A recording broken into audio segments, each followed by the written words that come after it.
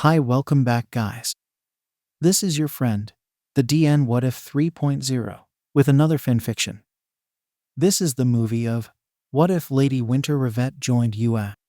The recommended playback speed for this video is 1.25x.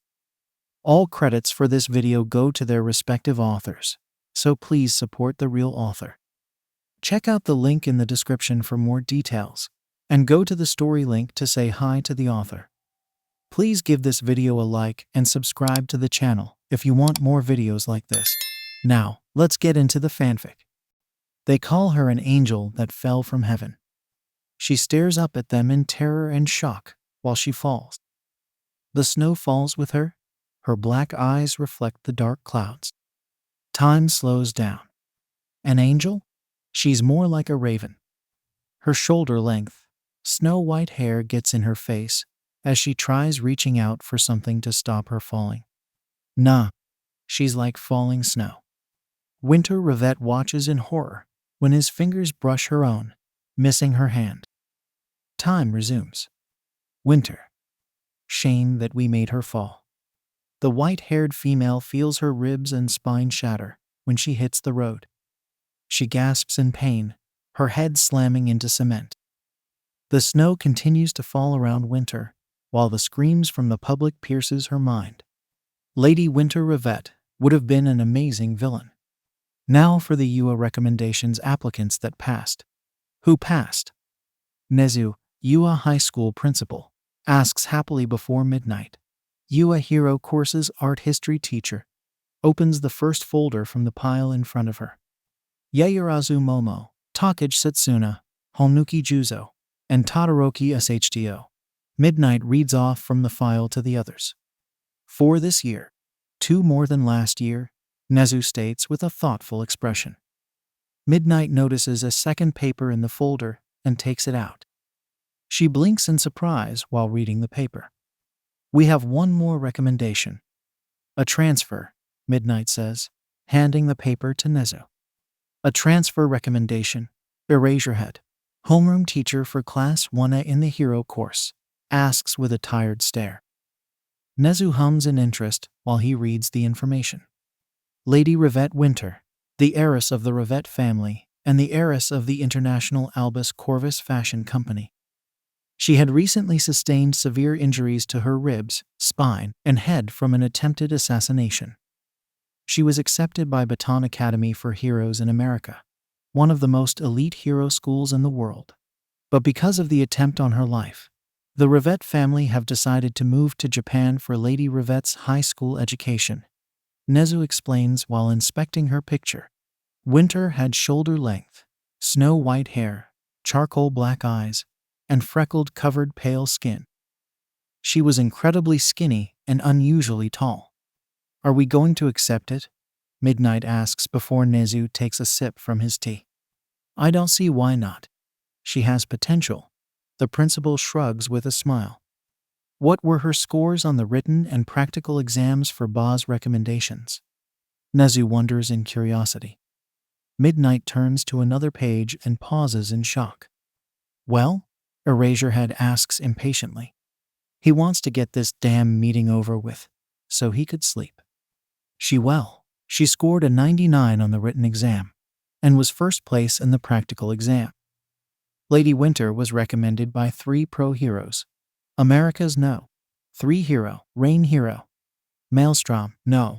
6 Hero, X-rated Hero. Succubus, and No. 7 Hero, Winter Hero. Abominable Blizzard, Midnight says, shocking the other heroes. A near-perfect score on the recommendations written exam. What does it say about her personality? Vlad King, homeroom teacher for Class 1B in the Hero course, asks with suspicion. Not much. It says she's incredibly quiet, to the point that people completely forget she's there until she scares them when she speaks. She has amazing self-control and is extremely kind and caring to those around her. It does say she worries over everyone else before she ever worries over herself, and from an incident with a dummy grenade. It says she will never hesitate to sacrifice her life to save others.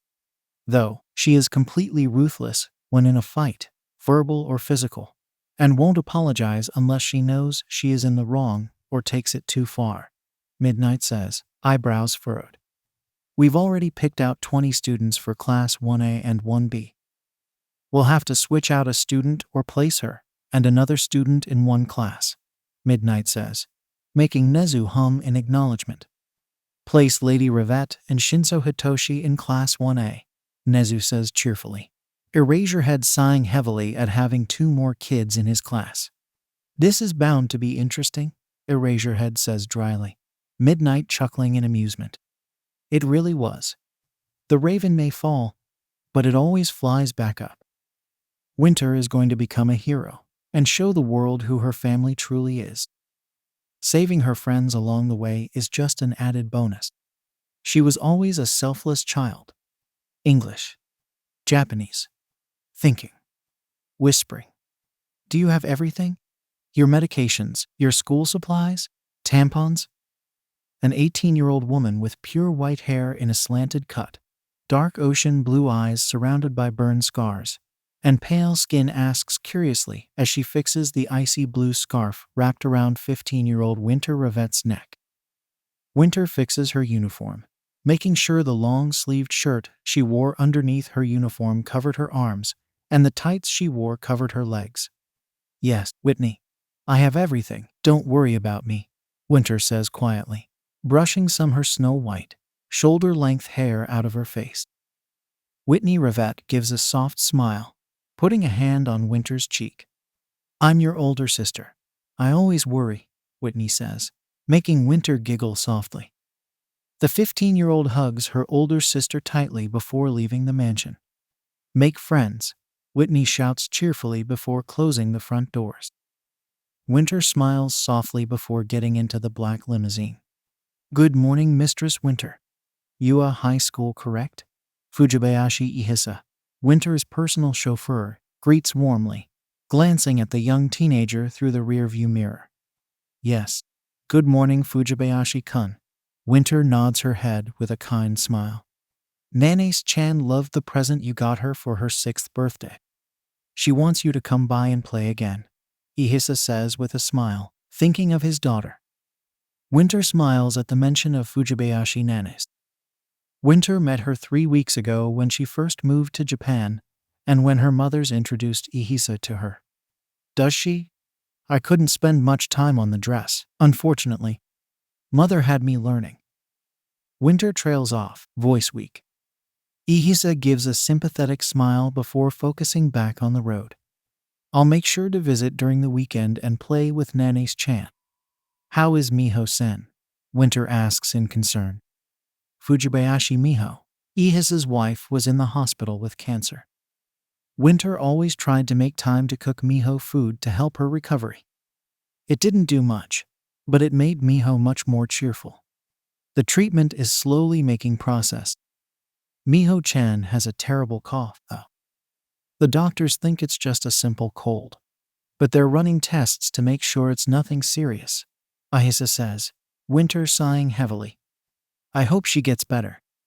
You and Nanace-chan must miss her terribly, the young lady says with a small frown. Ihisa smiles softly at Winter. Don't concern yourself over my family, Mistress Winter. You're already doing so much, the man says, making Winter sigh. She wishes her mother didn't force Miho around all those poisonous people. Winter notices the limousine slowing down and glances out of the window. Yue stood at its foreboding height, increasing the nerves coursing through Winter's veins.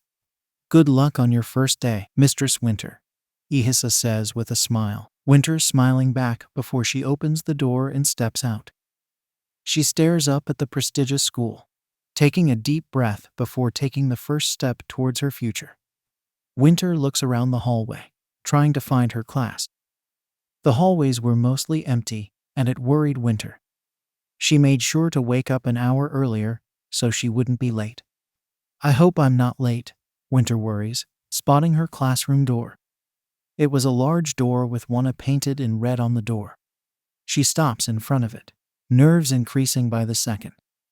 Taking a deep breath, she slowly opens the door and enters the classroom. I'm not late. Thank God, Winter thinks in relief as everyone currently in the classroom looks up at her.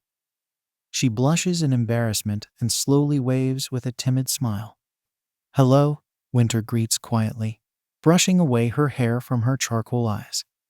"Hello," a 15-year-old boy with dark blue hair, blue eyes, and fair skin says loudly. Winter jumps, not expecting the loud greeting, before the boy gives a 90-degree bow. "My name is Ida Tenya. It's nice to meet you," Tenya says earnestly, quickly raising from his bow. Winter smiles nervously, giving a small bow. "Ravette Winter. It's nice to meet you too, Ida-kun," Winter says honestly, messing with her scarf. Winter nervously walks over to her desk and sits down, glancing at the 15-year-old boy sitting next to her. He had crazy indigo hair, bright indigo eyes surrounded by dark bags, and pale skin. He was almost 2 inches shorter than Winter and looked completely bored. Hello, I'm Ravette Winter. It's nice to meet you," Winter says nervously, causing the boy to stare at her. He stares at her for a long moment before giving a lazy wave. "Shinso Hitoshi," the boy says, making Winter smile slightly. "I didn't see you at the entrance exams. Are you from recommendations?" Hitoshi asks curiously, while Winter places her satchel on the ground. "I'm a recommendation transfer. I was originally going to attend Baton Academy for Heroes in America. But for safety reasons, I was accepted as a recommendation to attend UA," Winter explains vaguely, shifting in her seat when a sharp pain travels up her fragile spine. The healing Quirk doctor fixed everything broken, but the pain would continue to be there. "You were going to go to BA. That's like harder to get into than UA." A 15-year-old girl with curly pink hair, gold eyes, and pink skin exclaims in shock. Winter nods her head, a small smile on her face. "Simmons Sensei was upset that I decided to attend UA instead after a certain incident, but completely understood that my safety was priority," the white-haired girl explains quietly, the pink girl staring at her in awe. "I'm Ashido Mina. You must be really strong and smart. I mean, to get recommended to attend Baton Academy for Heroes is already so rare," Mina says with admiration in her eyes, making Winter blush and avert her gaze. "Ravette Winter. Nice to meet you, Ishido-san," Winter says, wishing the topic would just be dropped. "Don't you put your feet on the desk," Tenya exclaims as he stands next to a 15-year-old boy with ash blonde hair, crimson red eyes, and slightly tan skin. He had his feet on the desk and had a smug scowl on his face. "Huh?" the blonde boy asks in confusion. "Don't you think that's rude to the UA upperclassmen and the people who made the desk?" Tenya asks, the boy just smirking smugly. "Nope. What junior high did you go to? Extra?" the blonde asks while Winter stands up. Tenya stares at him in shock before lowering his hands to his sides. "Sumi Private Academy," Tenya says, making the blonde scoff loudly. "So you're a damn elite, huh? Looks like I'll have fun crushing you," the blonde says with a smug grin, Winter stopping herself before she rolls her eyes. "Crushing? You're terrible. Do you truly aim to be a hero?" the blue-haired teenager asks in surprise before noticing someone standing in the classroom doorway. Winter turns and notices a 15-year-old boy with curly green hair, bright green eyes, and freckled-covered fair skin. Everyone else turns to look at him, making the boy blush as he waves nervously. "Oh, the green-haired boy says nervously. Winter smiles and gives a small wave before Tenya walks over. "Hello, I'm from Sumi Private Academy." "I heard," the boy interrupts. "I'm Midoriya Izuku. Nice to meet you, Ida," the green-haired boy adds nervously. "Midoriya, you realized there was something more to that practical exam, didn't you? I had no idea I misjudged you. I hate to admit it, but you are better than me," Tenya says before he gives a perfect 90-degree bow. Izuku blushes heavily in embarrassment, waving his hands. "Sorry. I actually didn't realize anything," Izuku apologizes frantically. A 15-year-old girl with shoulder-length brown hair, large brown eyes, and fair skin walks into the classroom, stopping behind Izuku. "Oh, that curly hair. You're the plain-looking one. You passed, just like Present Mike said." The girl exclaims in relief. Winter feels someone tap on her shoulder while she watches the interaction. She turns and sees a girl, 3 inches shorter than herself, with long black hair, pointed black eyes, and pale skin. "Momo-chan," Winter exclaims in surprise before giving a bright smile and hugging the girl. Yaoyorozu Momo is the younger sister of Yaoyorozu Ringo, and the only daughter of Yaoyorozu Fumio and Yaoyorozu Hisato, co-owners and CEOs of Yaoyorozu Support, the best business of hero support gear. Winter met Momo years ago, both attending their first international charity ball. They became best friends despite being separated by the Pacific Ocean. "It's good to see you, Winter-chan," Momo says cheerfully, hugging her best friend. Winter breaks the hug, bright smile still on her face, and leans against her desk. "When I heard you were attending UA through recommendations, I was ecstatic. How were the exams?" Winter wonders curiously, Momo scratching her chin. "Harder than I expected. Excluding the circumstances, I am excited you are attending UA with me. Are you clear to be doing strenuous activity?" Momo asks worriedly. Before Winter could answer, a stern voice cuts through the talking class. "Go somewhere else if you want to play at being friends. Time is limited." Winter turns back towards the door, blinking when she notices a yellow caterpillar laying in the middle of the hallway. "You kids are not rational enough," the caterpillar says before it's unzipped from the inside. A 30-year-old man with long black hair, black eyes, and pale skin climbs out. Everyone quickly goes to their seats, silent, as the man walks into the classroom. He looks absolutely worn out. Is he getting enough sleep? Winter thinks worriedly, noticing the dark bags under the man's eyes. "I'm your homeroom teacher, Aizawa SHTA. Nice to meet you," the man says dryly while he digs through his sleeping bag. "It's kind of sudden, but put this on and go out onto the field," SHTA says, pulling out a UAP uniform. "Isn't there a school orientation?" Winter asks Hitoshi quietly while they stand up. Hitoshi shrugs, eyebrows furrowed in confusion before the class walks up and takes a set of the uniforms. "Aizawa-sensei has an unorthodox way of teaching from what I can tell. Hopefully he's a competent teacher." Winter trails off from her thoughts, grabbing her own uniform, and follows the girls towards the girls' locker room. "A quirk assessment test? What about the entrance ceremony? The orientation?" the brown-haired girl asks worriedly. The entire class was outside, all in the P uniform. "If you're going to become a hero, you don't have time for such leisurely events," SHTA says dryly. Winter messes with the long sleeves of her undershirt. "US selling point is how unrestricted its school traditions are.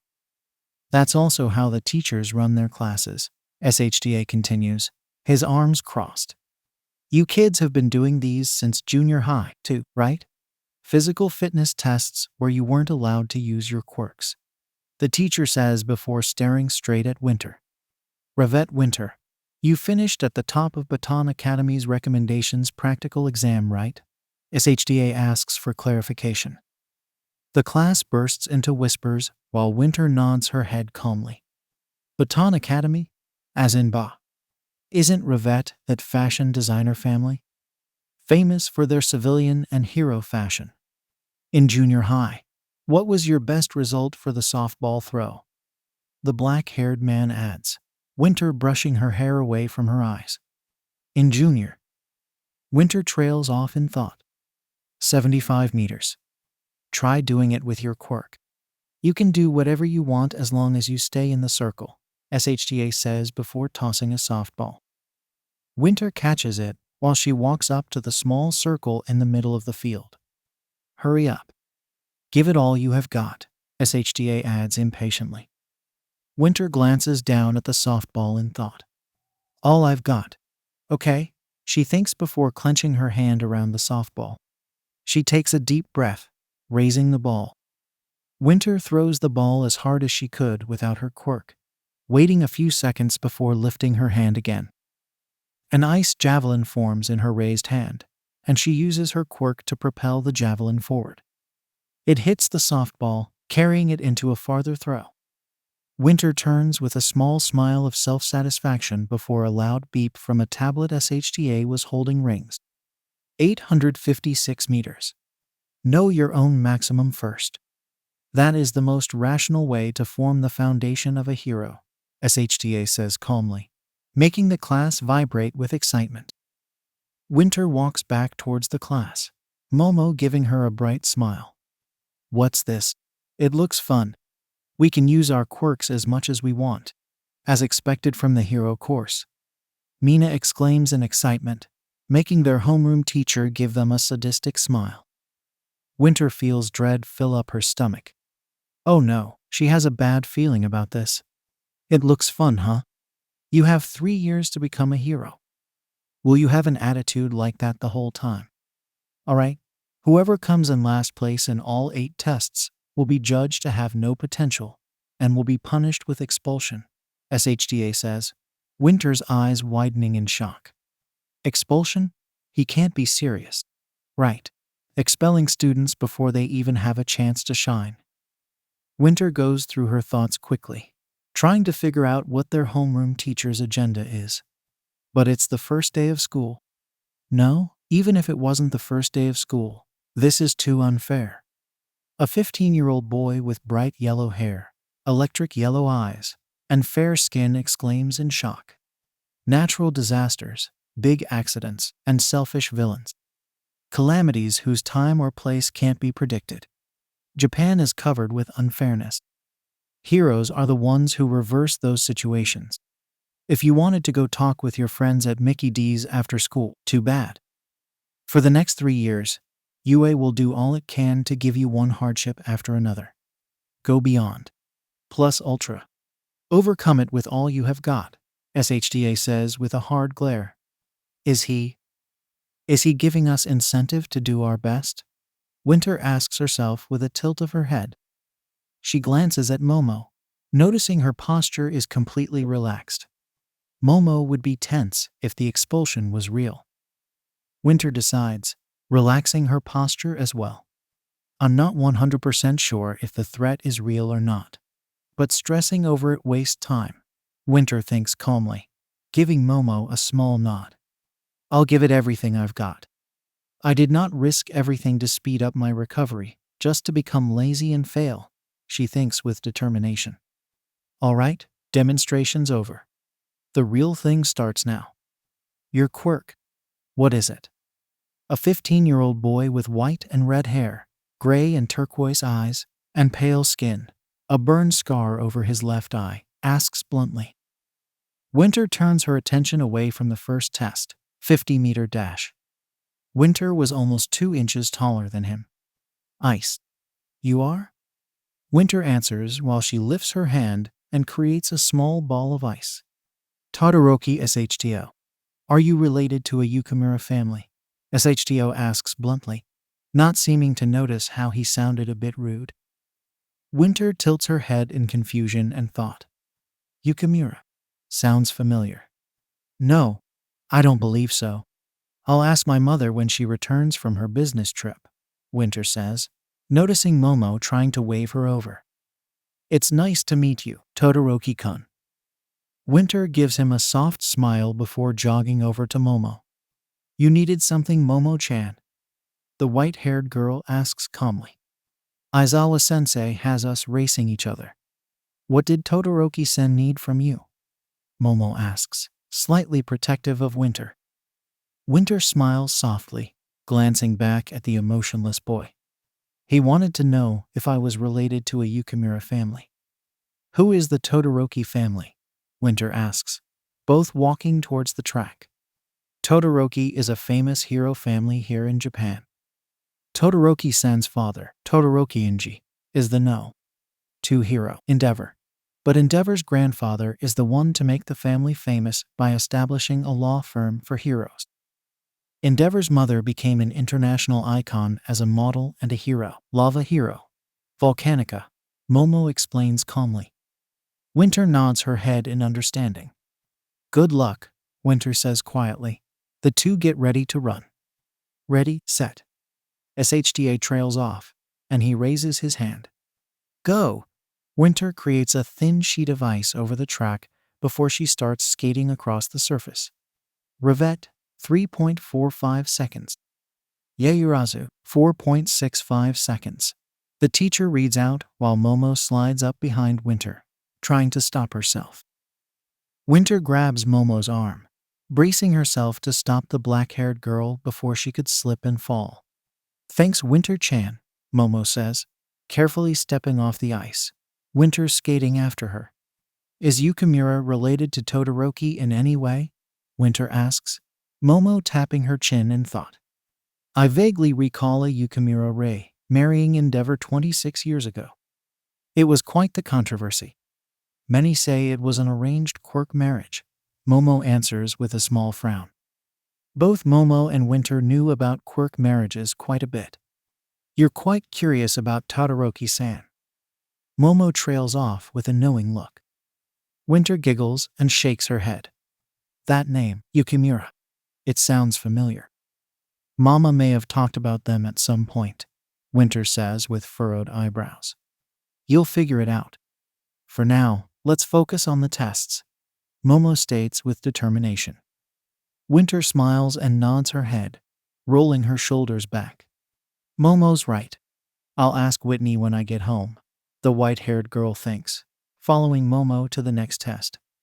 50 kilograms with the grip strength test. Landed outside the sandbox in the standing long jump. Skated with the repeated side steps. Reached 6 minutes in the distance run. Easily went past my toes and toe touch. And 45 sit-ups in 2 minutes. Not too bad. Room for improvement though, Winter thinks to herself, watching the rest of the class participate in the last test, the ball throw. After I fully recover, I'll test myself, Winter determines with a nod of her head.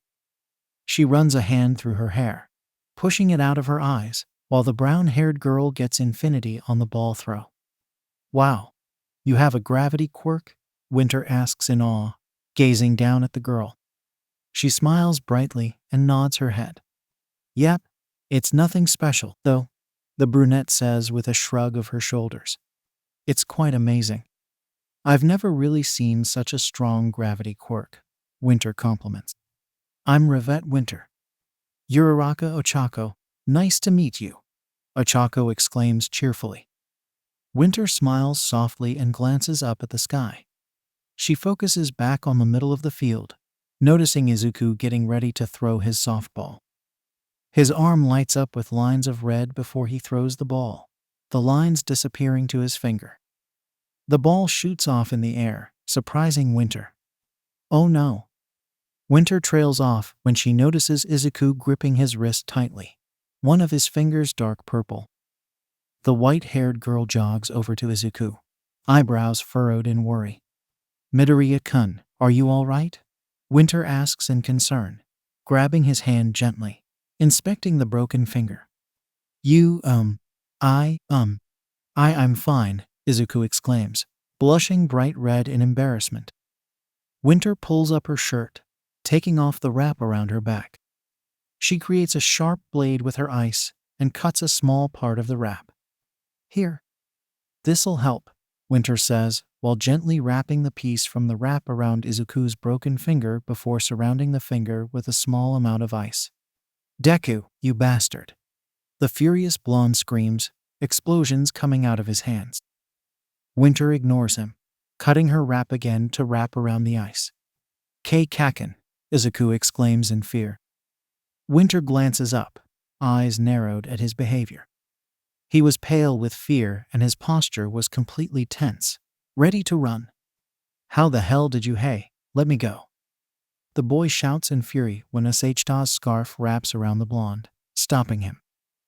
Winter gasps in silent surprise when Asahita's hair flies up, his eyes glowing bright red. He's Erasure Hero, Eraserhead, Winter thinks in excitement. Winter hardly ever reveals who her favorite heroes are. It was something she kept close to herself in fear of one of her mothers destroying all the hero merchandise she secretly bought.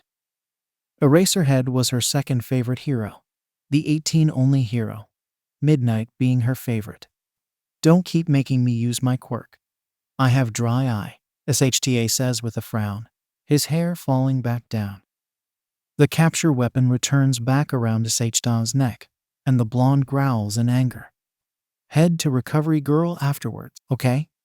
Winter says with a soft smile before bunching up the remains of her wrap and walking away.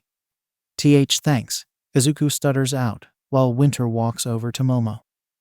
Momo glances at her worriedly, noticing her small wince. Do you need me to make you another wrap? You're still recovering from. Momo trails off quietly.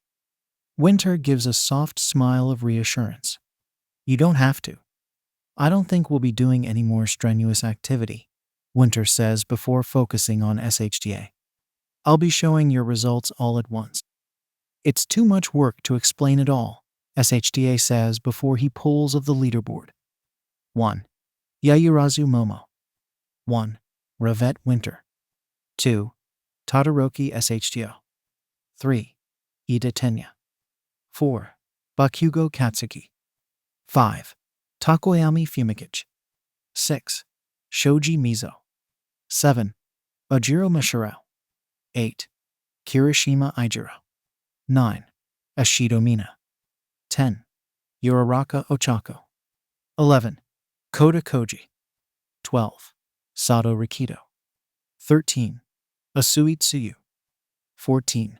Ayama Yuga. 15. Shiro Hanta. 16. Kaminari Denki. 17. Jiro Kaika. 18. Midoriya Izuku. 19. Hagakure True. 20. Shinso Hitoshi. 21. Mineta Minoru. No! Minoru exclaims in grief, everyone giving him sympathetic looks. SHTA smirks sadistically, and he takes down the results. We'll be doing even more rigorous tests tomorrow, SHTA says calmly. Minoru continues to cry. Did they realize Aizawa-sensei was lying? Winter asks herself, glancing at everyone's confused expressions. Did you guys not figure it out? Aizawa-sensei was lying about the expulsion, Winter says calmly, Minoru staring up at her with eyes full of hope. He said it as an incentive to do our best, the white-haired girl continues. Go get dressed into your school uniforms and head back to class. Ravette, I need to talk with you. Midoriya, go to Recovery Girl, SHTA says, arms crossed. Winter gives Momo a hug before walking over to SHTA, theories running through her head. Your mother, Lady Fujita, called before class started, SHTA says, Winter carefully keeping her expression blank, her hands twitching. Mother called? Why did she call? Winter panics, while she gazes up at SHTA in confusion. She wants us to hire a personal bodyguard for you. Nezu-san wanted to know if you agree to having a personal bodyguard, SHTA says, making Winter sigh heavily, wrapping her arms around herself in comfort. Assuming that Mother won't give me the choice to disagree, will I be able to review the choices of my personal bodyguard? Winter asks hesitantly. Most likely. He informed me about the details of the attempt on your life, SHTA says carefully. Winter relaxes with a sigh. She gives the teacher a bright smile before bowing. Thank you, Aizawa-sensei, Winter says brightly. May I head back to class now? Go. Make sure Midoriya heads straight to Recovery Girl, SHTA says, making Winter giggle before she rushes off to catch up with the rest of class 1-0. Hey, white-haired extra. The angry blonde shouts loudly. Winter looks over her shoulder, noticing the blonde stomping towards her and Momo. Yes, Winter acknowledges the boy, Momo taking a small step in front of her. She gently places a hand on Momo's arm, silently telling her it was all right. You're one of those rich bastards, right? The blonde asks rudely, making Momo open her mouth in protest. Momo-chan, it's all right, Winter says, smiling. If you call those who were accepted into UA through the recommendations. Yes, I am. Ravette Winter. Bakugo Katsuki. Better remember that name when I fucking crush you. Same thing to you, Ponytail, Katsuki says with a feral grin. Winter giggles and brushes her hair out of her eyes. I look forward to it, Bakugo-san. It's been a while since someone who went against me was a real challenge, Winter says before she turns back around, Momo following her. You don't need to defend me against people like Bakugo-san, Winter says calmly. I can handle my own just fine. I know you can, Momo says, glancing behind them to glare at Katsuki. But I can't sit by when. I will always let you know when I need help against aggressive people, Momo-chan. Bakugo-san is only making himself known to those who scored higher than him. Winter interrupts with a stern stare towards the blushing Momo. Okay. What did Aizawa-sensei talk to you about? Momo changes the subject, making Winter glance down at her shoes. Mother called Nezu-sensei. She wants the school to hire a personal bodyguard for me. I'll be allowed to review the possible candidates, Winter says quietly, Momo resting her hand on Winter's shoulder in comfort. I will have Ringo Nissen apply to be your bodyguard. I don't want some stranger become your bodyguard and harm you again, Momo says with determination. Yaoyorozu Ringo is Momo's older brother by 3 years. He never wanted to inherit the company, so he was chosen to become Momo's future head of security when she finally became the CEO of her family's company. Oh no, you don't have to do that, Momo-chan. I don't want to put Ringo-kun in any danger for my sake. Winter declines the help with wide eyes. Momo gives her a small glare, not backing down. Ringo Nissen was trained to protect me from anything ever since Safu-sama chose me to inherit the company. At least let my older brother protect you as training for his future job as my bodyguard, Momo argues back. Winter sighs heavily, scratching her chin in thought. Fine. If all the other candidates are weaker or less trained than Ringo-kun, I'll pick him, Winter relents, making the black-haired girl smile brightly. The two best friends stopped walking in front of 2 parked limousines. Thank you. Tell Whitney-san, Willow-san, and Ren-chan I said hello. I'll see you tomorrow, Momo says, and she hugs Winter tightly. Winter smiles softly, nodding her head. See you tomorrow, Winter says with a wave before opening the limousine door and climbing in. Hello, Mistress Winter. How was your day? Ihisa asks, while Winter closes the door, limousine already moving. Wonderful. My class took a quirk apprehension test. I tied in first with my best friend Yaoyorozu Momo, Winter says with a bright smile. How was your day?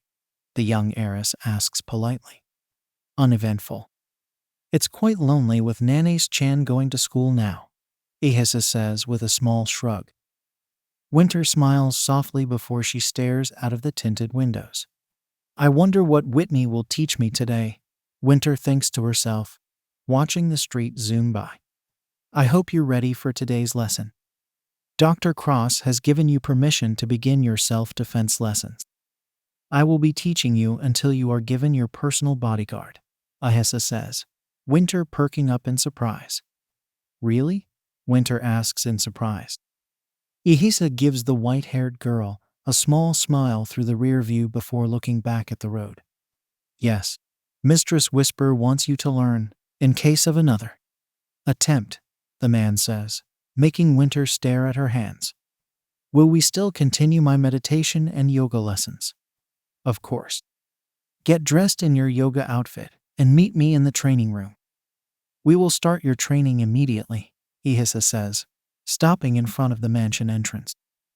Winter smiles brightly, excitement and nerves coursing through her veins. Thank you, Fujibayashi-kun, Winter says sincerely before climbing out of the limousine. Good morning, Lady Winter. The animal principal of UA exclaims cheerfully. Winter smiles brightly as she walks into the large principal's office. Good morning, Nezu-sensei. Good morning, Aizawa-sensei. Winter greets before she sits in front of Nezu. SHTA nods his head in greeting, sitting off to the side. Tea? Nezu asks, lifting a porcelain teapot. Winter nods her head politely with a soft smile on her face. Yes, please, Winter says, grabbing one of the empty teacups. Am I here to review the possible candidates of my personal bodyguard? Yes. We have 5 files, all information about them inside, Nezu says, motioning towards the stack of files on the table. Winter nods her head, taking a sip from her now full teacup. Matcha. I haven't had this in years, Winter thinks warmly. May it take a look? Winter asks, while she sets her tea on the table. Nezu nods his head, a bright grin on his face.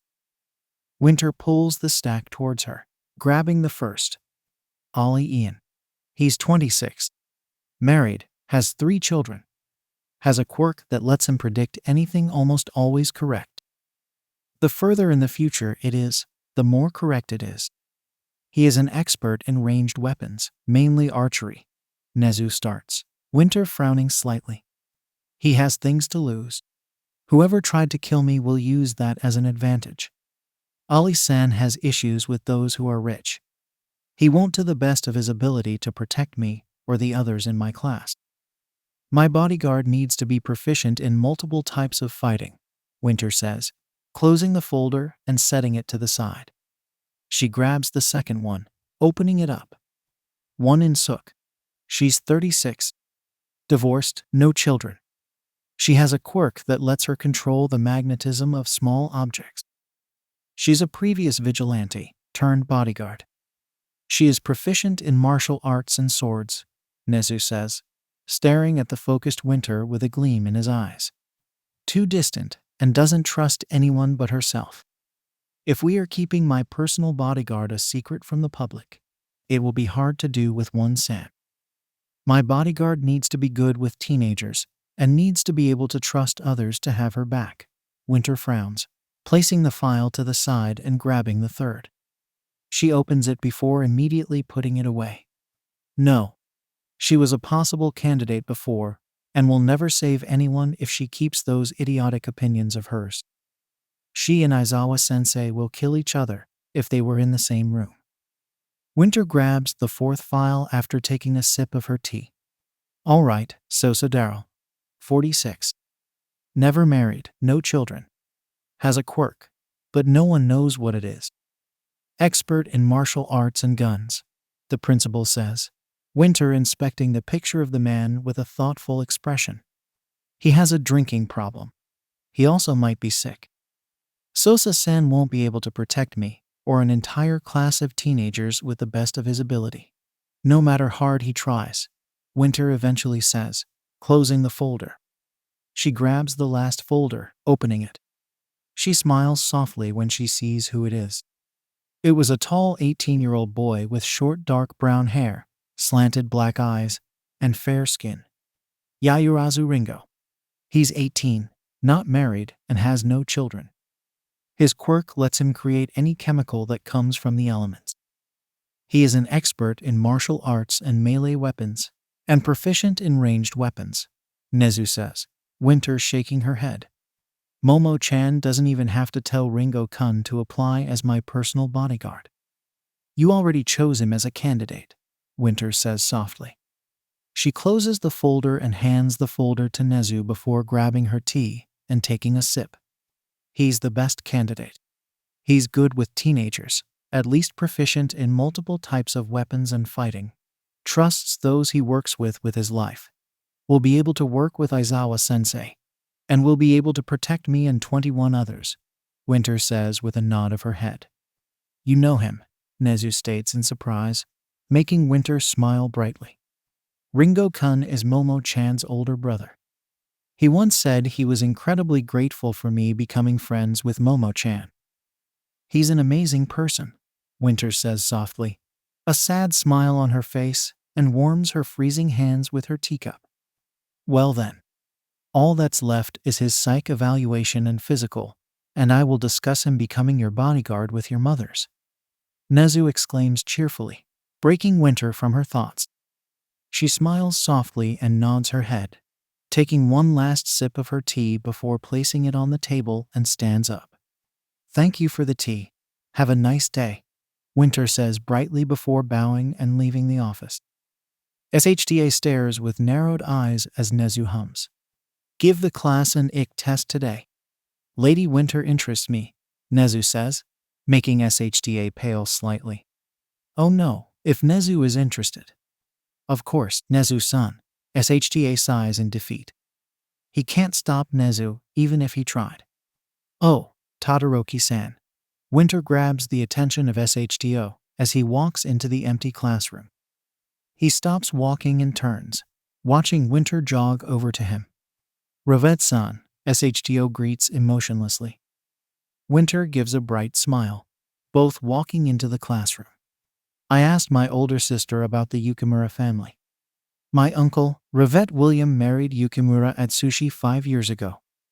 I'm related by marriage, Winter says, SHTO blinking at the revelation before nodding his head. So we're cousin-in-laws, SHTO says bluntly, making Winter stare at him shock. Atsushi Oji is my mother's older brother, SHTO continues emotionlessly. Winter smiles softly and nods her head in understanding. SHTO opens his mouth, about to speak before closing it with hesitation. Ravette-san, Tenya exclaims while he rushes into the classroom. Winter squeaks in surprise and jumps away from the excited male. Ida-kun, Winter greets with a smile. Tenya gives a hand chop, and he stands up straight. I applaud you for being in class early.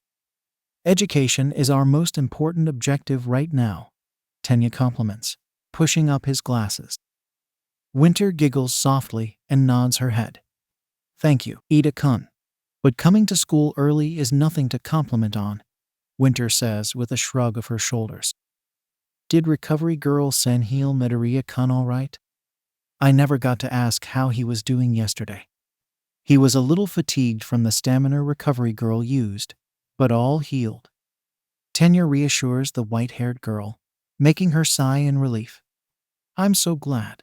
I need to complete my current business lessons with Mama before Dr. Cross begins teaching me medical skills. I hope I didn't make his injury worse, Winter says, relieved and worried. Business lessons? Tenya asks curiously. Winter hums in confirmation, smiling brightly. I'm the heiress of my family and my family's company, Albus Corvus Fashion. Mama gives me private lessons in business Mondays, Wednesdays, and Saturdays, and fashion design lessons Tuesdays, Thursdays, and Sundays. Winter explains cheerfully, Tenya's eyes widening in recognition. I apologize for not recognizing you sooner, Lady Ravette, Tenya exclaims in a deep bow. Winter waves her hands rapidly in the air, trying to dismiss the apology. Ida-kun, it's all right. Winter is perfectly fine with me. No need to apologize. Winter tries to reassure before Momo, Mina, and Hitoshi walk into the classroom. But to call you Winter is completely rude to you and your family, Tenya argues back, standing up. What's going on here? Momo asks, the white-haired teenager giving her a relieved smile. I have been incredibly disrespectful to Lady Ravette, Tenya says, making Momo raise an eyebrow in surprise. I told him of my status as the heiress of my family name and of Albus Corvus Fashion. I don't mind being called Winter. Truly, Winter tries again to assure Tenya it was all right. No way, Mina says with wide eyes. I thought your name sounded familiar.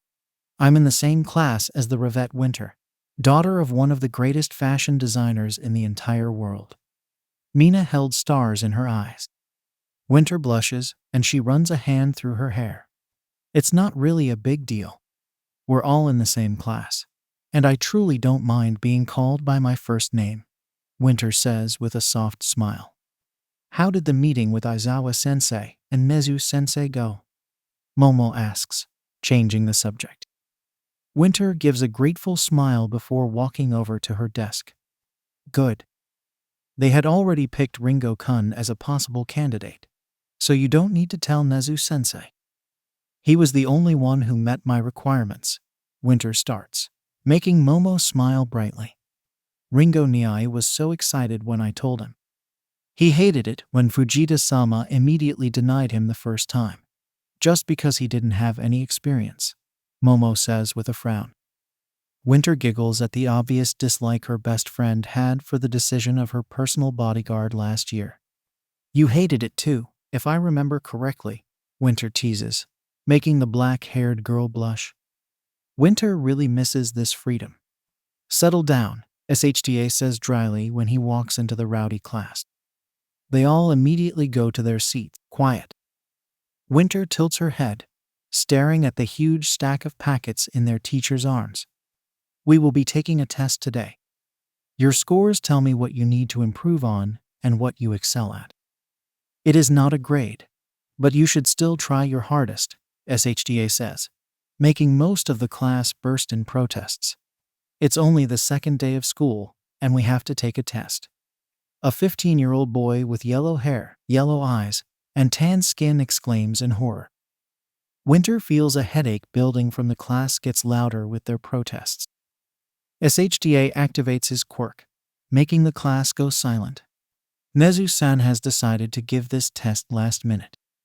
Originally, I wanted you all to be taking more physical tests. You got lucky, the black-haired man says dryly. Everyone continues to be quiet while SHTA passes out the packets to the class. Was that why Aizawa-sensei was in the office with Nezu-sensei? Winter asks herself in confusion. Begin. Winter-san, wait up, Mina exclaims cheerfully, running to catch up with the heiress. Winter stops just outside the door, adjusting her scarf. Kiri, Siro, Kami, Hito, and I were wondering if you want to eat lunch with us. Blasty's gonna be there too, Mina asks with bright eyes. Winter smiles and thinks about the offer. Whitney did want me to make more friends. Winter trails off in thought. Sure. Momo-chan was going to eat with some of the others today anyways, the white-haired girl says with a small shrug. Mina beams in pure happiness and grabs Winter's arm, starting to drag her to the cafeteria. Kiri, Siro, Kami, Hito, Blasty, she said yes. Mina exclaims loudly as she rushes over to the table the small group had taken over. There was 3 15-year-old boys, one with bright red, spiked-up hair, crimson red eyes, and tan skin, another with medium-length yellow hair, yellow eyes, and fair skin, and the last with medium-length black hair, black eyes, and pale skin. The other 2 was Hitoshi and Katsuki. Hello, I'm Ravette Winter. Pleasure to meet you, Winter says with a polite smile.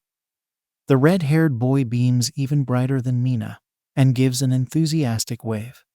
He kind of looks like a red shark. Cute, Winter thinks, a hint of pink painting her pale cheeks. I'm Kirishima Ijiro. It's nice to meet you, Ravette-san, Ijiro greets cheerfully. Kaminari Denki, the yellow-haired boy says with a wave. Siro Hanta, the black-haired boy greets with a kind smile. Winter's smile widens a bit when she finally gets to Katsuki. Bakugo-san, Shinso-san, Winter greets while she sits down, across from the blonde. Albino by Katsuki interrupts himself with a scowl. Ravette, Katsuki says, scowl deepening. Winter smiles and laughs quietly. Ravette-san, Hitoshi greets back with a lazy wave. No need to be so formal if you're so uncomfortable about it, Bakugo-san, Winter teases while she grabs her lunch from her satchel. I'm not fucking uncomfortable about shit, albino bitch, Katsuki says angrily, making Winter giggle. Okay, Bakugo-san. The white-haired girl shrugs off the blonde's anger, opening her lunch. Winter-san, even though English is your first language, will you be in our English class? Mina asks curiously. Winter takes a bite of her food, eyebrows furrowed in thought. I don't know. Most likely. I'm still not used to how Japan's school system is ran, the white-haired girl says with a shrug. Winter jumps in surprise when she hears her phone ring. She takes it out looking at the caller ID before answering it. Vincent, Winter greets politely, taking a small bite of her food. Mistress Winter, Taylor Vincent, one of the Albus Corvus fashion designers that Winter hated with a passion, says with complete disdain in his voice. "What do you need?" "I'm at school," Winter asks, making Taylor scoff in disbelief. Spoiled brat. Mistress Ravette is staying in Italy for one more week. The meeting had to be postponed because of security issues, Taylor says coldly before hanging up. Winter sighs heavily, tossing her phone on the table, and goes back to her food. "Talking to me like that? He's lucky I don't care," Winter grumbles in her mind, keeping a cool facade on her face. "I'm terribly sorry about that. I didn't expect Vincent to be calling me." The white-haired girl apologizes with a tight smile. "Is everything all right? You seem worried," Mina asks in worry, a soft pink blush forming on Winter's cheeks from the unexpected concern for her. "Oh, I think everything is all right. He was only calling to tell me Mama has to stay in Italy for another week. Security issues with the conferences she has to do there. It's usually not a big deal. Mama has a great security detail," Winter explains vaguely, a reassuring smile on her face. "What's your quirks?" "I wasn't really paying much attention to everyone yesterday," Winter changes the subject. The group doesn't mention the obvious change in conversation, keeping an eye on how Winter messes with her scarf, and kept glancing at her phone. "Interesting," Nezu says with a grin. He had 5 tests class 1 took on the table in front of him. SHDA feels dread fill his stomach, staring at the 5 tests. "I expected to have Lady Winter pass with flying colors, but the others are a pleasant surprise," Nezu continues, taking a sip of his tea. "When you were watching the class take the test, was Lady Winter visibly stressed or confused?" The principal adds, picking up one of the tests and opening it up. Winter's elegant cursive covered the margins of the test with notes. It was all in English. She was confident, skipped any questions she couldn't answer, but went back to the questions after she finished the rest of the test. She didn't visibly show her stress or her confusion. Lady Winter was the first to finish. SHTA lists off what he noticed from Winter. How about Yaoyorozu-san? Nezu grabs Momo's test, skimming over her incredibly neat kanji. Slightly all over the place, but still incredibly organized. Pretty similar. She was much more focused and paid close attention to every question. She kept her confusion hidden pretty well. She was the third to finish, SHTA says calmly. Bakugo-san. Nezu grabs Katsuki's test, looking over his surprisingly neat kanji. It was neat and organized. Had an angry frown on his face, but he didn't seem stressed out by the test. He was focused and wasn't confused by most of the questions. He was second to finish. Todoroki-san. Nezu skims over SHTA's slightly messy kanji. It was organized and concise. I didn't notice anything besides his worrying, emotionless expression.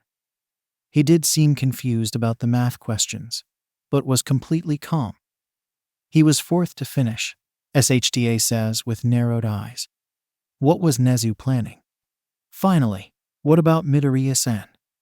The principal asks, an amused gleam in his eyes at Izuku's messy sprawl of kanji. It was all over the place, but had some form of organized chaos to it. Incredibly nervous, but didn't seem stressed or confused. Finished the test before Lady Winter, but double-checked his work. He muttered a lot, but every time anyone noticed, Bakugo glared at him, and he stopped. He wasn't confident, but answered the questions calmly. He finished fifth, SHTA says, making Nezu hum in acknowledgement.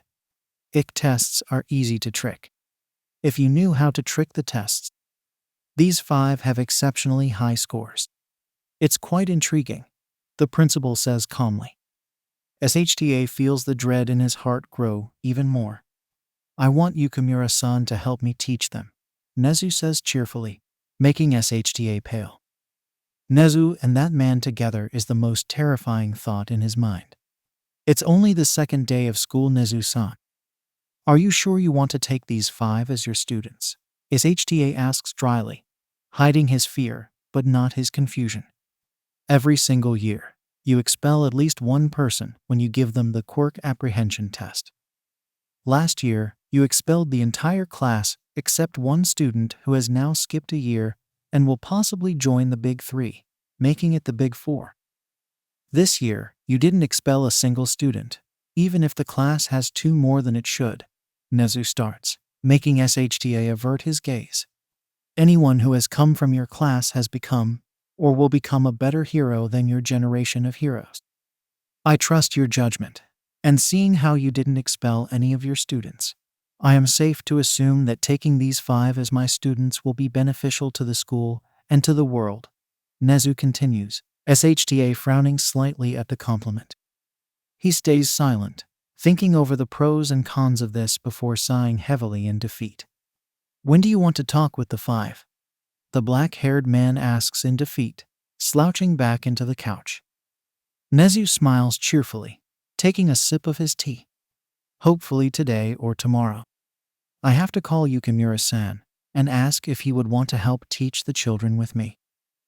I plan to have you and Ringo-san help as well, if everything goes according to plan, the principal says, SHTA narrowing his eyes in suspicion. Help out? Of course, sir, SHTA says eventually. He'll trust in Nezu. Despite the animal principal being insane and the smartest being on Earth, SHTA trusts him, no matter how terrifying his plan may be.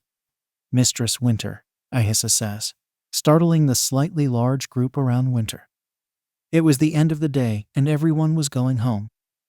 Ijiro, Denki, Siro, Mina, a reluctant Hitoshi, and a forced Katsuki were walking with Winter and Momo towards the exit of US campus.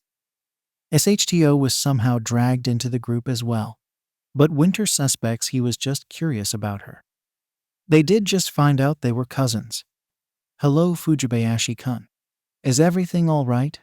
Winter greets with a small smile. Ihisa smiles back, giving her a bow. Lady Whitney had a feeling we might have guests over for dinner, the man says as he rises from his bow. Winter giggles as she taps her chin. Sissy. Always going by her gut instincts, Winter says fondly before she turns and gives her group of friends a bright smile. She doesn't notice most of them blushing from how cute she was being. I know it's incredibly sudden, but would you all like to come and have dinner at my home? Winter asks curiously, messing with her scarf. I'm always happy to have some of Whitney-san's food, Momo exclaims cheerfully, linking arms with the white-haired girl. Winter giggles before glancing back at the group.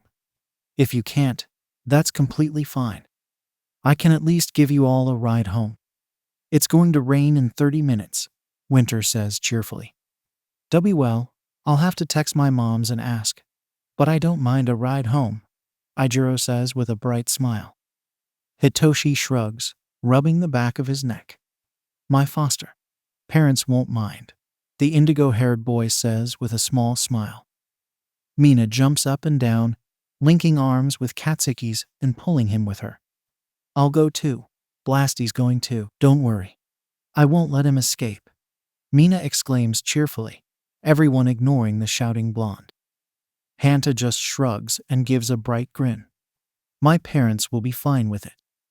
They don't get home until 11 anyway, Hanta says, walking over. Of course I'm going.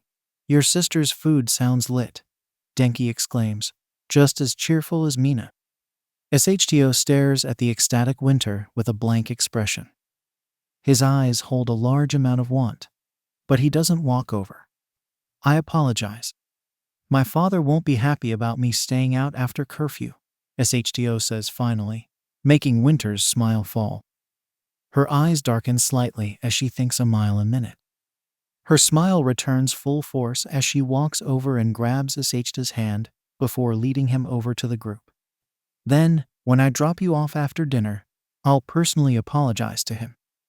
We just found out we were cousins after all, and I want to get to know you. Whitney is going to be so excited, Winter says cheerfully, leading the group into her limousine. You two extras are cousins? Katsuki asks, as the group of 8 sits down in the limousine. Winter nods her head, sitting next to SHTO, but doesn't touch him. She pretends not to notice how the expressionless boy tensed when she grabbed his hand. Yep, yesterday, SHTO-kun asked if I was related to a Yukimura family. I asked Whitney when I got home, because the name sounded familiar. My uncle, William, had married SHTO-kun's uncle from his mother's side, Yukimura Atsushi 5 years ago. I remember the wedding. It was a beautiful ceremony. We're cousins by marriage, Winter explains with a smile. Her smile brightens even more, and she leans over to the front of the limousine. Fujibayashi-kun, can you retrieve the wedding album when we get home? Winter asks politely. Ihisa nods his head, keeping his eyes focused on the road. Of course, Mistress Winter. You don't have to ask. I'm hired to do whatever you tell me to do, he says calmly. Winter frowns slightly, messing with her scarf. You're not a slave. Winter tries to protest, making Ihisa chuckle. You know that's not true. Now, talk with your friends. I need to focus on the road. Mistress Winter, Ihisa says, Winter frowning more. She puts on a bright smile and begins talking with her new friends. They don't mention the conversation. It's been an hour. Where is she? SHTA asks impatiently, leaning against his chair with his eyes closed. The other teachers glance over at the slightly irritated Nezu. Lady Fujita is hardly ever on time to meetings involving anything or anyone except herself and her business. A tall 18-year-old with short, dark brown hair, fair skin, and black eyes says while he messes with an iron ball he created. Unlike your lazy ass, I have business to take care of every day. A cold voice speaks up as the door opens. A woman in her late 30s with long black hair, cold black eyes, and fair skin walks into the meeting room. 3 men in dress shirts and slacks walk in after her, their tattooed necks and arms revealed to the world. I can still see why Auntie Whisper hasn't placed you as the inheritor of the Ravette name. You're too villainous, Yaoyorozu Ringo says with a cold smirk. Lady Diana Fujita scoffs quietly, eyes becoming colder. If I was Hiramasa-sama, I would choose Momo-san as the heir instead of you as well. I mean, who wants a failure of a grandson to be the heir of a billion-dollar corporation? Diana answers back, making Ringo chuckle. It's good to finally meet you, Lady Fujita. My name is Nezu. The animal principal cuts into the tension, making Diana hum in disinterest. Yes, likewise, the woman says blandly, taking out her phone and typing on it. Despite Winter being a complete waste of space, she unfortunately has a conscience, so I know she picked the best candidate. I can see that it's, unfortunately, this failure at life, Diana says, focusing on her phone. I take it. He's passed his psych evaluation. Yes. Will that be a problem, Lady Fujita? Nezu says slowly. Diana scoffs and rolls her eyes. Not really. I was surprised when Whisper demanded Winter having a bodyguard after the most recent assassination attempt. Honestly, I don't see how Winter could be beneficial to anyone or anything while she's alive. Diana mutters the last part to herself, making her 3 bodyguards laugh. I'm surprised you even agreed to me being Winter-chan's bodyguard. You do realize that means you'll be seeing me on a weekly basis, right? Ringo says, tossing his ball up in the air and catching. Oh, I only agreed because you know full well what's at stake if you fail to protect my daughter. No matter how much of a waste of space she is. She still has some value to me, Diana says, finally looking up from her phone. She hums with a small, cold smile when Ringo freezes and puts her phone up. I want Winter's school results on every assignment, project, and test to be emailed to me. I want to be first one contacted if something happens. Willow will observe you once a month to make sure you aren't slacking on your job, Ringo. I made sure she knew to give you a small incentive if she does catch you slacking off, Diana says calmly while she turns around and starts to walk out of the room. I hope you learned your lesson from the previous time, Diana adds loudly from the hallway before the last bodyguard closes the door. Ringo scoffs, and tosses the ball into the air again. Always bitchier than the previous times I meet her, Ringo mutters in irritation, standing up when he catches the iron ball. I look forward to working with you, Aizawa-san. And everyone else as well, the brunette says with a kind smile before he gives a small bow and walks out of the room. Interesting, Nezu says cheerfully, taking a sip of his tea. Bye, Momo-chan. Tell Ringo-kun I said hello, Winter says from the open window. Momo smiles and waves goodbye before walking into her mansion. Winter smiles softly and rolls up the window, turning to give the last person inside the limousine her attention. SHTO sits completely still, except for the small twitches in his hands. You would look beautiful if black, Winter speaks her thoughts before she could stop them. She ducks her head and fidgets with the edge of her skirt. What? SHTO asks, making Winter giggle nervously. I'm talking about what colors you would be beautiful in. Black would be wonderful, Winter explains shyly. Blues and white accents would be just as beautiful too. You would do well in a preppy fashion style, the white-haired teenager adds with a small smile. SHTO nods his head, lips twitching. SHTO-san would do well in an understated rocker style too. Winter thinks with a small head tilt. Mistress Winter, we're here, Aizawa says, stopping in front of a large traditional Japanese home. Winter smiles softly and opens the door, stepping out. SHTO follows after, closing the door. An extremely tall and muscular man with bright red hair, turquoise eyes, and tan skin stood outside the front door, arms crossed and eyes cold. Winter lightly grabs SHTO's arm and takes the lead towards the man.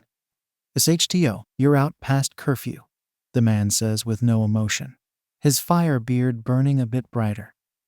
Winter gives the man a calm smile and lets go of SHTO's arm. I apologize, it was my fault.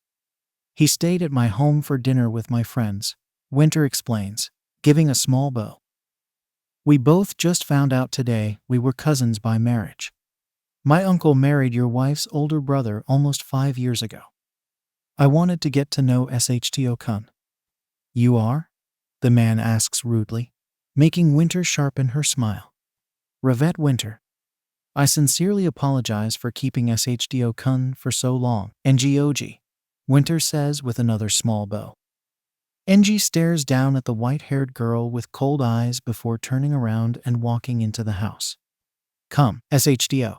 You need to train, NG says, making SHTO tense up the slightest bit. See you at school tomorrow, SHTO-kun, Winter says, grabbing the small bag she took with her and giving it to the dual-haired teenager. You can keep it, Winter says quietly before giving him a hug. SHTO freezes, making Winter giggle before she breaks the hug and walks back to the limousine. SHTO stays frozen at his front door, gripping the bag tightly. His left side starts smoking as he stares down at the bag with wide eyes.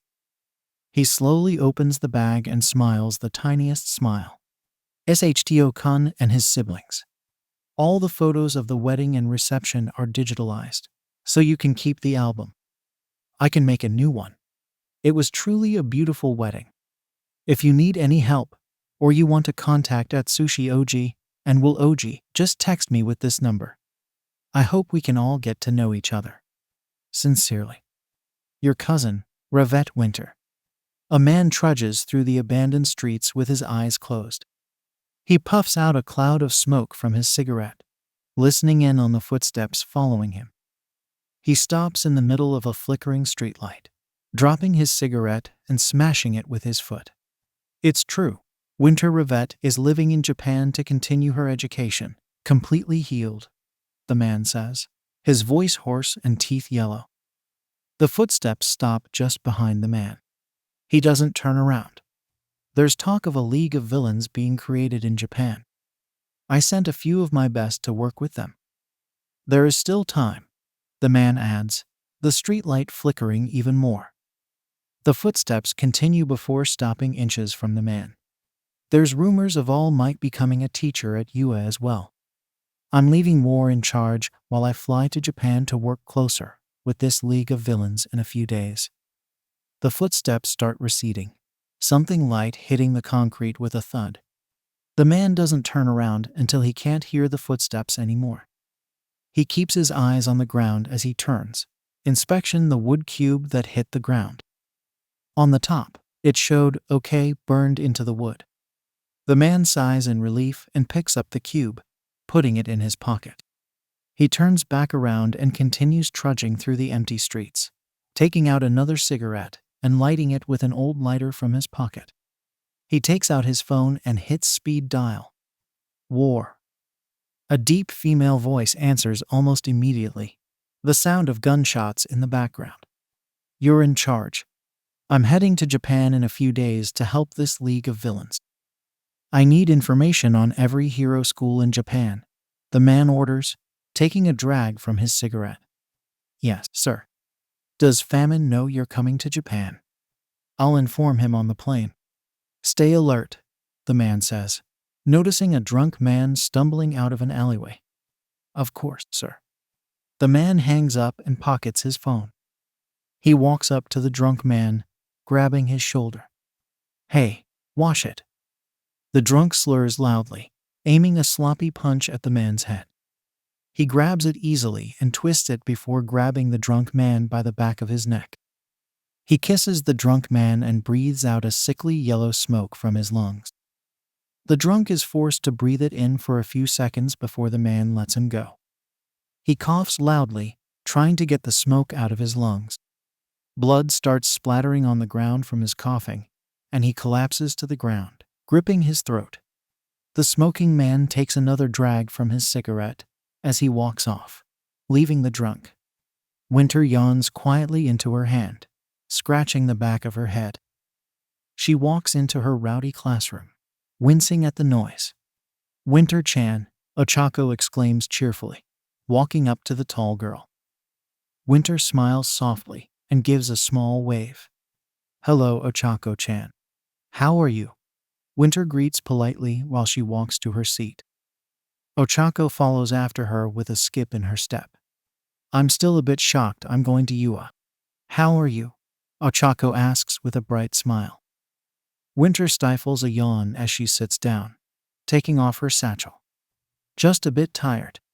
I was so focused on my current design, I forgot to go to bed, Winter admits with a small shrug. Ochako giggles and smiles softly. Maybe you can take a nap during lunch. We have hero training today, the brunette suggests, making Winter smile. I'll be fine. Thank you for your suggestion, Winter says before the door opens. As HTA walks in with a slouch, Ringo following after him with a bright smile. The class immediately quiets down, everyone going to their seats. As HTA stares, approval in his eyes, before he sighs and waves a hand in Ringo's direction.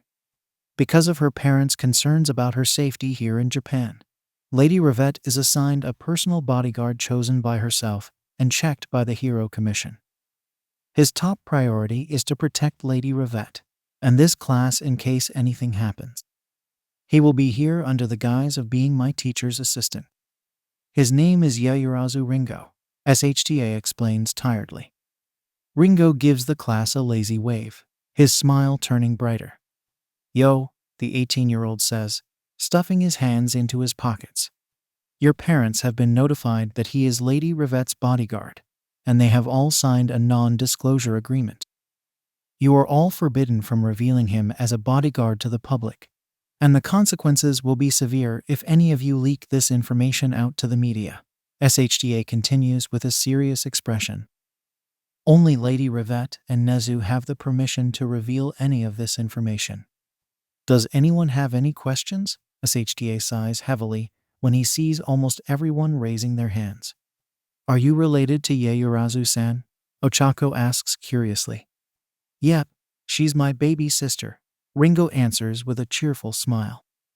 Momo keeps her eyes on her desk, fidgeting with her fingers. Are you qualified to be a bodyguard? You only look a few years older than us, Denki asks with a confused expression. Well, I hope so. Out of 5 candidates, Winter-kun chose me. Besides, I've been trained to become the head of security for my family's company and the personal bodyguard for my into when she inherits the company, Ringo says with a shrug. What's your quirk? Izuku asks, a burnt notebook open and pen ready to start writing. It's chemical creation. I can create any chemical as long as it comes from the elements. I don't use it much, because it uses up 1,000 calories to create one chemical, Ringo explains, leaning against the podium. Really?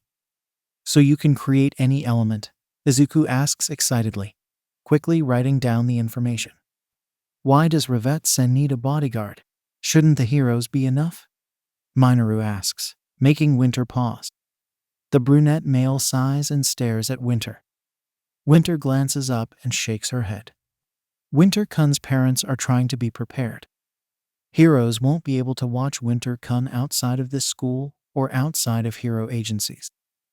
I am hired to be her shadow until Momo-chan becomes of age to inherit our family's company, and I am reassigned as her bodyguard, Ringo explains carefully, making sure not to say anything about the assassination attempt. That's all the questions we have for. If you still have any, ask them outside of class, SHDA says, making those who were left unanswered to grumble. Winter sighs quietly, shoulders relaxing slightly. She crosses her ankles and leans back. This is going to be a long day of questions, Winter thinks with a tired sigh. Winter yawns quietly into her arms, desperately ignoring the incredibly excited class. Her back ached from laying her head in her arms for so long, but she was too tired to lift her head. There's rumors that All Might's a teacher here this year. Isn't that crazy? Denki exclaims excitedly. To be taught by All Might, just saying it is crazy, Hanta adds. Winter groans quietly when the class gets even louder. Bam! Winter bolts upright so fast. Her vision goes dark for a few moments. I am coming through the door like a normal person. All Might's voice booms through the classroom. Winter blinks rapidly, slowly relaxing her tight grip on her desk. Oh my God, it's All Might. Holy, the rumors are true. Winter feels a headache form from the blood rushing to her head and from the screams and shouts of her class. Calm down, Winter shouts over the noise, making the class go quiet. She sighs in relief and takes a deep breath. All Might Sensei won't have any time in class left if we continue to freak out, the white-haired teenager adds calmly. Thank you, young Ravette, All Might says loudly, giving her a thumbs up. Winter feels her cheeks warm while she gives a small nod. I teach hero basic training. It is a subject where you train in different ways to learn the basics of being a hero. You'll take the most units of this subject, All Might explains, the entire class attentive. The tall man goes into an odd pose. Let's get right into it. This is what we'll do today. He pauses and brings out a postcard with battle written in bright red letters. Combat training. Combat training. Katsuki and Izuku speak at the same time. Katsuki with a sinister grin on his face, and Izuku expressing his nervousness. And to go with that are these. All Might points to the wall. Immediately, panels come out with numbered cases. Winter starts clapping her hands, a bright smile on her face. Costumes made based on your quirk registrations and requests you sent in before school started, the blonde man says while the panels finish pulling out. The class bursts in excitement, Winter too happy to bother about her headache. I'll finally be able to test out my own costume, the white-haired teenager thinks, smile growing even wider. After you change, gather in ground beta, All Might states loudly. Yes, sir. The entire class exclaims loudly before they all quickly run over to the panels, grabbing their assigned case. Winter easily reaches hers, a bright green 21 labeled on top, and walks out of the classroom, towards the female locker room. Oh, I'm so excited. Momo-chan, I'll finally be able to get some field testing with my costume. Winter cheers, keeping her case close to her chest. Momo giggles, holding hers by the handle with both hands. I hope the support class did well with what I requested, Momo says, making Winter frown slightly. You'll let me check? Winter asks when they reach the locker room. Momo smiles and nods her head, both of them entering. Winter smiles and enters a changing room, quickly shutting the door. She takes a deep breath and sets her case down on the bench. Here goes. Winter opens the case and grins when she sees the bright, contrasting colors of her costume. After quickly taking off her clothes, Winter grabs the first part of her costume and puts it on. The first part of her costume is a skin-tight bodysuit. It had no sleeves, went up to her chin, and went down to her ankles. From the neck down to a few inches below her chest was bright red. Starting from her left ribs and going diagonally down, around her body, back to her left ribs, was a bright cerulean blue. It was shaped like an action bubble from a comic book, but with thinner, longer spikes. The blue went down both her legs, until just below her knees with spikes, where the red continued, on her left side, from the neck, down to her left ankle, was a hidden zipper for her to take the costume off and on easily. The next part is her gloves and her mask. Her gloves are fingerless and went up to her elbows. Cerulean blue started from her fingers, up into spikes in the middle of the gloves, where the bright red continued up to her elbows. The mask was a domino mask that she tied right under her hair. It was bright red with bright cerulean blue, spiking around her eyes, outward, appearing like stars. The next thing Winter put on is a waist-cincher corset. It had vertical panels of ember orange with a middle on both the front and the back being the bright red in diagonal panels. The laces were black and could be mechanically tightened, so it wouldn't come undone from pulling. The last thing she puts on, which is always her favorite with any outfit, is her shoes. They were under the knee, 4-inch heel boots. The back of the boots, from where the buttons are connected, was ember orange with the rest being black. The heel was cerulean blue, and the 11 buttons on each boot went down in a pattern of red, orange, blue. Winter clicked her heels once and squeals in excitement when blades appear out from the bottom of her boots and form ice skating blades. She clicks her heels twice and watches the blades retract. Oh, this is amazing. I hope everything works correctly. Winter squeals again, jumping up and down in excitement. Winter-chan, is everything okay? Momo speaks from outside the changing room. Winter runs a hand through her hair and opens the door, a wide grin on her face. Look, Mama did such an amazing job. Winter spins around, showing off her bright costume. That's so lit. You look awesome, Mina exclaims, putting on her boots. Momo nods her head in agreement and giggles. Auntie Whisper never does anything less than perfect for anyone. She did a wonderful job, Momo compliments with a bright smile. Winter smiles back before she notices the black-haired girl in her costume. It was a high-collared, sleeveless, crimson leotard with silver lines around her waist and arms. It's open from her neck to her navel, exposing her skin.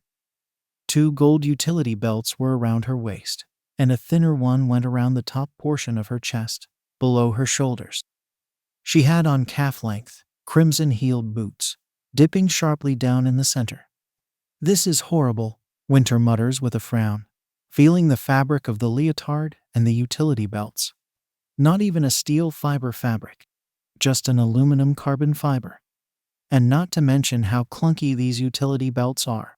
It'll be able to tear easily, Winter rants, stretching the fabric slightly. It doesn't even have the smallest amount of armor. Not even some cheap padding. And the colors, Winter continues a bit louder. Earth tones go with your complexion so much more beautifully than crimson. You can always pull off crimson, but with silver, and gold, they're trying to wash you out. Winter doesn't notice how Momo just smiles and leads her to ground beta. The rest of the girls follow after the two, watching Winter rant with wide eyes. This is a wonderful costume, but why couldn't they use the right materials? Or armor? A decent part of a hero's popularity comes from how aesthetically pleasing their costume is to the media and how it relates in some form to their quirk and their name. But practicality is more important when you're fighting villains. Winter was still in her rant when the girls reached ground beta. The boys and All Might stare at her weirdly while Ringo laughs softly. Nissan, you have to convince Nezu-sensei in allowing Winter-chan to redesign my costume. She'll start ranting about how impractical most hero costumes are soon, and I'm not mentally capable. Listen to that rant again. Momo begs, her hands clasped in front of her. Ringo notices her costume and frowns. I can see where Winter-kun's coming from. Silver, gold, and crimson. It doesn't even look like there's any padding. And it's designed way too sexily for a 15-year-old, Ringo says, his eyes narrowed. Oh, Winter-kun. Yes? Winter asks, glaring holes into Momo's costume. Ringo smiles and gives a dramatic flourish wave with his hands. Love the costume. Auntie Whisper did amazing, the brunette says, successfully distracting Winter. Thank you, Winter says with a bright smile. You look badass, Denki exclaims with wide eyes. Winter scratches the back of her head and averts her gaze. Shouldn't your costume be white and blue? Kiro, a short 15-year-old with long, dark green hair, big eyes, and fair skin asks curiously. Winter shrugs her shoulders, tightening her mask. White will wash out my skin tone completely. Same with too much blue. I look better in reds. Orange usually doesn't go with my complexion, but it's complementary with the cerulean and the red, and if I left the blue and red alone, it would contrast weirdly. I will never wear gray unless it can go with a bright color. Icy blues are only good as accessories, like my scarf, and all silver will make me look trashy, Winter explains, putting her hands on her hips. She frowns while she scrutinizes everyone's costume. I'm redesigning everyone's costume before we graduate, even if it's the last thing I do, Winter states, glaring heavily at Momo's and Denki's costumes. Excuse you, albino bitch? My costume's perfect, Katsuki snarls angrily, making Winter stare at him. She scrutinizes his costume, face completely blank. Definitely aesthetically pleasing. Doesn't have armor or padding, except for your knee pads, and those gloves. I assume those gauntlets are some type of weapon you can use your quirk with, so they don't count. With just a glance, the fabric looks like the normal aluminum carbon fiber and will tear easily. The stitching looks decent, but those are simple stitches and can tear easily after so many fights. Also, the thread used in the stitching is probably some normal thread or just plain carbon thread instead of a stronger type. The design is wonderful. I won't change it, except for a few adjustments. I'll change the black to a coal gray, so it would appear less daunting to the media, and the gauntlets would have to shrink to a smaller size. Winter points out the problems she sees with a small scowl. With your quirk, titanium fiber might combust if it starts to fray. Tungsten mixed with steel fiber would be best for the fabric. The pants need to be slimmer by a few inches. Steel thread will be used for the stitching, and I would probably have to use back stitches. The gloves will need to be made out of tungsten fiber to handle all of the heat that builds up. I could sew a steel mesh layer in between two throughout the entire costume as armor, Winter adds as an afterthought. Her fingers twitch rapidly while the white-haired teenager mentally takes notes. Unfortunately, there isn't much else I can do until I can observe how you utilize your quirk and how you fight without it. Winter messes with her gloves with a small frown. Whoa. Mina trails off, mouth open and eyes wide. Winter blinks rapidly and focuses on the pink girl, noticing everyone staring at her in shock, excluding her best friend and her bodyguard. Oh, of course, I won't redesign your costume without your permission, Bakugo-san. I was criticizing who created the costume, not the design. Winter quickly corrects herself with a small bow. Focus everyone. Now is time for combat training, All Might says, bringing the focus back to him. Winter gives Katsuki one last smile before turning. Sir, Tenya raises his hand, his voice echoing through the helmet he wore. Winter gives his costume a once-over, frowning slightly. It's almost exactly like Ingenium's costume. Well, Ida-kun is his little brother, if I remember correctly. Winter thinks, focusing back on All Might. This is the battle center from the entrance exam. So will we be conducting urban battles again?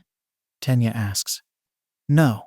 We're going to move ahead 2 steps, All Might says, holding up 2 fingers. Winter bites the inside of her cheek. Isn't this his first day teaching? The white-haired teenager thinks. Most of the time, fighting villains takes place outside. But if you look at the total numbers, atrocious villains appear indoors at a higher rate. Imprisonment, house arrest, backroom deals in this society filled with heroes. Truly intelligent villains hide in the shadows. All Might starts, clearing his throat. For this class, you'll be split into villains and heroes and fight 2-on-2 indoor battles. Without basic training? The green-haired girl asks, tilting her head. I have a bad feeling about this. This is a real battle to understand those basics, All Might exclaims. My bad feeling just got worse. However, the key this time is that there's no robot you can just beat up.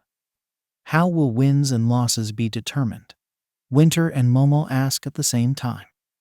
They both smile at each other before focusing on the no. One hero. Can we beat them up anyway? Will the punishment be expulsion like with Aizawa sensei? How shall we be split up? Isn't this cape crazy? Everyone, quiet, Winter announces firmly. Give All Might sensei a chance to answer our questions. Thanks again, young Ravette. Yes, I will answer all of your questions, All Might says, taking out a small book. Now listen here. The situation is that the villains have hidden a nuclear weapon somewhere in their hideout. The heroes are trying to dispose of that. The heroes need to catch the villains or get the nuclear weapon back in the allotted time. The villains need to protect the nuclear weapon the whole time or catch the heroes, All Might explains. Winter smiles softly. Pretty American, Winter thinks with amusement. Teams and opponents will be determined by drawing lots. All Might picks up a bright yellow box and shows it to the class. They're being decided so haphazardly, Tenya asks in surprise. Pros often have to create makeshift teams with heroes from other agencies, so maybe that's why, Izuku suggests. I see. The discernment to look ahead. Please excuse my rudeness. Tenya bows an apology. It's fine. Let's do this quickly. All Might turns around and pumps his fist into the air. All Might sensei, if it's 2-on-2 battles, a team will have to be repeated or 2 teams need to have 3 people. There is 22 students in this class, which makes up 11 teams, Winter says with furrowed eyebrows. All Might laughs and nods his head. That's correct. 1 battle will be 3-on-3 to keep it fair. For today, the blonde man says. Winter smiles and nods her head, picking a lot. Team K. The first teams to fight will be. All Might trails off as he digs into 2 boxes. These guys, he holds up 2 balls with D and a written on them. Team A will be the heroes, and Team D will be the villains. Team K, since you are the 11th team, will be split between these 2. You can choose which side you want. Everyone else, head toward the monitor room, All Might says. Yes, sir. The class shouts before walking off. Winter notices Minoru standing off to the side and gives him a small wave. Flip a coin, Winter suggests, creating a coin with her ice. Minoru shrugs, staring at Winter's chest.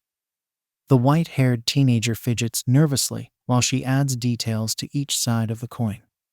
Flower is heroes, star is villains, Winter says, showing each side before she flips the coin into the air. Flower, Minoru calls out, watching the coin fall. Winter catches the coin and places it on her hand without looking at it. She moves her hand and smiles apologetically. Star, sorry, Mine-to-kun. Better luck next time, she says, dissolving the coin. Minoru grumbles and trudges over to Katsuki and Tenya. Winter makes her way over to Izuku and Ochako. This is going to be entertaining, at least. Winter Ravette hums under her breath, pushing up her glasses. The cafeteria was empty with the exception of a couple janitors and the occasional wandering college student making a shortcut to their next class. The longer side of her hair was twisted around 2 pencils as an attempt to keep paint out of her hair, and her hands were covered in specks of paint. Whitney wore her usual work outfit of gray overalls, a blue crop top, and an old pair of sneakers. She stood on a tall rickety ladder, not bothered by it moving every time she moved her brush across the wall. Shit! Whitney fumbles with the paintbrush before it falls to the ground. She sighs heavily and starts climbing down the rickety ladder. The ladder moves slightly and throws Whitney off balance. She gasps in shock from the sudden movement and misses the ladder, falling backwards. Whoa! A voice from below exclaims before Whitney hits whoever walked under her. Whitney yelps when she continues to fall backwards, only on top of someone instead. Oh my God, Whitney starts in English, quickly getting off the mail she landed on. Are you all right? I didn't expect to land on someone. Whitney burns bright red, fumbling to fix her glasses, and helps the male up. She takes the chance to observe him. He's around her age, with spiky white hair, dark gray eyes, pale skin, and was 2 inches taller than her. I am so sorry. The ladder moved while I was coming down and surprised me. Whitney apologizes, brushing her hair out of her eyes. The male laughs light-heartedly and just shakes his hand. No worries. At least I stopped your fall, the college student says, making Whitney giggle. She suddenly remembers her fallen paintbrush and quickly walks over, picking it up. I haven't seen you around the campus. You knew? The student asks as Whitney walks back over, putting her paintbrush in one of her pockets. I know. I'm being commissioned by the college to paint a mural on this wall. I'll probably be finished by the end of the week, the white-haired woman explains, pointing at the wall behind her. The man looks up and stares at the barely started mural. I bet it'll look so cool. The man compliments with a grin.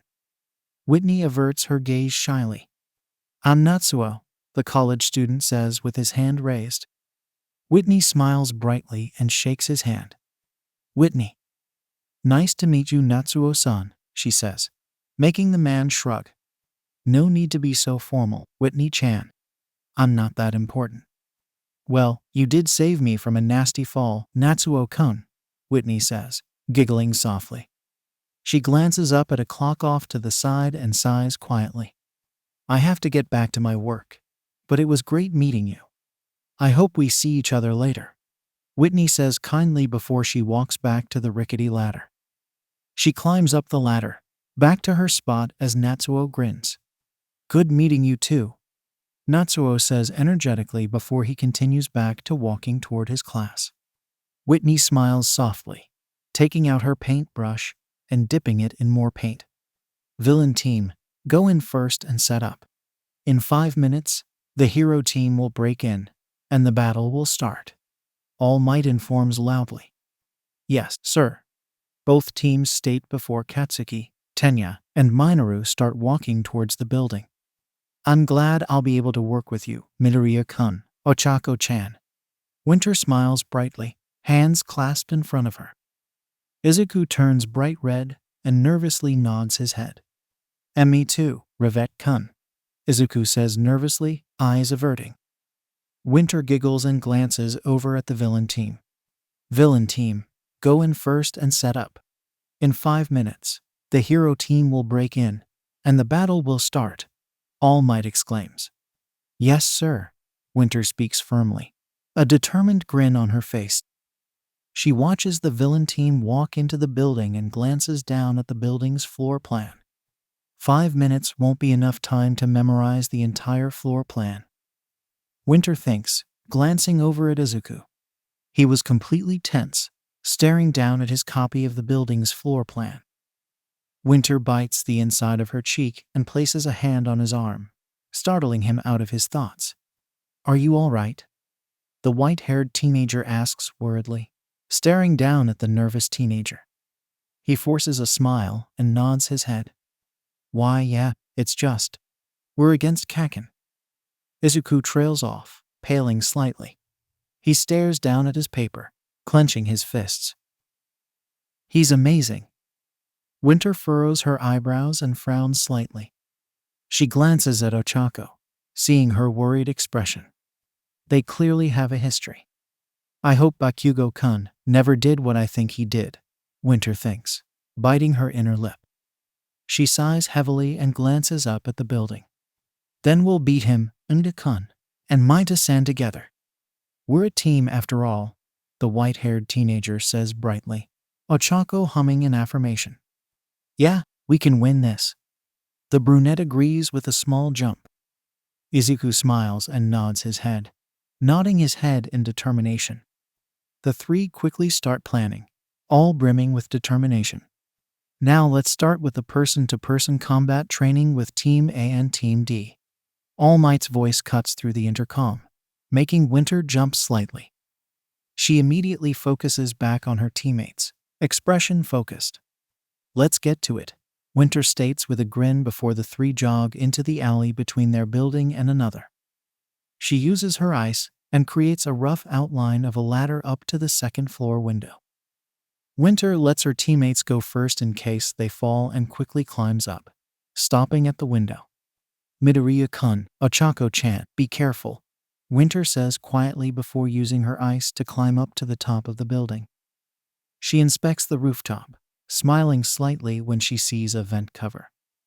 Winter stretches her arms while she walks over. She sings quietly while she freezes the entire cover. Two lovers, forbidden from one another. Winter kicks the frozen cover, making it shatter. A war divides their people. She climbs in and carefully climbs down the vent. And a mountain divides them apart. The white-haired teenager reaches the bottom of the vent and quietly army crawls towards the first vent cover of this floor. "Build a path to be together," she hums quietly looking through the vent. She sees nothing. "Yeah, I forget the next couple lines, but then it goes." She continues down the vent, looking through the next vent cover. Secret tunnel, secret tunnel. Through the mountain, secret, secret, secret, secret tunnel. Winter finishes the song, kicking down a vent cover.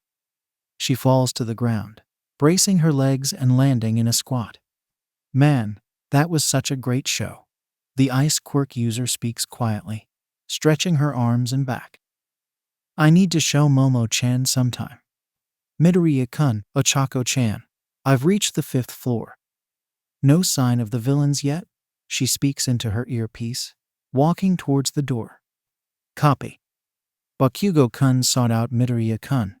"I've found the other villain and the bomb in the farthest room from the stairs," Ochako answers quietly, making Winter frown. Winter walks out of the room, quietly walking towards the next room. "Copy. I'm on my way," Winter whispers, silently cracking open the door. She glances inside, seeing a large empty room. Quietly closing the door, she gasps in surprise when the building suddenly shakes. Boom. Jesus H. Christ. Winter barely catches herself from falling, gripping onto the door handle tightly. "Midoriya-kun," Ochako shouts loudly in the calm, making Winter internally curse. She quickly gets up and races towards the stairs. "I'm fine, he missed." Izuku speaks frantically through the calm. Winter slides to a stop when she reaches the stairs and inspects the hallways. She glances down at the stairs, then the hallway directly across from them. Midoriya-kun is prepared for this. Ochako-chan might have alerted the villain, Winter thinks, sprinting down the hallway. She slides to a stop in front of 2 open doors and runs in. Tenya stood in front of the nuke, laughing maniacally, while Ochako stood in front of the doors. "You all right?" Winter asks, walking up to Ochako. She turns her head and nods nervously. "Sorry, Winter-chan. I didn't mean to get caught," the brunette says, making Winter sigh. "You have backup, hero," Well, even with all three, you can never defeat me, Tenya shouts loudly, getting ready to run. Winter gets into a fighting stance, creating long ice nails. The two of us are just fine to defeat you, villain. Winter gets into her role, glaring heavily at Tenya. Ochako nods in determination, copying Winter's stance. Tenya laughs again, before running towards them. I'd like to see you try. Winter dodges to the left, her leg getting hit by Tenya's kick. She grunts in pain and turns her body, landing in a roll. Quickly getting back up again, Winter creates another sheet of ice on the ground and skates around the pillars, gaining momentum. You cannot run from me, hero, Tenya calls out, using another kick to smash one of the pillars. Winter blocks the debris from falling in her face and makes a quick turn, spinning around and kicking out her leg. Tenya uses his arms to block the blade before quickly grabbing her leg. He attempts to pull her off balance, but Winter uses his grip and kicks her other leg, slashing at his chest and making him lose his grip. She flips through the air and lands on her feet, clicking her heels twice and retracting the blades. Nice try, villain. Maybe next time, Winter teases, jumping away from a kick aimed at her legs. The fight has only been going for a couple minutes and Winter's been loving it. She hasn't had such a strong challenge in fighting in so long, despite being so short. Winter dodges another kick and glances around, making sure she's away from the center of the room. She's in front of the nuke, Tenya blocking the way up to it. Yuraraka-kun, now, Izuku's voice shouts through the comm, Winter glancing up at Ochako. She floated to the top of one of the pillars and wrapped herself as best as she could around the pillar. Seems like it's game over, villain, Winter calls out, making Tenya turn around. Winter quickly pounces on him and tackles him to the ground. Another large explosion shakes the building, the center of the room exploding outwards. Winter blocks her face, being pushed back against the raised platform by the explosion. Ochako quickly jumps away from the falling pillar and uses her momentum to hug the nuke. Retrieved, Ochako exclaims in relief. Hero team wins, All Might shouts through the intercom. Winter smiles and leans against the platform, breathing in deeply. Winter-chan, we did it, Ochako exclaims, releasing her quirk on herself. Winter nods her head before wincing harshly at the sharp pain that travels up her spine. Oh, are you okay? The brunette asks, quickly rushing over. Yeah, I'm fine. Winter gasps in pain when she tries to stand up, collapsing on one knee. Ravette-kun, Tenya states worriedly, walking over with his helmet off. Winter feels searing pain travel up and down her spine as she tries not to move. I just need to rest my back. Can one of you carry me to the monitor room? Winter asks calmly, trying to keep the pain from lacing her words. Ochako nods and gently places her finger pads on the white-haired teenager's arm, making her float. You need to go to recovery, girl, Tenya protests, making Winter smile softly. I'll go after we reach the monitor room, Ida-kun, she relents, carefully being guided through the building by Ochako and Tenya. Great job, heroes, All Might exclaims loudly when Ochako walks in, Winter being carried by Tenya. All Might pauses and stares at Winter in worry. What happened? Momo asks worriedly, running over. Tenya gently sets the white-haired teenager on a bench, the injured girl wincing in pain. My back. Winter carefully lays down on the bench. Sorry, Momo-chan. Momo bites her lip and quickly creates a back brace, sitting on her knees. Well, even if I say that, the MVPs for this battle are young Ida and young Ravette. All Might continues while Momo helps Winter take off her corset and unzip the top part of her costume. Winter carefully stays still while her best friend wraps the back brace around her, biting her lip hard to stop herself from whimpering. Not one of the other winners, Ochako-chan or Midoriya-chan? Tsuyu asks in surprise. The class murmurs in surprise. All Might leans forward with a smile. HM, well, why is that? Does anyone know? All Might asks, raising his arm. Winter carefully pulls on the top of her hero costume again, Momo zipping it up for her. Yes, All Might Sensei. Momo and Winter speak at the same time. Winter giggles and nods her head towards the black-haired teenager. Momo smiles and nods back before standing up and facing the class. That is because Ida adapted the most to the context of the training, and Winter-chan had also adapted to the context, as well as successfully becoming the decoy to let the hero's plan work. Momo starts calmly while walking a bit closer. From watching the match, it appears Bakugo-san acted on his own, because of an obviously personal grudge. And as All Might Sensei said earlier, it is foolish to launch a large-scale attack indoors. In the same way, taking into consideration the damage he received, Midoriya-kun's backup plan was also rash. Winter continues where Momo left off, while she forms ice on her back. As for Ochako-chan, while she successfully retrieved the nuke safely, she let her guard down mid-battle. Ida-san had prepared for his opponent's arrival and assumed it would be a fight over the weapon. Winter-chan, while she was fighting him, made sure he was safe from the blast Midoriya-san made and apprehended him quickly after tricking him. Momo concludes, making Winter smile proudly at her friend.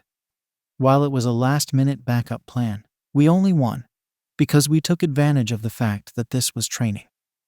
We were practically breaking the rules, Winter adds calmly, using Momo's arm to help herself stand up.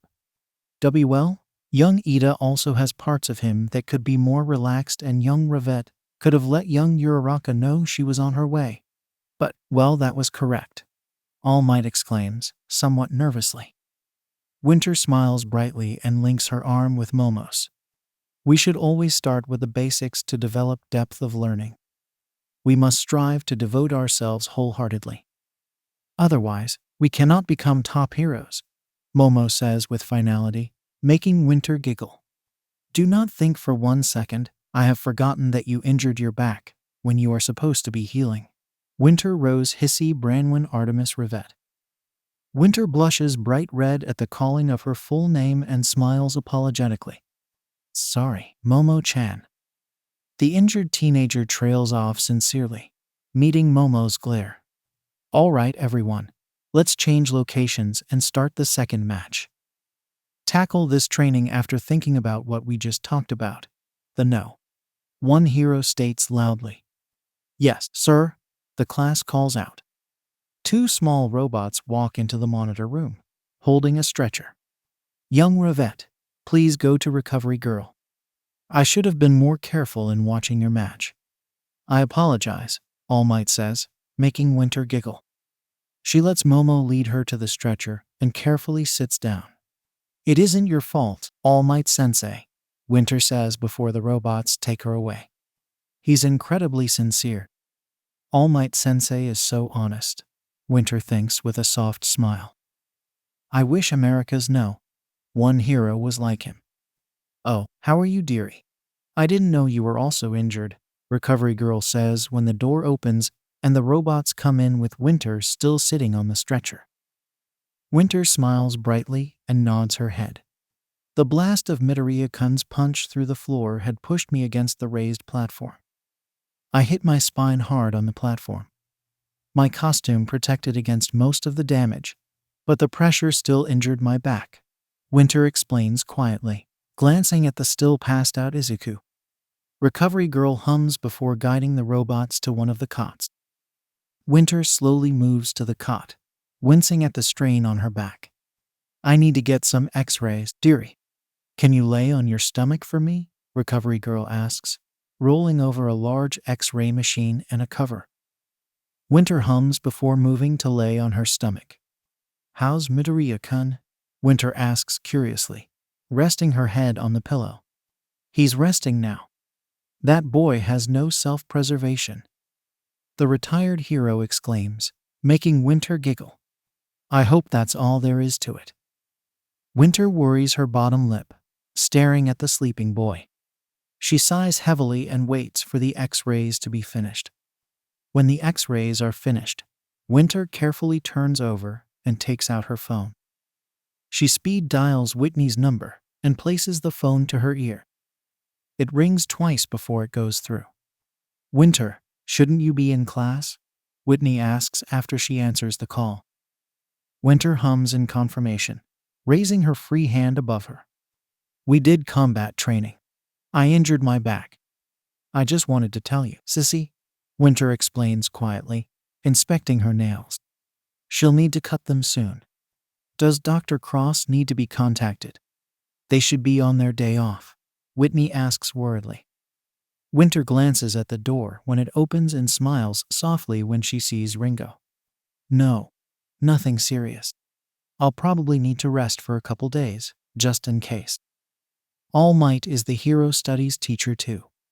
He's incredibly sincere and honest. Winter dismisses her older sister's worry. I'll tell Fujibayashi-kun that your yoga lessons will be held off for a week. Be careful, Whitney states, making Winter giggle. I always try to be.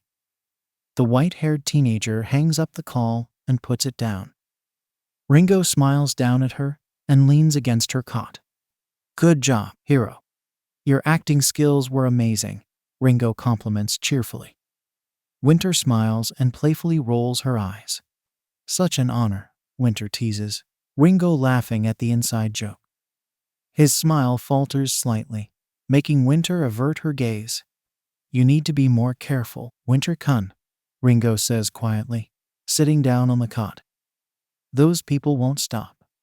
The white-haired teenager sighs and nods her head, rubbing her eyes. Recovery girl walks back over with some of her gummies. Hold still, dearie. Recovery girl kisses Winter's cheek. And have some gummies while you rest. Thank you, Recovery girl-san, Winter says quietly, taking the gummies. Ringo smiles when the old hero turns his way. Serious stuff aside, Ida-kun's pretty cute. Ringo changes the subject, making Winter snort quietly. Trying to get me a love life again? She asks, lightly nudging her bodyguard with her foot. Ringo just smiles and shrugs, which makes Winter giggle and playfully roll her eyes. I'll keep that in mind, Winter adds with a small smile. Ringo grins and ruffles her hair before standing up. I'll let you rest. My teasing can come later. Don't go catching feelings, Tilda, Ringo says in goodbye. Winter giggles and fixes her hair while the 18-year-old leaves. She glances down at the gummies in her hand and pops them into her mouth. Those people won't stop. Winter sighs heavily and rubs her eyes again. Sometimes she really wishes she had a normal life. Winter yawns quietly while she continues to edit the design on her phone. She leans further back into the leather seats of the limousine, shivering slightly. Sunglasses, Mistress Winter, Ihisa states calmly, making the teenager glance up from her phone. Dozens of reporters stood outside the UA gates, cameras flashing everywhere. Winter spots an annoyed SHTO trying and failing to walk past the crowd. Harpy alert, Ringo mutters under his breath, putting on his sunglasses before getting out of the vehicle. Thank you, Fujibayashi-kun, Winter says, quickly putting on her pair of sunglasses she always keeps inside the limousine. She sees her extra pair and hesitates for a moment before grabbing them. Ringo opens her door and helps her out, both ignoring the reporters quickly surrounding them. Winter nods her head towards SHTO, already making her way towards him. Lady Winter, can you tell us what it's like having All Might as your teacher? Why did you choose Yua over Ba? Have you ever thought about handing over your status to Lady Whitney? She is the eldest. Todoroki-san, how is it like to have the no? 1 hero as your teacher with your father being no. 2. Do you know your father's reasoning behind yesterday's incident? What does your father say about you being taught by All Might? SHTO-kun, Winter greets, smiling softly down at her cousin. He blinks in surprise, not realizing Winter was there, and gives a small nod in greeting. The white-haired teenager hands him her extra pair of sunglasses and links arms with him. She nods towards Ringo and waits for the reporters to clear. SHTO glances down at the sunglasses for a moment before putting them on, tensing when Winter links arms with him. Get out of their way. This is a school, and they can't be late to class. Move, Ringo calls out, clearing the way for the two wealthy teenagers. It is best to ignore the reporters on a good day. We have press conferences and scheduled public sightings for them to ask their questions, Winter comments quietly, following after Ringo. What's the big deal? We're just asking them questions, a bold reporter exclaims, not budging from his spot. Winter side-eyes him, not pausing in their stride. It's a school day, sir. They don't have time for questions, Ringo answers blandly, not bothering to look at the reporter. Momo-chan told me about your combat training yesterday. You did quite well, Winter says, ignoring the bold reporter. But you should let your teammates have more of an input in a plan in case something happens. Hey, Lady Winter, the bold reporter calls out. You don't need to be a team player to be a hero, SHTO answers, making Winter giggle. She nods her head in agreement, still ignoring the reporter. They've almost made it past the gate. True. But it helps to be able to work on a team, the white-haired teenager retorts calmly. She gasps in surprise when someone grabs her arm and pulls her, instinctively trying to wrench away. Is All Might really a teacher? The bold reporter asks, not noticing Winter's panicked expression. Her cool facade quickly pulls up, and she tries to wrench her arm out of the man's grip. It only tightens. Let me go, Winter orders, tightening her arm around her cousins. The reporter ignores her and tries to get closer. Stop being such a bitch and answer the woe. The man is roughly pushed back, forced to let go of Winter's arm. Ringo glares heavily at the reporter, standing in front of Winter and SHTO. Winter uses the distraction to quickly cross onto the school grounds with SHTO. Please do not harass the students, Ringo states seriously before following after Winter. I apologize for that. I did not expect that reporter to be so bold, Winter says calmly, unlinking her arm from SHTO's once they were clear of reporters. She gently grabs her other arm, carefully rubbing the reddening mark. SHTO blinks at her in surprise, eyes narrowing slightly. He takes off the sunglasses. It's fine. Here. He tries to hand the pair back to Winter, but she just shakes her head and gently pushes his hand away. Keep them. I think any hero will agree with the name, but reporters are harpies, she says with a small smile. And so many bright flashes in your eyes will cause a migraine. But these are yours, SHTO states. Winter giggles and just shakes her head. Give them back once you buy your own pair, then. I have these, Winter says, tapping the corner of her own sunglasses. Winter-kun, are you all right? Ringo walks over and carefully grabs her arm. Winter changes her focus to her bodyguard and smiles softly, while he rolls up her sleeve to check the mark. Yes. The reporter surprised me, that's all. Ringo frowns slightly, checking over the red mark. It'll bruise. Rin Yaoyorozu-sensei. I would prefer not to be late to Aizawa-sensei's class, Winter says exasperatedly, gently pulling her arm out of Ringo's grip. He sighs and relents, taking a step back with his hands raised. Winter giggles before tugging SHT's sleeve. Did you and your siblings like the wedding album? Quiet. SHTA closes the door behind him, the class quickly going to their seats. Winter quickly turns in her desk, giving Hanta and Ijiro a smile before focusing on their homeroom teacher. I hope we'll do something relatively normal. I'm really should have at least took a nap last night, Winter hopes, suppressing a yawn. You all will be choosing the class rep and vice rep today. SHTA manages to get out before the class bursts in a cacophony of excitement. We're doing something normal. Winter winces at the loud noise, feeling a headache form. Quiet, Winter shouts over the loudness. We won't have time to do this normal activity if you waste our time shouting. The class quickly goes quiet, making SHTA smirk. He hides the smirk behind his scarf and starts climbing into his sleeping bag. You all will do this on your own. Wake me up when you reach a decision, he says before falling asleep. Winter smiles slightly and stands up, turning to give Momo a nod. The class grows loud again as everyone starts stating who they want to be the class representative. Winter sighs heavily and walks to the front of the class, smiling at Hitoshi when he stares at her with a confused expression. Momo follows after Winter, standing beside her. She quickly covers her ears when she sees the white-haired teenager take a deep breath and put 2 fingers in her mouth. Phew-eat. Most of the students cover their ears, their arguments being interrupted by the extremely loud whistle. Winter lowers her hand, placing both on her hips. Now that I have your attention, she says calmly, giving the class a stern stare. I would like to suggest casting a vote for who will become the class representative and the vice representative. Wouldn't everyone just vote for themselves? Hitoshi asks tiredly, rubbing one of his ears.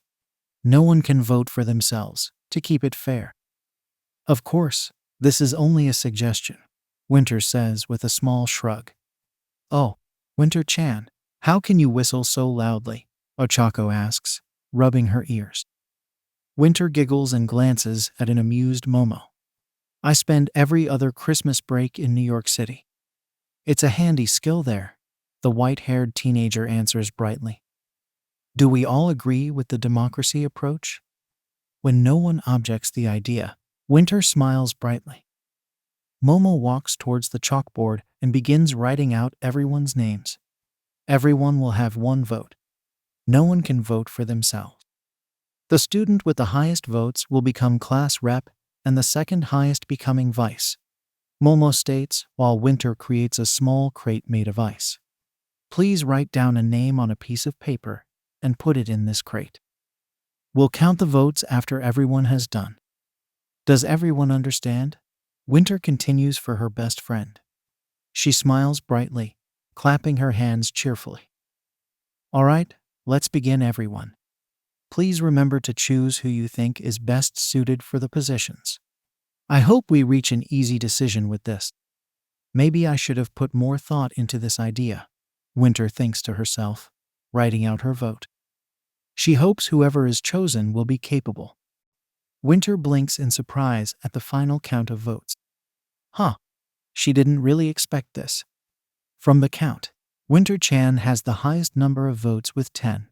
I have second highest with 8. And Ada-kun has third with 4. Momo calls out after finishing up marking all of the votes. I didn't realize so many would think I was best suited for class rep. I would think Ada-kun would be given more votes, Winter thinks to herself, glancing at her class. I'm incredibly honored. I didn't realize how many of you thought so highly of me, Winter says, smiling slightly.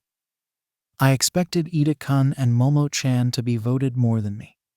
Winter bows gratefully, giving the class an incredibly bright smile.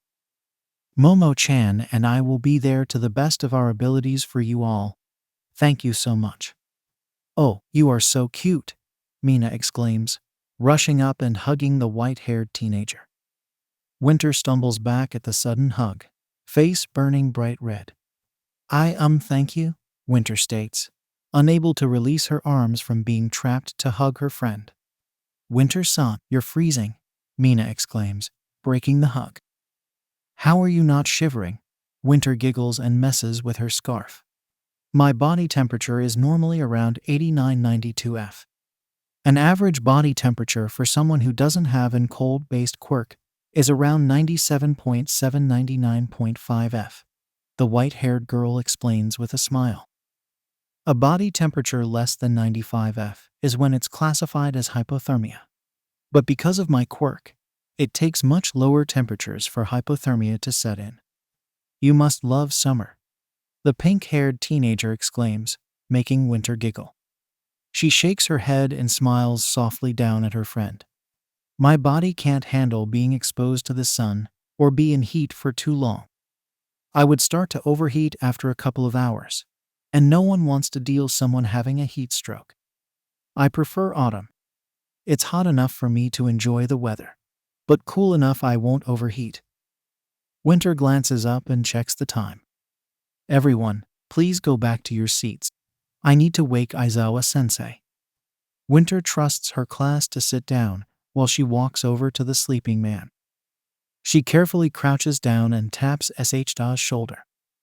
Instinctively, she attempts to wrench her hand out of SHDA's grip when his hand immediately wraps around his wrist. He blinks away his sleep, figuring out his surroundings. Aizawa-sensei, the class has decided on the class representative and the vice representative, Winter says calmly, relaxing her posture. SHDA stares up at her in slight confusion before looking down at his hand death-gripping Winter's wrist. He quickly releases his grip, getting out of his sleeping bag. Winter rubs her wrist before carefully pulling down her sleeve and stands up. Her classmates were all sitting quietly. We decided on a democratic approach. The one with the most votes would be class representative, and the one with the second highest amount of votes would be vice representative. The white-haired teenager explains softly, waving a hand at the icebox. I had received the highest amount at 10 votes. Momo-chan had received 8, and Ida-kun had received 4. It's still a bit surprising, Winter thinks, evaporating the box. Cutting to the chase. Now all you have to do is go quiet quicker when the bell rings, SHTA says, while glancing down at the neat stacks of votes. Lady Ravette, pass these out. Next Wednesday, you will be going on a field trip for hero rescue training. Lady Ravette will be passing out the permission slips, and this must be turned in by Monday, he adds as Winter walks through the rows and hands out the permission slips. When she passes Minoru's desk, she gasps silently in shock before quickly slapping away the small boy's hand from the back of her thigh. Don't you dare touch me again, Winter hisses at him quietly. She quickly finishes passing out the remaining permission slips, giving Minoru a withering glare. This is your only permission slip. You lose it. You stay here. Understood? Yes, sir. Winter sits down in her seat, slightly pulling down her skirt. The nerve of that boy, she thinks darky with a quiet scoff. She gives Minoru another glare before focusing back on their homeroom teacher. Winter sighs softly, eating a small bite of her pizza. She rolls her slightly sore neck and leans back. Aika changed? Denki's voice startles Winter out of her exhaustion. She blinks at the expectant yellow-haired teenager with wide eyes. I apologize. Could you repeat your question? Winter asks softly, rubbing the barely dark circles under her left eye. Has anything in America changed in the last 5 years? I moved here a little bit before I turned 10, Denki asks again, brimming with curiosity. Winter scratches her cheek as she tiredly thinks about his question. Nothing has changed, nothing serious. Hazel Madden had become president. Winter tries to think of things that had changed. Real mystery how that happened. Winter covers her mouth as she yawns, blinking away the tears that appear. Apologies. I'm incredibly tired, and I haven't been able to think straight. We have 20 minutes left before lunch ends. I'm sure you can take a nap, Winter-san, Mina exclaims, making the white-haired teenager's ears turn pink. She smiles softly at her pink-skinned friend. I can't really find a placer to take a... Re. Winter flinches heavily at the sudden and loud alarm ringing off. She covers her ears and stands up, looking around at the confused faces all around her. Debbie, what's happening? What do we do? A second-year student asks his friend, panic starting to set in. I don't know. This never happened before. A third-year student exclaims before pandemonium is let loose. Oh, everyone stick together. Winter shouts over the panic, towards her class as they start to get sucked into the large crowd. She grunts in pain when an elbow is roughly jabbed into her back, pushing her into Katsuki. Instinctively, Katsuki grabs her waist to balance her before she fell. Don't fall, albino bitch. You'll get fucking trampled, the blonde says loudly with a scowl. Winter gives him a small smile and thanks before she is pushed into him again, not stumbling this time. The crowd manages to push them into the middle, where they are pushed and pulled relentlessly. Jesus, if everyone could calm down, we would have a much easier time evacuating. Does you not have intruder drills? Why did the alarms go off anyway? Winter exclaims, barely able to look over most of the crowd's heads. Winter spots Izuku trying to get her attention. Ravette-kun. It's the Izuku is elbowed in the face, but Tenya keeps him from stumbling to the ground. Winter's expression turns ice cold at the lack of regard many had for others and glances around. Izuku pops back up and motions, taking a picture with his hands before pointing at the windows. Winter nods her head before staring down at Katsuki. Put me on your shoulders. What the fuck? Why the fuck? Bakugo, do it. I need to stop the crowd before someone dies getting trampled on. Winter leaves no room for discussion, her tone icy. He reels back in slight surprise at the completely different demeanor the white-haired teenager held before slowly interlacing his fingers. Winter takes a deep breath and places one of her feet in his interlaced hands, placing her own hands on his shoulder before being lifted up. Quickly turning, Winter maneuvers herself around until she's sitting on Katsuki's shoulders, much taller than the crowd. Taking a deep, deep breath, Winter places 2 fingers in her mouth and lets out an ear-piercing whistle. Fuiet tilde. Everyone, calm down, Winter shouts loudly, voice booming. Panicking will only injure others. She sees a small lights flashing in the corner of her eye and glances out of the window. That's what Midoriya-kun wanted to tell me. Winter frowns slightly when she notices that the reporters had breached school grounds. The reporters breached school grounds. There is no villain. Everyone calmly continue evacuation procedures until the teachers have handled everything. Is this understood? Winter's expression goes icy when no one says anything. Is this understood? Why, yes, ma'am. Most of the crowd answers at the cold and stern tone Winter repeated her question in. Good. Winter glares at each and every person she could see. And it should be said that if this was an actual villain attack, the villains would come straight here because of all this panicking. So if there is a next time, it would be better if everyone evacuated. Calmly. A few moments pass before the crowd slowly starts to calmly evacuate. Winter lets out a long sigh and gently taps Katsuki's shoulder. You can let me down now, Bakugo-san. I fucking know that, albino bitch, Katsuki snarks as he slowly kneels to the ground. Winter carefully gets off his shoulders and fixes her skirt. Thank you.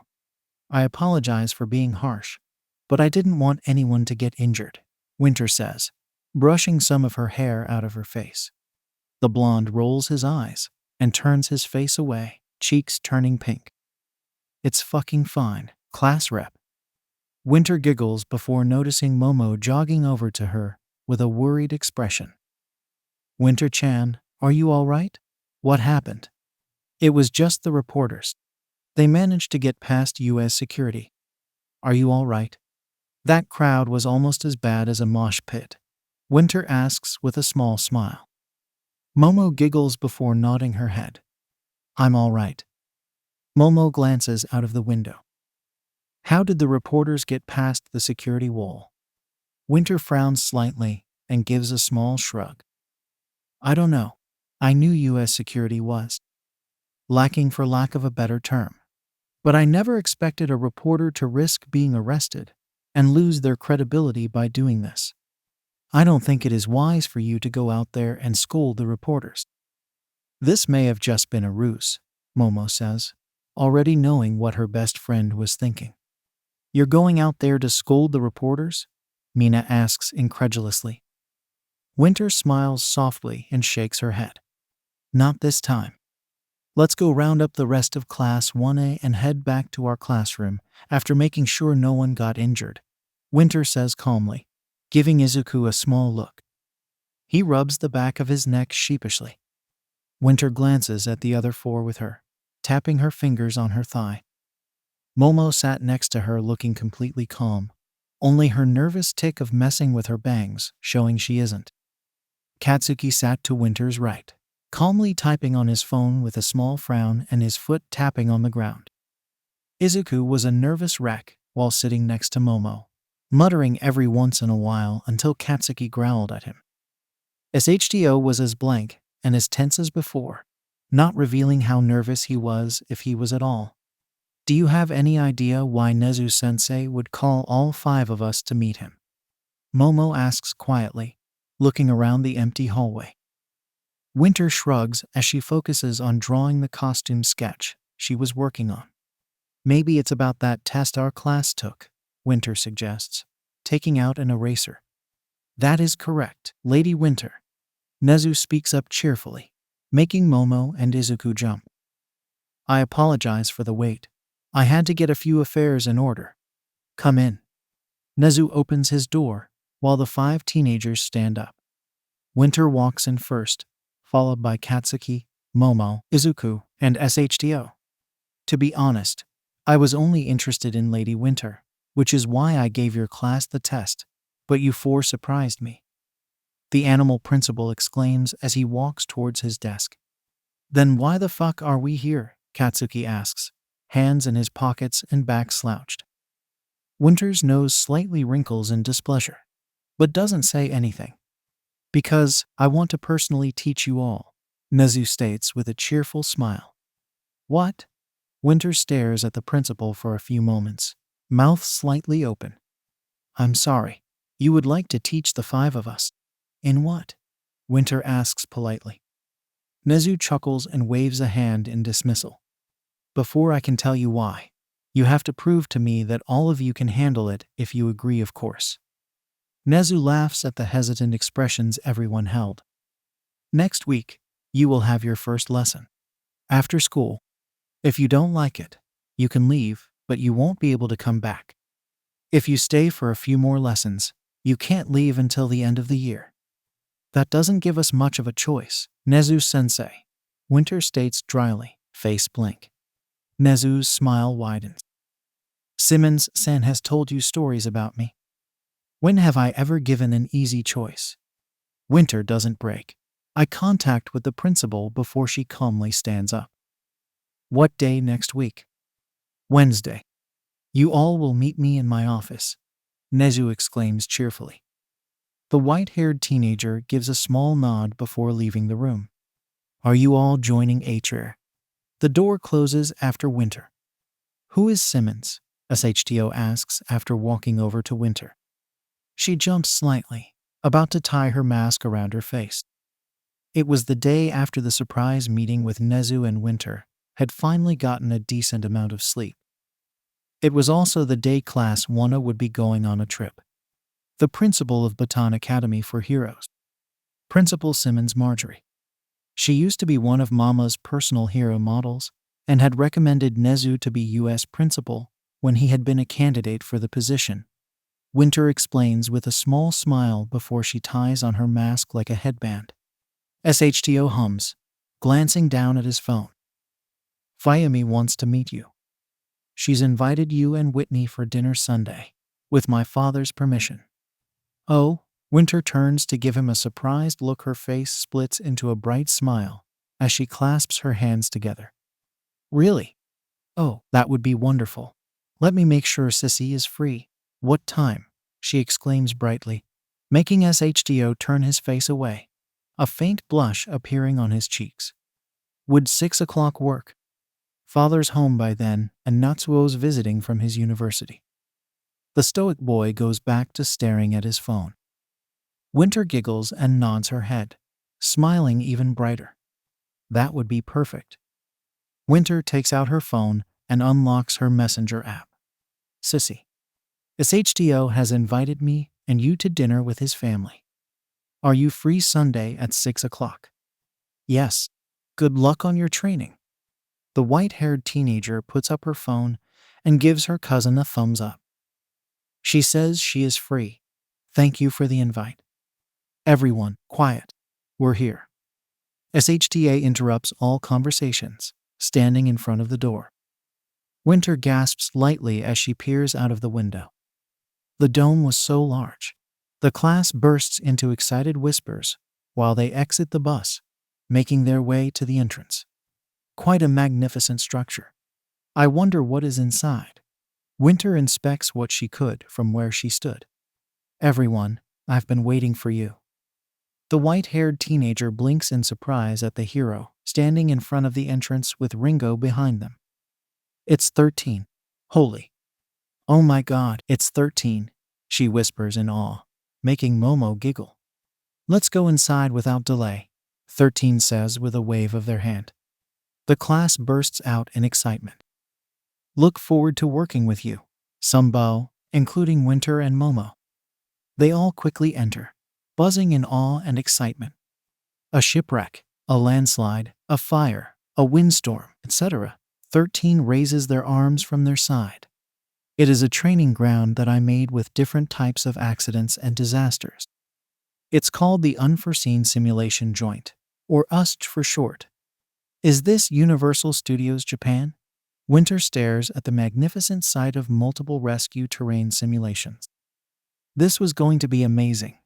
Winter sees 13 raise 3 fingers, talking quietly with SHTA. Ringo glanced between them in confusion. What was that about?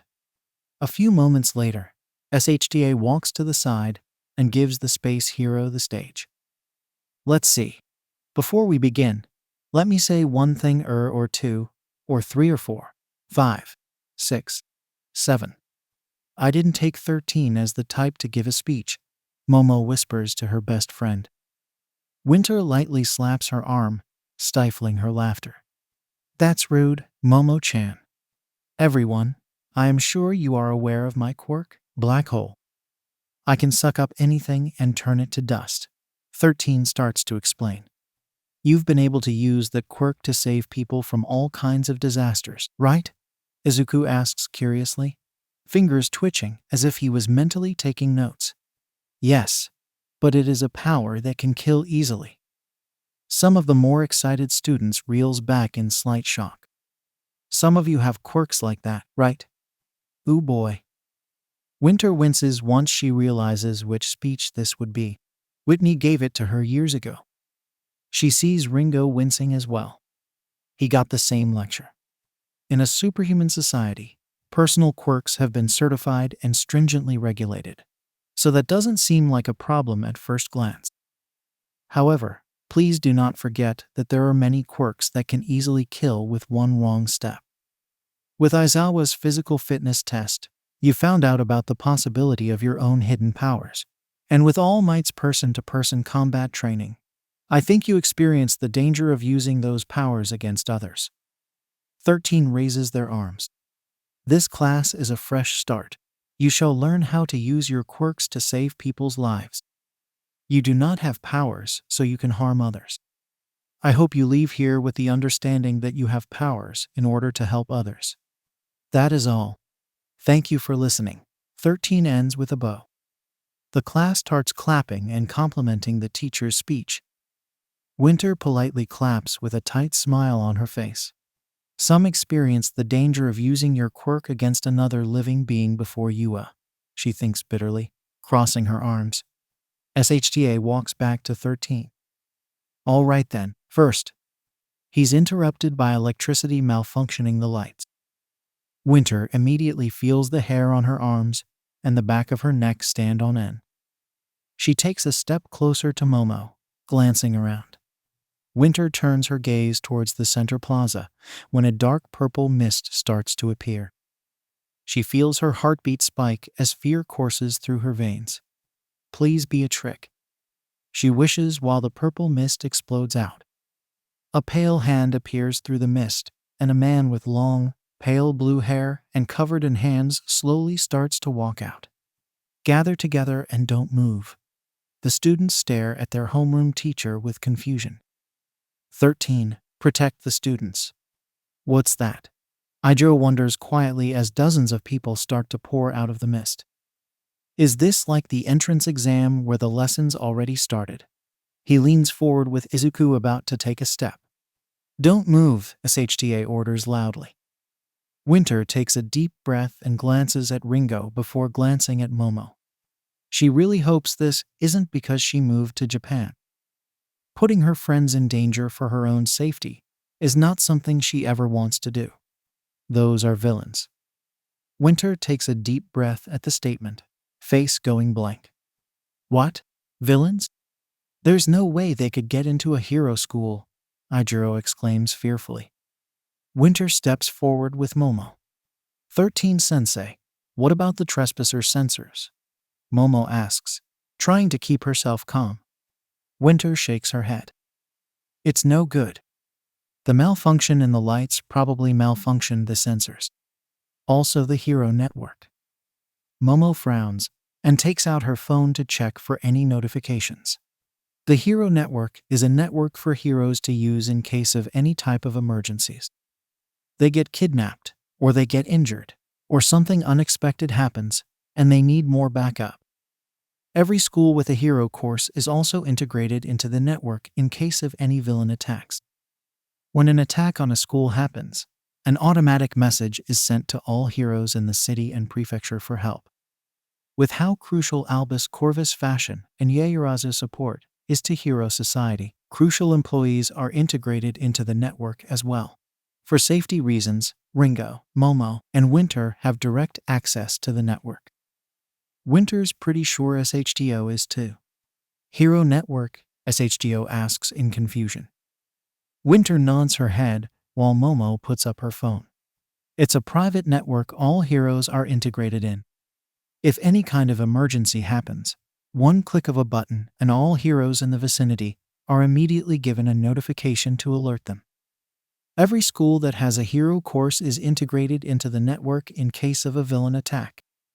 If the sensors were working, 13 Sensei, Aizawa Sensei, Ringo-kun, Momo-chan, me, and probably SHTO-kun would have been given an automatic notification about the attack on Usji, Winter explains calmly, messing with one of her gloves. That means this attack was planned, Momo states in realization. The white-haired teenager nods her head, staring down at the slowly growing group of villains. 13. Start the evacuation. Try calling the school. These villains even had something to counteract the sensors. It's possible someone with radio wave type powers is interfering, SHDA orders in his tired drawl. Kaminari. You try contacting the school with your quirk, too. Yaoyorozu-kun, you're with me. Yes, sir, Denki says, activating his quirk. Of course. Winter-kun, watch over your class. Imto, kick ass, Ringo says before he and SHDA jump down to the villains. Winter freezes when she spots a tall woman amongst the other villains. She had stringy brown hair, deep sunken black eyes, gray skin, hollow cheeks, and long limbs. Her sleeveless crop top showed off her concave stomach, ribs, and toothpick arms, and her black cargo pants covered her toothpick legs. The woman was staring straight at Winter. The white-haired teenager turns around and catches up with her class. She ignores how shaky her hands were and how pale she must look. Midoriya-kun, we need to go. Now, Winter says, gently pulling Izuku with her by his arm. He interrupts his analyzing and nods his head. They start running towards their class. Once they reach the rest, the purple mist forms in front of the exit. I won't let you, the mist says menacingly. Winter quickly pushes her way to the front of her class, glaring heavily up at it. Nice to meet you. We are the League of Villains. It may be presumptuous of us, but we invited ourselves into the home of the heroes, Yua High School, in order to have all might, the symbol of peace, take his last breath, the mist says politely. Winter glances at her classmates, frowning when she sees Katsuki and Aijiro about to make a move. Idiots. I believe All Might should have been here. Has there been some kind of change? Well, that is neither here nor there. This is the part I am to play. Winter freezes Aijiro's feet to the ground successfully, but isn't able to catch Katsuki, making her curse under her breath. He's going to get himself killed. The white-haired teenager sprints up and kicks out her foot, ice flying out and hitting the mist as Katsuki launches an explosion. Dust covers the area from the two quirks hitting each other and causing an even bigger explosion. Winter narrows her eyes at where the villain stood. Her ice hits something. Bakugo Katsuki. Don't be so arrogant about yourself that it kills you. Get back to the class. Winter all but snarls at the blonde, Dark's eyes cold with anger. These are villains. He's already fucking dead. What's your fucking problem? Katsuki shouts in anger.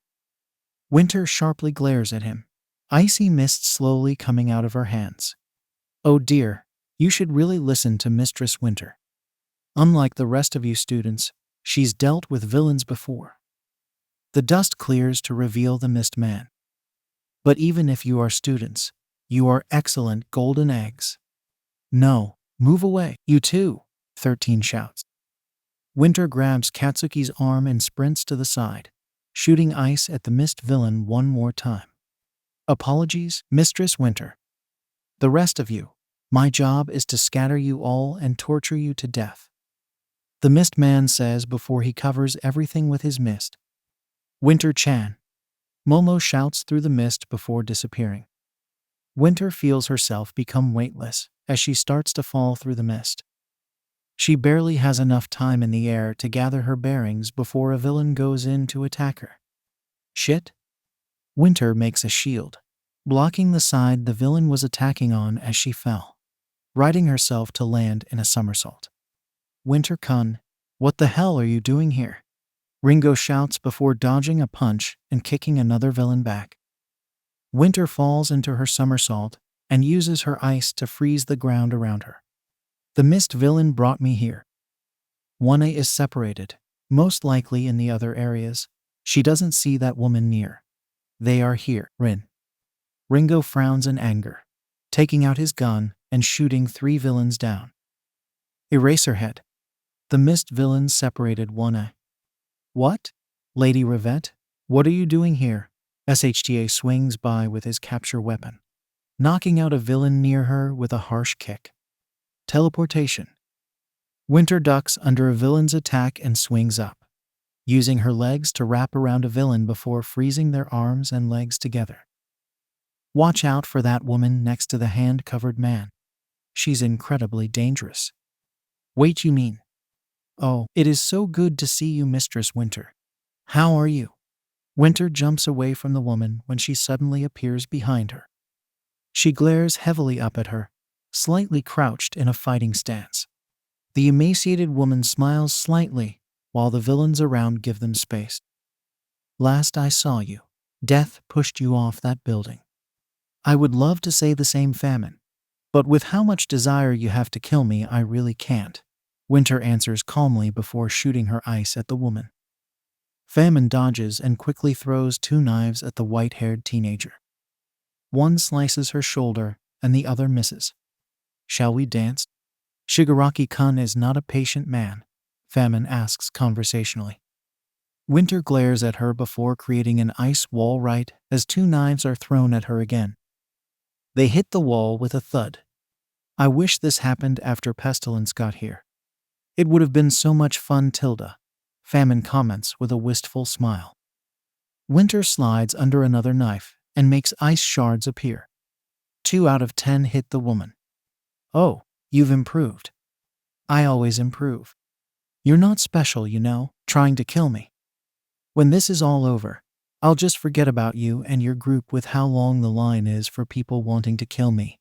Winter taunts calmly. Don't think I'm actually scared of you. Famine glares heavily. Dark purple veins start to appear on her skin. You will be.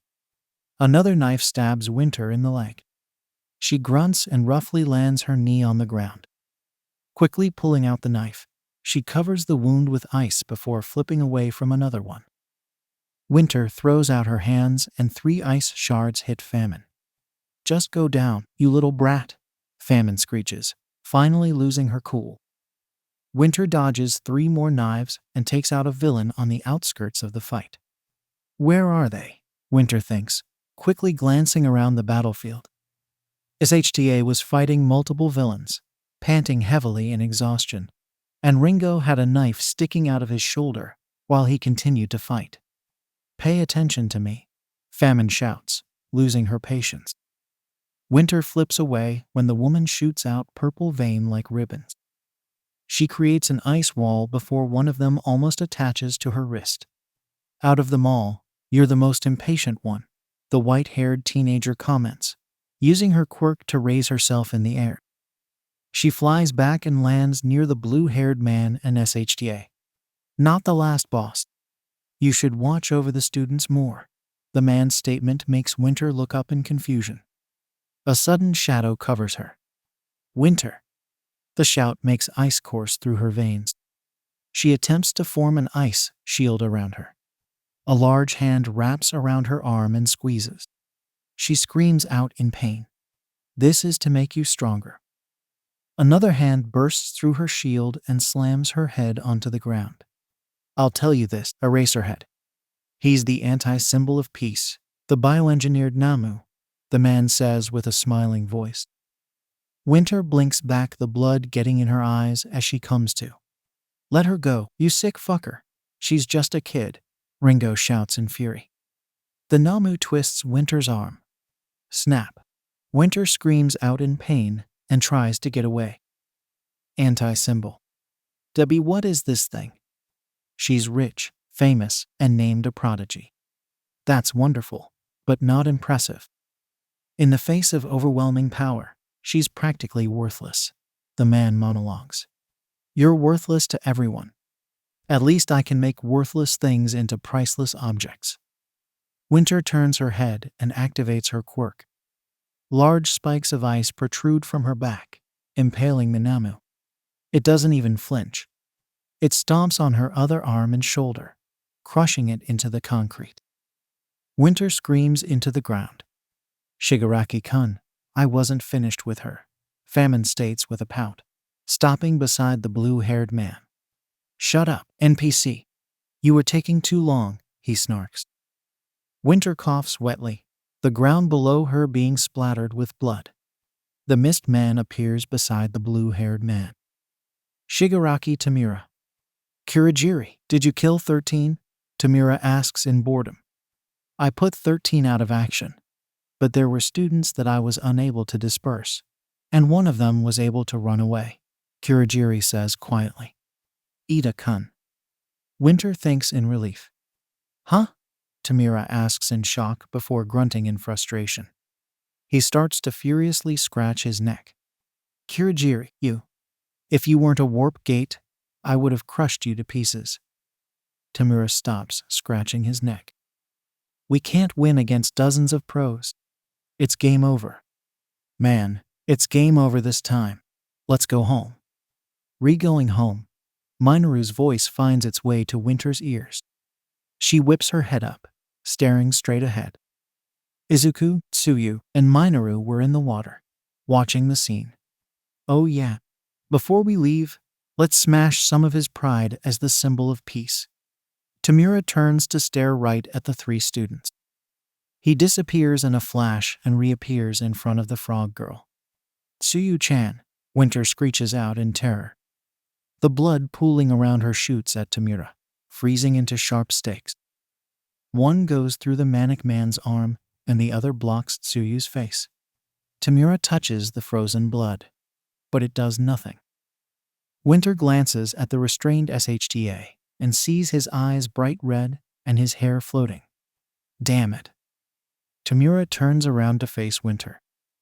"You really are a prodigy, Mistress Winter."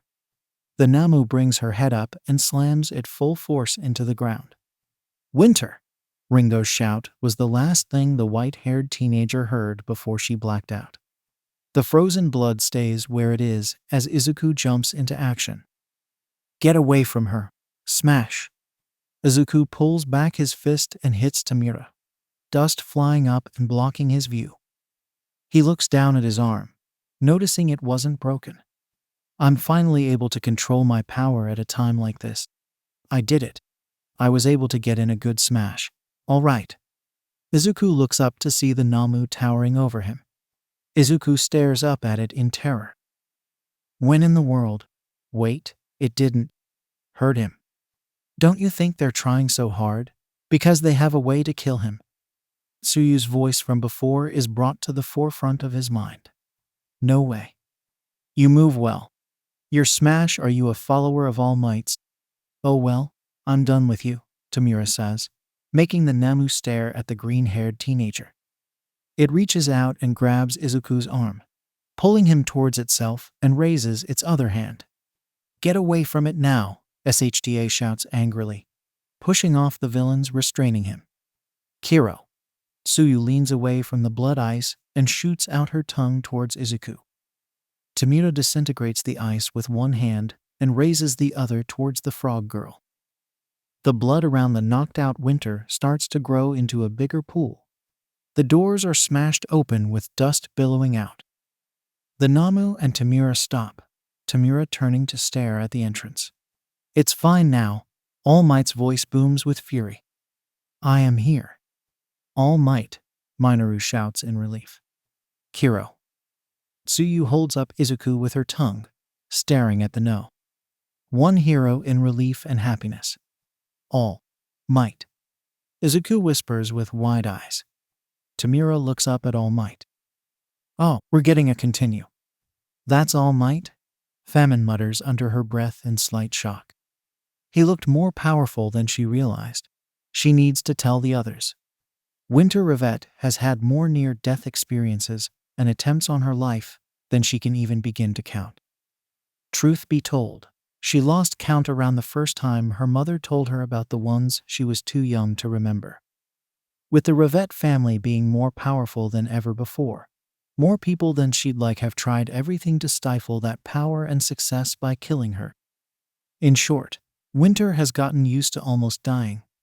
The most recent attempt on her life is by far the second most traumatizing one. But nothing, not even the Namu, has compared to the pain she felt 8 years ago. Emotional, mental, and physical. So, she can understand how worrying it is to everyone around her save those who know her, and what she's been through when she doesn't really react to her severe injuries, or the retold story of how she flatlined 3 times on the operating table. Though, a simple, "It's much better than I expected," was probably not the right answer in this situation. Ringo pinches the bridge of his nose and sighs heavily, shaking his head. Momo refrains from rolling her eyes, but she does sigh, unsurprised by Winter's answer. Better than you expected.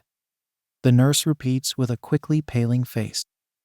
The other people in the room, mostly heroes, and her classmates stared at her incredulously, some paling too. Winter hums distractedly, inspecting her bandage-covered hands. Well, yes. I don't think anything could be worse than having one of your bones forcefully ripped out of your body without ripping off the limb while you're still awake and completely aware. And then that bone used to stab you through the chest. What? The nurse squeaks out. She places a hand over her mouth to try and stop herself from throwing up. From what I could tell, the doctors here did a wonderful job. Winter gives the nurse a kind and polite smile. But I would like for the rest of my medical care to be transferred to my personal doctor, Dr. Crochet. That reminds me. I already notified your mothers the moment I was able to use my phone. Dr. Cross should be landing in 3 hours. Auntie Whisper still has business with President Xiong Chuntao, so she won't be able to be home for another couple days. Fujita is on an incredibly important 2-week business trip in Russia with Willow. Whitney, with Auntie's permission, is currently in an international press conference, but will be back in about an hour. Ren-chan is taking a nap in the waiting room. And don't worry, Fujibayashi-kun is watching over her, Ringo says, stepping forward and handing Winter a tablet. This is my schedule for the week, Winter clarifies as she unlocks the tablet. Momo nods, sitting down at the end of her cot. I have scheduled a press conference 3 hours from now for you. 3 scheduled public sightings over the course of this week. And I have pushed back all business meetings, except the top priority. Saturday and Sunday are free. The next schedule is what you will be doing for your healing process. And school? Nezu-sensei has closed school for the next week to upgrade the security system, so an incident like this doesn't happen again. And given you need to let your arms heal, I scheduled this week off from physical work. Momo gives her best friend a stern look. Winter smiles softly and nods her head. I understand, Momo-chan. Thank you, the white-haired teenager says softly, gently placing her hand on Momo's. Winter glances up and smiles at the nurse again. Will you be able to tell me when I will be checked out? I hope it's before Sunday. I have a family dinner to attend on that day. I'll get the doctor. The nurse leaves the room as quick as she can, still looking green. Winter blinks in surprise, frowning slightly. Is she all right? She doesn't look well. Winter trails off in worry, making Ringo roll his eyes. I don't think she's met a patient that will joke about the gore of the torture and injuries they went through. Winter-kun, or how they called the injuries from being literally crushed by a monster like a stress toy. Better than expected. And not being bothered at all at being told they flatlined 3 times, Ringo says with a small shrug. The white-haired teenager feels her cheeks redden slightly. Torture? Izuku says with an incredibly pale face. Winter jumps slightly in surprise. She forgot so many people were in the room with her. Well, being internationally famous since you were born isn't exactly all sunshine and rainbows the entire time, she comments easily. It's a price many wealthy families have to pay if they make enough enemies. Ringo's phone rings, interrupting the tense atmosphere. Excuse me. He leaves the room. Anyways, how is everyone else? Was anyone else injured?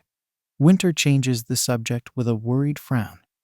Only All Might and Midoriya-san. But they were completely fine within a day, Nezu answers cheerfully, making the white-haired teenager sigh with relief. What a relief. When the villain, Kurogiri, separated us all, I had feared the worst, she says with a small smile. Nezu hums and gives a small bow to Winter, a smile for once not on his face. As principal of Yua High School, I sincerely apologize for the more harm than good attending Yua has given you.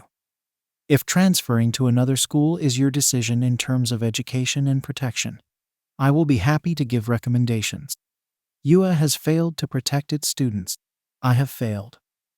Winter giggles softly and gives the talking animal an incredibly kind smile. I accept your apology, Nezu-sensei. I also forgive you, and Yua. You had not foreseen villains gaining enough arrogance to attack a credible and prestigious hero school. No one seeing the future types excluded could have foreseen that.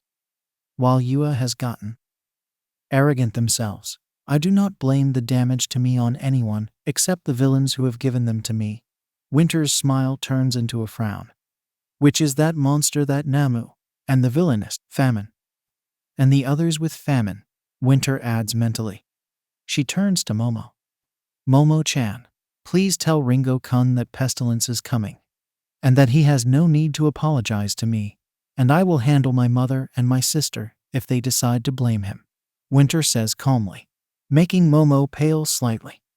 He's coming. But how did they find out so quickly? America doesn't even know that you're attending Yua yet. Winter places a hand over Momo's hand and squeezes it. There was always a chance they would know before the public was told. Winter stares at her tablet. This just answers the question of how they knew about so many things. What are you two talking about? Ochako asks nervously. Winter glances up and stares at her class, and the adults who didn't know for a few moments before sighing. She doesn't sugarcoat it. The reason why I had moved to Japan wasn't because I decided to attend Yua last minute. It was because villains were close to assassinating me, and it was decided for my protection, and for my families that we would move to Japan.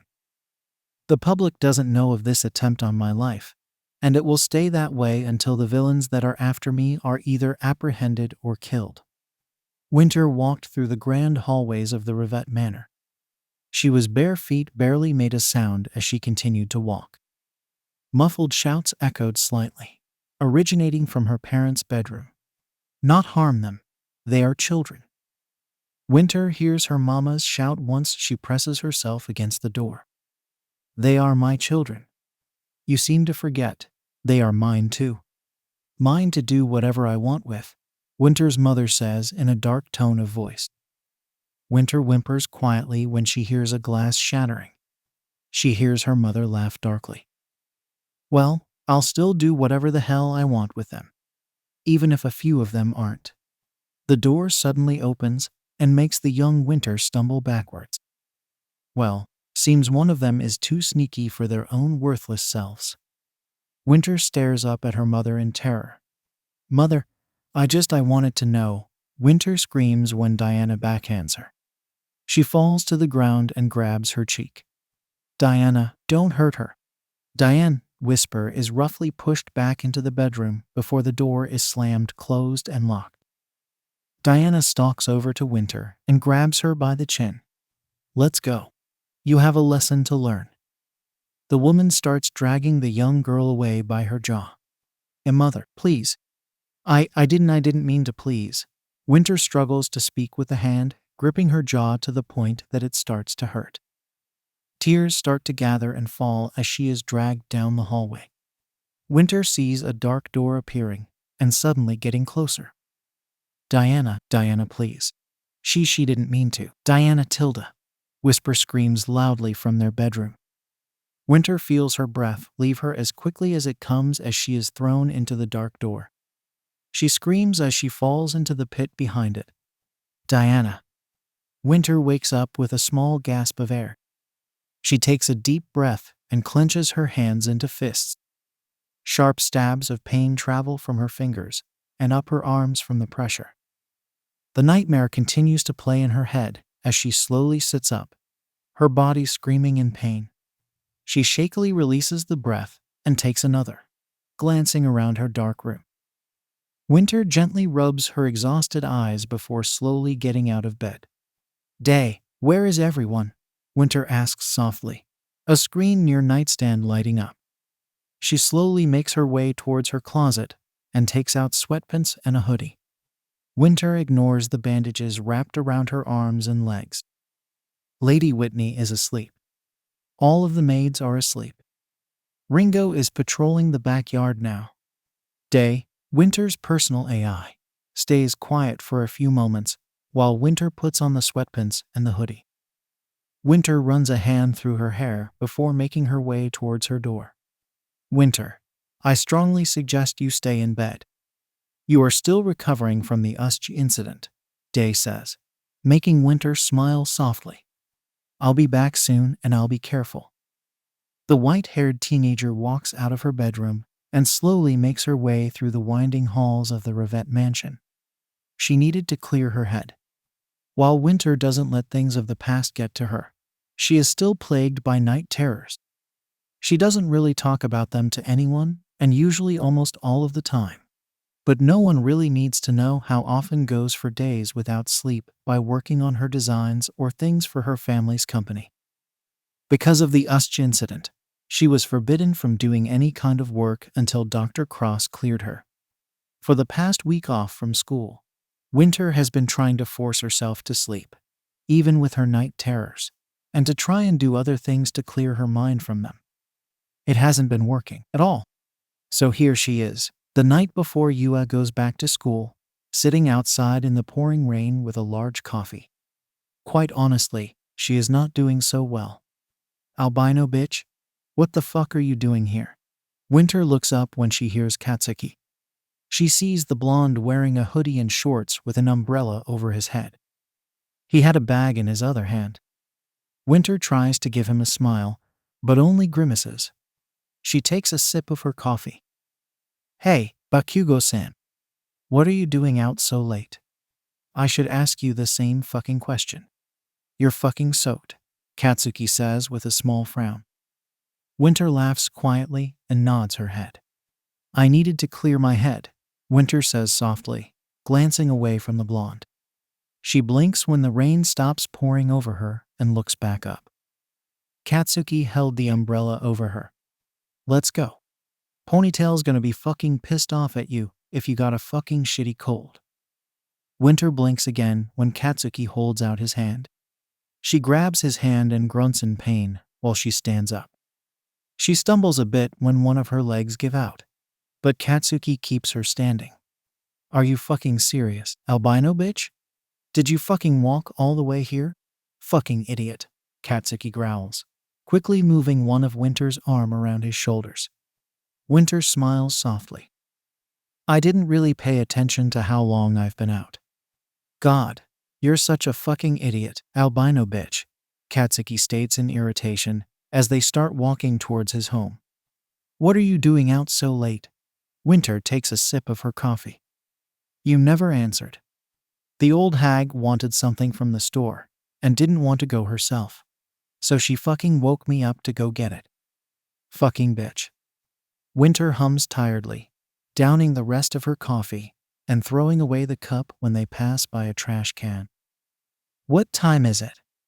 1:30 in the fucking morning last I checked, Katsuki grumbles, adjusting his grip on his bag and umbrella. I thought it was later, Winter comments tiredly, rubbing her eyes. She doesn't see Katsuki staring at her heavily bruised and bandaged hands. Her hoodie sleeve falls slightly and reveals her scarred arms covered in bandages. When's the last time you fucking slept? You look fucking dead, he asks, making Winter laugh a bit hysterically. A full rest, or when I last was able to even close my eyes for more than an hour? Winter smiles bitterly. I guess when I first woke up in the hospital, I lost count of the days. Ponytail's gonna kill you. Katsuki sighs with an eye roll. Winter laughs again and shrugs. They reach Katsuki's home. Hey, old hag, I'm back, Katsuki says loudly as he walks into the modest home. He closes his umbrella and places it in its stand. No one answers. Katsuki growls under his breath and helps Winter deeper into the home. Fucking bitch went back to bed. Fucking damn it. Hope you don't fucking mind, but I'm taking you up to my room. My old hag will start a fucking riot if she sees you on the couch. She'll think I kidnapped you or some shit, Katsuki says quietly as he enters his room. Winter smiles softly when she sees the hero merch around the room. Near the door was a bookshelf filled with romance novels and SHGO manga. She doesn't comment on it. You didn't have to do this, Bakugo-san, so I appreciate it, Winter says softly, while Katsuki gently helps her sit on his desk chair. Katsuki rolls his eyes, ears turning pink. Whatever, albino bitch. I'm just making sure you don't get a fucking cold, 'cause you decided to be an idiot. The blonde walks over to his closet and takes out a hoodie and another pair of sweatpants. He then tosses it over to the white-haired teenager. Put that on. Your wet clothes are going to ruin my mattress, Katsuki snarks, making Winter smile again. He's incredibly nice. I wonder why he doesn't let it show. Winter takes off her soaked hoodie to reveal her tank top and bandaged arms and chest. You look like shit, you know. The statement startles Winter. She looks up to see Katsuki staring at her injuries with a worryingly blank expression. Thunder booms loudly outside. It'll take a bit more time to heal, but Dr. Cross says I'll be healed enough for the sports festival. She slowly pulls on the dry hoodie. Besides, they aren't the most painful injuries I have received. What's the worst injury you ever received? Winter freezes up. She stares down at her shaking hands and clenches them. Pain shoots from her fingertips, keeping her grounded. You don't want to know, Bakugo-san. Not many can stomach the thought. Winter trails off quietly, glaring down at her hands. She takes a deep breath and slowly stands up. Can I use your bathroom to change my sweatpants? And do you have a earphone charger? Winter changes the subject while she walks over to Katsuki's bathroom. Sure. Let me see your shitty phone. Winter smiles brightly and hands her dead phone to the blonde. Thank you, Bakugo-san. And stop this fucking formality shit. Definitely a caring person. It's weird that he hides behind anger and aggression. Winter walks into the bathroom with the thought pushed to the back of her mind. So, Winter got a cold. Turns out, she was outside in the rain for about 2 hours. She already had a weakened immune system through family genetics. But adding the fact she is still incredibly injured, she was not doing so good. Not to mention that Ringo took the entire ride to school to scold her when Ihisa came to pick her and Katsuki up from Katsuki's home. With the scolding, she also has a small headache. "Thank you, Fujibayashi-kun," Winter says softly, voice slightly hoarse. The man just smiles kindly before driving off. Winter shivers despite the warm weather and walks with Katsuki flanking her left and Ringo flanking her right. "I can't be a bodyguard if you sneak out, Winter. I am so telling Whitney and Momo," Ringo exclaims while handing Winter a bag with her uniform inside once they stop by a girl's restroom. Winter leans over to Katsuki. "Please distract him for me. I would prefer not to deal with a headache while I'm sick." With that said, she enters the restroom and quickly takes one of the stalls. A few minutes later, Winter comes back out wearing her uniform and Katsuki's hoodie. Her hair was in a small ponytail, a few strands falling out, and the bags under her eyes were pronounced with her pale skin. She hands the bag back to Ringo before grabbing her satchel. "Ringo-kun, before you continue your scolding, Bakugo-kun, and I have to get to class." "Momo-chan will continue your scolding, I'm sure," the white-haired teenager says softly, interrupting Ringo before he could open his mouth. He pouts and crosses his arms, making Winter sigh in relief. "Come on, albino bitch. We're gonna be late." Katsuki starts walking towards the stairs. Winter follows after him, quickly catching up without walking any faster. They stay in a comfortable silence as they walk towards their class. "If you get me sick, you'll have fucking hell to pay." Winter laughs quietly at the sudden declaration before smiling down at the blonde. They stop in front of the classroom door. "Of course," she says with a small nod before opening the door and walks in first. "Winter Rose Hissy Branwyn Artemis Ravette," Momo exclaims with a heavy glare. Winter sighs heavily and rubs the back of her neck. "Hey, Momo-chan. I see Ringo-kun has already told you about last night." Winter rubs her temples while she takes deep breaths to keep her irritation in check. Momo and Ringo continues to scold her, ignoring their lunch to do so. She was perfectly aware that her class was just watching on the sidelines. Katsuki was on his phone, ignoring the commotion. "Winter-kun, are you even listening?" Ringo exclaims with his hands on his hips. Winter brings her attention back on her bodyguard. "No. I stopped paying attention to your needless scolding 3 minutes ago." "Winter-kun." "Ringo, I am still healing from grievous injuries. I have had 4 hours of sleep in total of the entire week. Last week, I am sick. And with the non-stop scolding from both you and Momo, I am on my way to getting a migraine, and it's not even lunch yet. I know sneaking out wasn't the smartest decision. Please leave me alone." Winter finally snaps before standing up to walk out of the classroom. She gasps quietly when her leg gives out, and she falls forward. Before she could hit her head on the corner of a desk, someone reaches out and quickly wraps around her upper body. "Albino bitch, you are such a fucking idiot. Seriously," Katsuki snarks loudly while he unwraps his arms from the white-haired teenager. He keeps a secure hold on her, in case she fell again. She slowly stands up again, only to collapse back on her knee. "Seriously?" Winter grunts in pain and sits back, feeling her migraine get worse. Ringo places the back of his hand against Winter's forehead and frowns. "I'm taking you to recovery, girl. You're at a normal temperature." "Isn't that a good thing?" Izuku asks worriedly. Momo shakes her head as Ringo carefully crouches down and carries the white-haired teenager bridal style. Winter-chan has a much lower body temperature than the average human, so having a normal body temperature is equivalent to a severe fever for her. Momo explains before grabbing Winter's bag. "Bakugo-san, can you carry Winter-chan's bag to the infirmary? She'll get bored laying around without anything to do," she asks and hands the satchel to the blonde. He growls under his breath, but grabs the satchel, slouching after Ringo and Winter. Ringo-kun, I'm fine.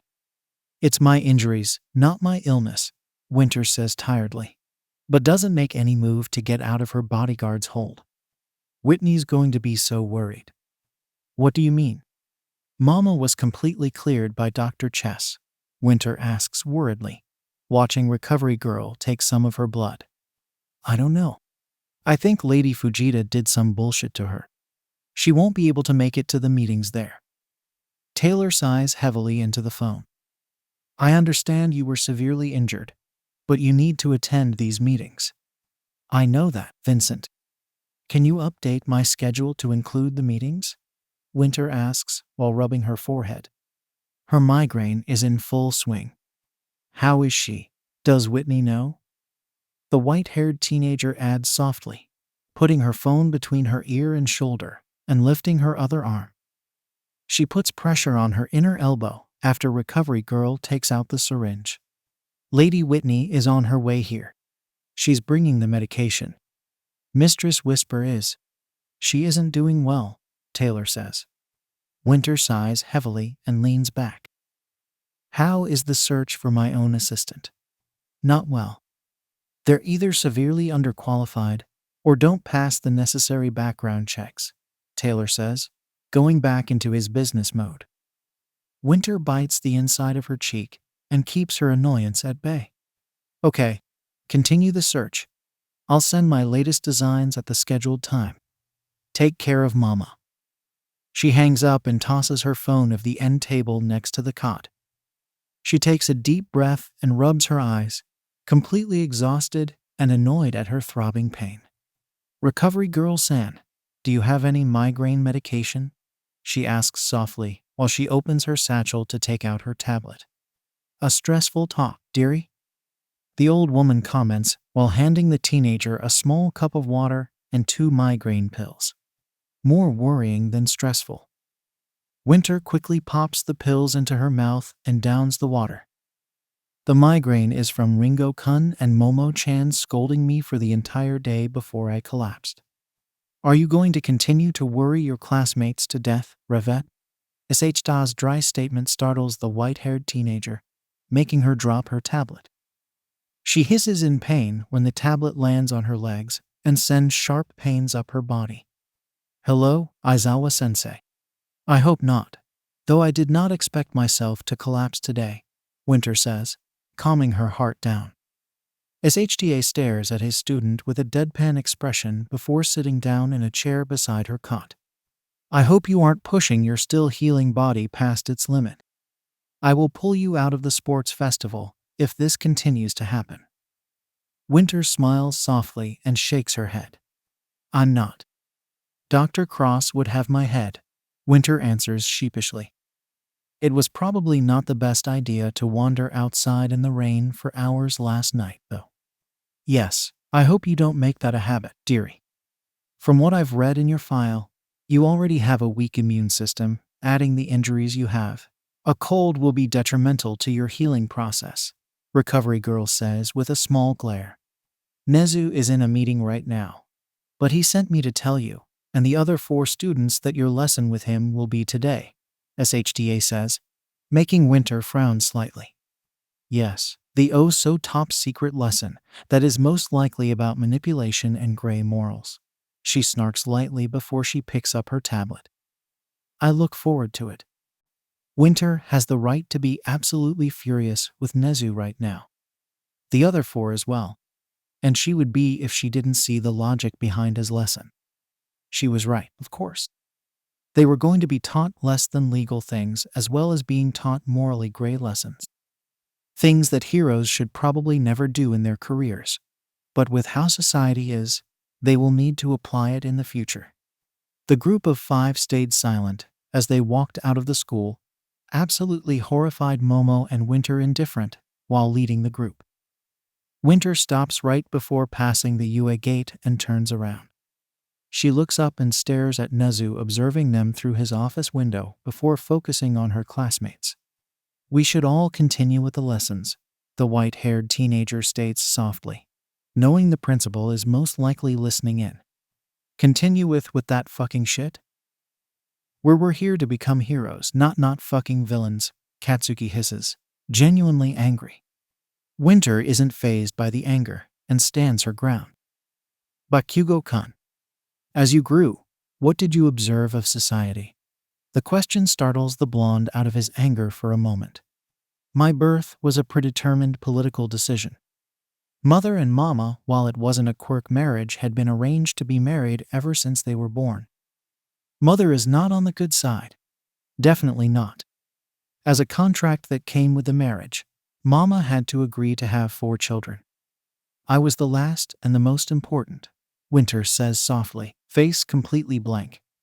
I was born and raised in the world of wealth and politics. The world of corruption. If you wanted to survive in that world, in the corruption, you had to do whatever it took to come out on top.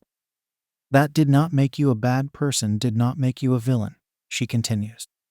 I wish I could tell you that your world, the working class society and hero society, were different. But they aren't. And they will never be different. Society is full of shades of white, shades of black, shades of gray. These lessons, Ravette-kun. This isn't right, Izuku says, incredibly pale and looking a little sickly.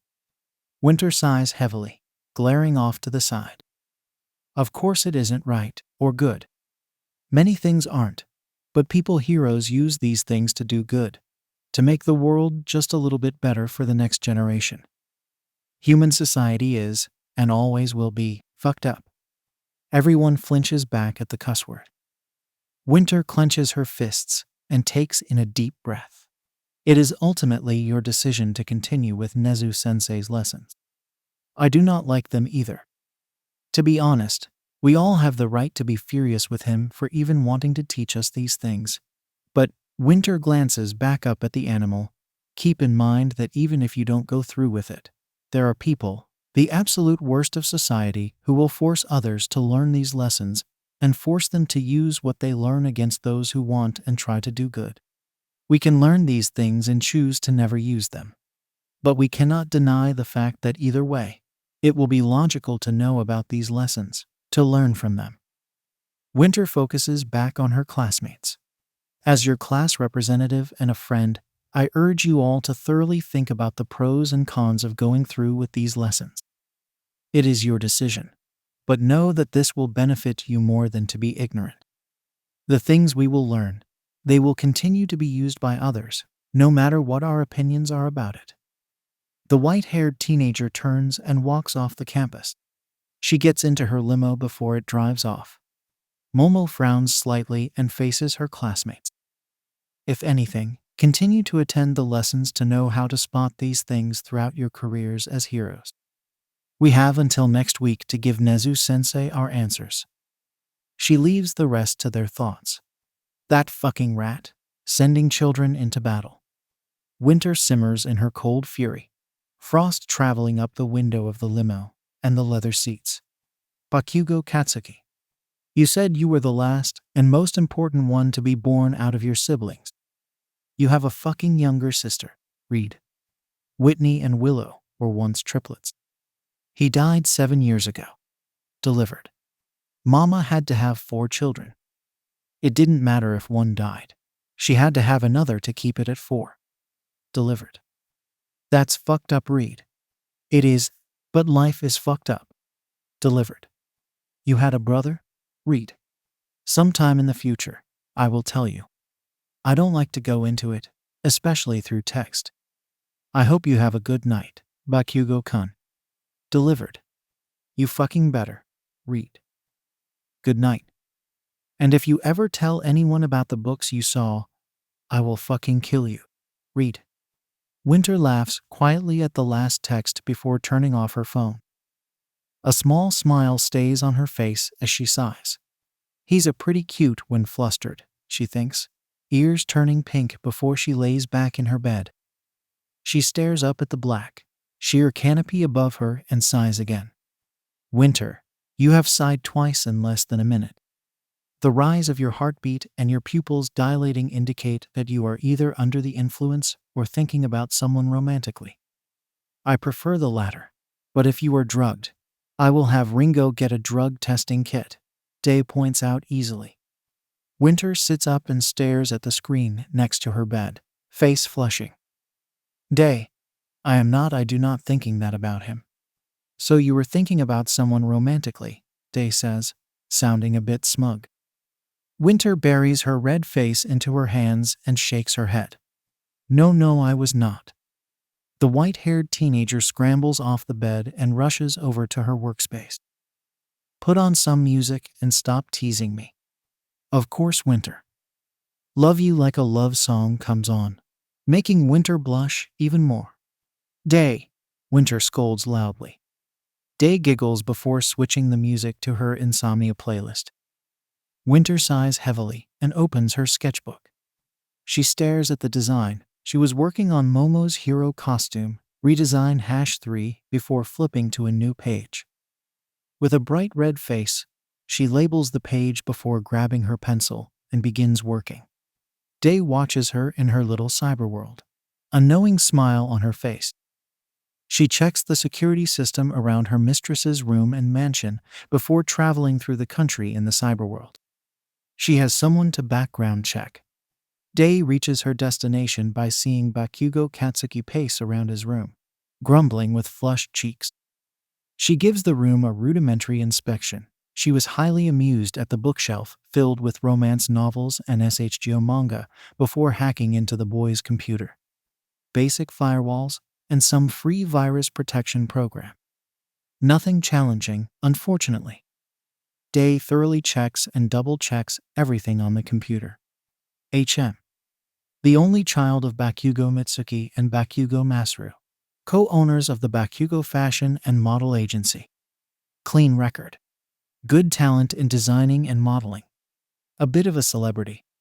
Bad home life. Winter must have spotted the signs already. Decent manners. Day mentally takes notes on the not bland per se, but surprisingly clean information. Seems too good to be true. Day delves deeper, accessing Japan's entire cyber world so incredibly easily. But Winter always said not to brag to find anything wrong about Katsuki. She refuses to ever let Winter be with another horrible person again. Her mistress suffered too much from her, lost too much. Day would do whatever it takes for Winter to be happy. If that means possibly ruining the life of a promising hero in training, so be it. Winter will always forgive her. Winter-san, are you excited? It's the sports festival, Mina exclaims cheerfully, latching onto the white-haired teenager's arm when she walks into the waiting room. Winter jumps slightly in surprise at the sudden pounce before smiling brightly. Yes, to be actually participating in the sports festival is something I have dreamed of doing. I was always fascinated by it. Winter gently pulls her arm away from Mina to pull up her hair. I'm not one for publicity, despite being Ravette Winter. But to be in the sports festival where everyone has an equal chance to win, to be in a competition to prove my worth, and where I fight to keep my place, it is all very exciting. Winter quickly ties her hair up into a ponytail, not bothered when a few longer strands fall out almost immediately. Mina blinks at the heartfelt statement before grinning brightly. If anyone's gonna make it to the top, it's you, Winter-san. You better win for us girls if you do, Mina exclaims, making Winter blush a bit. Winter gives Mina a small look, still smiling. Mina-san, don't downplay your own skill and talent. You'll be great. We all will. Which, to Winter, was true. Even with the failed intimidation tactic the rest of the first-year students had attempted yesterday, Winter is absolutely confident that her class was going to dominate the sports festival. Not only did she see all of their potential throughout the short time they have been at UA, they were all absolutely determined to get stronger. USG wasn't something Winter would wish upon anyone, but she is glad that her class survived through it and learned from it. Actual experience is better than simulations and lectures. Our class, Winter continues with a determined grin. I am absolutely sure that our class is going to dominate the sports festival, and I am proud of the fact. No matter who takes the top 3, it will be our class, and we will show them all that we deserve it. Winter-chan, please don't get carried away in this competition. It would not be good for your future hero reputation if you were banned from it indefinitely. Like last time, Momo says calmly, working on something from her tablet. Winter feels her ears burn, and she gives her best friend a small glare. It was a competition, she defends herself, making the black-haired teenager roll her eyes. Winter-chan, you punched the judge so hard that you knocked him out, Momo points out. Winter turns up her nose with a huff and turns around. He was being paid to turn a blind eye to Catherine's cheating. And you gave into his game and assaulted him. Which, may I remind you, disqualified you from the competition and automatically gave Catherine first place, Momo adds, glancing up from her tablet. Winter scowls slightly and glares at her. You cannot blame me for keeping the competition honest. Someone had to do something. Whoa, Winter-sen punched someone. But she's so nice, Mina asks with wide eyes. Winter feels her blush spread to her cheeks as she brushes the loose strands out of her face. I admit, I may have lost control of my temper, but I am an incredibly competitive person and I can become a bit aggressive. But I despise it when people do not respect the rules and break them. I despise it even more when those supervising competitions blatantly overlook these people breaking the rules and cheating. Most of the time, I can control myself better, Winter begrudgingly states while fixing her scarf. It was in the heat of the moment. I was already having a bad day. Mother was being even more unbearable than usual. I was given news of a betrayal. It wasn't my best moment, but I won't lie and say I regret. Punching that little fuck punching that judge was the best thing that happened at the competition, and it was worth it. Oh, was cussing him out also worth it? Momo teases, making the white-haired teenager glare at her. I have no idea what you're talking about, Momo. Story time's over. We need to focus. Winter changes the subject with a stern tone. Everyone turns their attention on other things, except an amused, but he'll never admit it, Katsuki. He chuckles silently and leans against the wall while Winter walks past. Fucking better not hold back your competitiveness and your fucking aggression. I'm gonna prove I'm the fucking best, albino bitch, Katsuki says quietly. Winter pauses in front of him and turns with a smile. Look forward to it, Bakugo-kun. I hope you're up to the challenge. I'm not easy to defeat. A feral grin grows on the blonde's face as he oushes off the wall. Yeah? Well, I'm not either, Ravette. Hey, pay attention, audience. Swarm, mass media. This year's high school rodeo of adolescence that you all love. The U.S. Sports Festival is about to begin. Everybody, are you ready? Present Mike shouts through the intercom. The entire stadium starts cheering loudly. Winter takes a deep breath and starts leading her class with a bright, confident smile. It's time for the students to enter the first-year stage. Winter glances back and gives her class a thumbs up before turning back around. They enter the stadium and the crowds go absolutely wild. The white-haired teenager blinks away her momentary blindness and takes a quick glance around. The stadium was almost completely full, and Winter knew it was because of her. The U.S. Sports Festival. The huge battle where fledgling heroes sharpen their swords once a year. Anyways, these are the guys, right? The miraculous news stars who overcame enemy attacks with their hearts of steel. Winter puts on her picture smile and raises a hand to wave at the stadium. The hero course, Class 1A, right?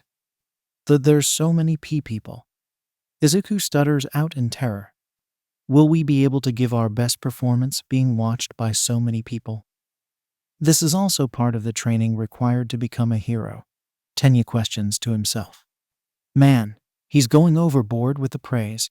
I'm getting nervous, Aijiro states quietly.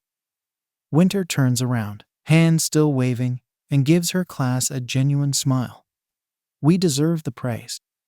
It's not every day children are able to survive a planned villain attack with no backup. Don't let it get to you.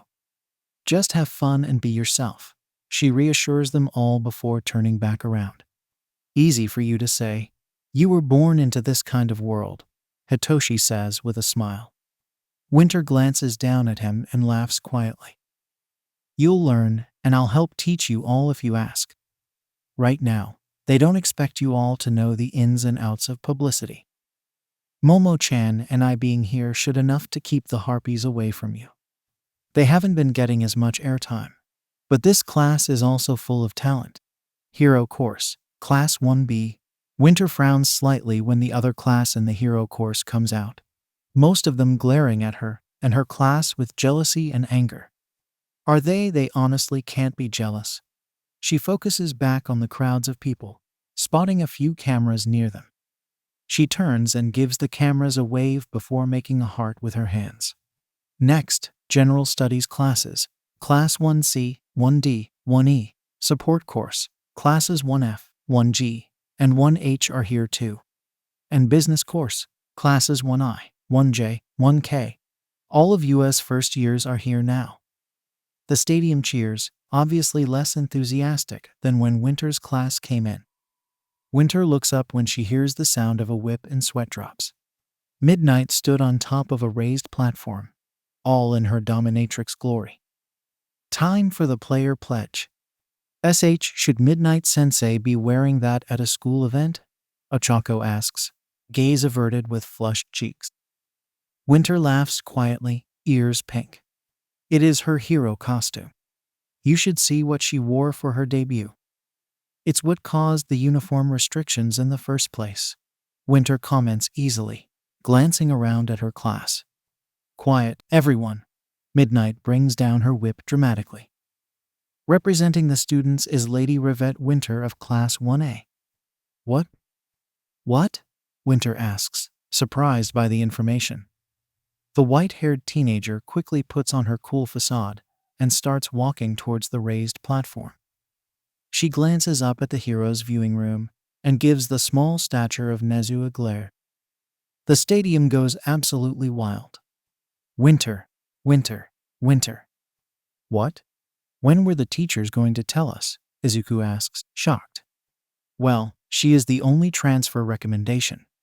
And in case you have forgotten, she broke the exam records at Bate, getting the highest score since the founding of the academy. Not to mention her name. Nezu-sensei is probably doing this to further US political clout, Momo says calmly, not the least bit surprised.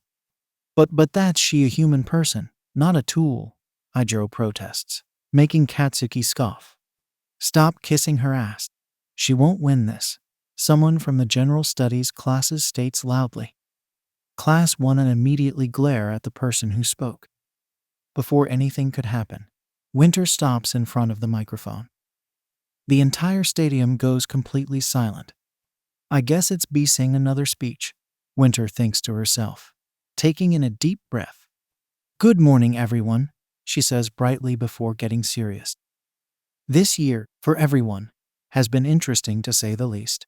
All Might Sensei moved to Musutafu to begin teaching at this wonderful school, Yua High School. I was accepted as a transfer recommendation here, which I will be eternally grateful for. Reporters managed to trespass on US campus. And villains attacked a class of teenagers, a class of 22 kids cut off from any backup, and only having 2 heroes, neither suited for frontline combat, and a teacher's assistant there to protect them. She takes a deep breath and stares straight into the camera. No class should go through this. None. Not even the third-year classes, even if they are much more experienced. It was a premeditated attack intended to kill as many people as possible. It makes me furious. It makes me furious that villains thought they were being smart, thought they would actually get away with this. This school, every student is here to make change. Business, heroics, general, support. All of us, in all courses, were skilled enough to get accepted. Nezu-sensei saw the potential, and I see it too. For villains to attack 22 kids filled with potential to try and bring down the heroes' egos is such asinine. So, what I mean to say is this. You villains, you cowards, thought it would make people fear you for attacking one of the most prestigious schools in Japan. You are wrong. This sports festival, it's not just to show off all of our talents and strength. No, this year, we the students are showing the world that you don't scare anyone. That you failed. All you ever accomplished was showing the world that you were too weak to defeat first-year students. So next time you decide to attack us, think about that. Think about your failure and remember next time, you'll lose again. Next time, everyone will be prepared, and the kids they won't be as inexperienced. And if it comes down to it, we'll defeat you again. Winter gives the camera an obvious mocking heart with a cheerful smile. Go beyond, plus ultra. You can't beat that easily, she ends her speech. The stadium stays silent for a few moments more before the crowds start cheering and screaming. Winter, you so pretty. Winter-chan, can I have a selfie? Winter, Winter, Winter, Winter. The white-haired teenager takes a deep breath and gives a bow before turning around and walking back towards her class. She sees something get thrown towards her and reaches out her hands. A giant stuffed teddy bear falls into her hands and Winter laughs quietly. She waves at the crowd before reaching her class. Good declaration of war. Should I inform Nissan that we may need to be prepared for future battles? Momo asks curiously with her phone to her ear. Winter nods her head with a smile. Please. Oh, and Miss. Winter turns to the general studies girl who commented before her speech. My friends aren't kissing my ass, as you said. What they said was the true facts. I hope you have trained for this. The sports festival is not easy, and anyone who thinks that should reevaluate wanting to transfer into the hero course.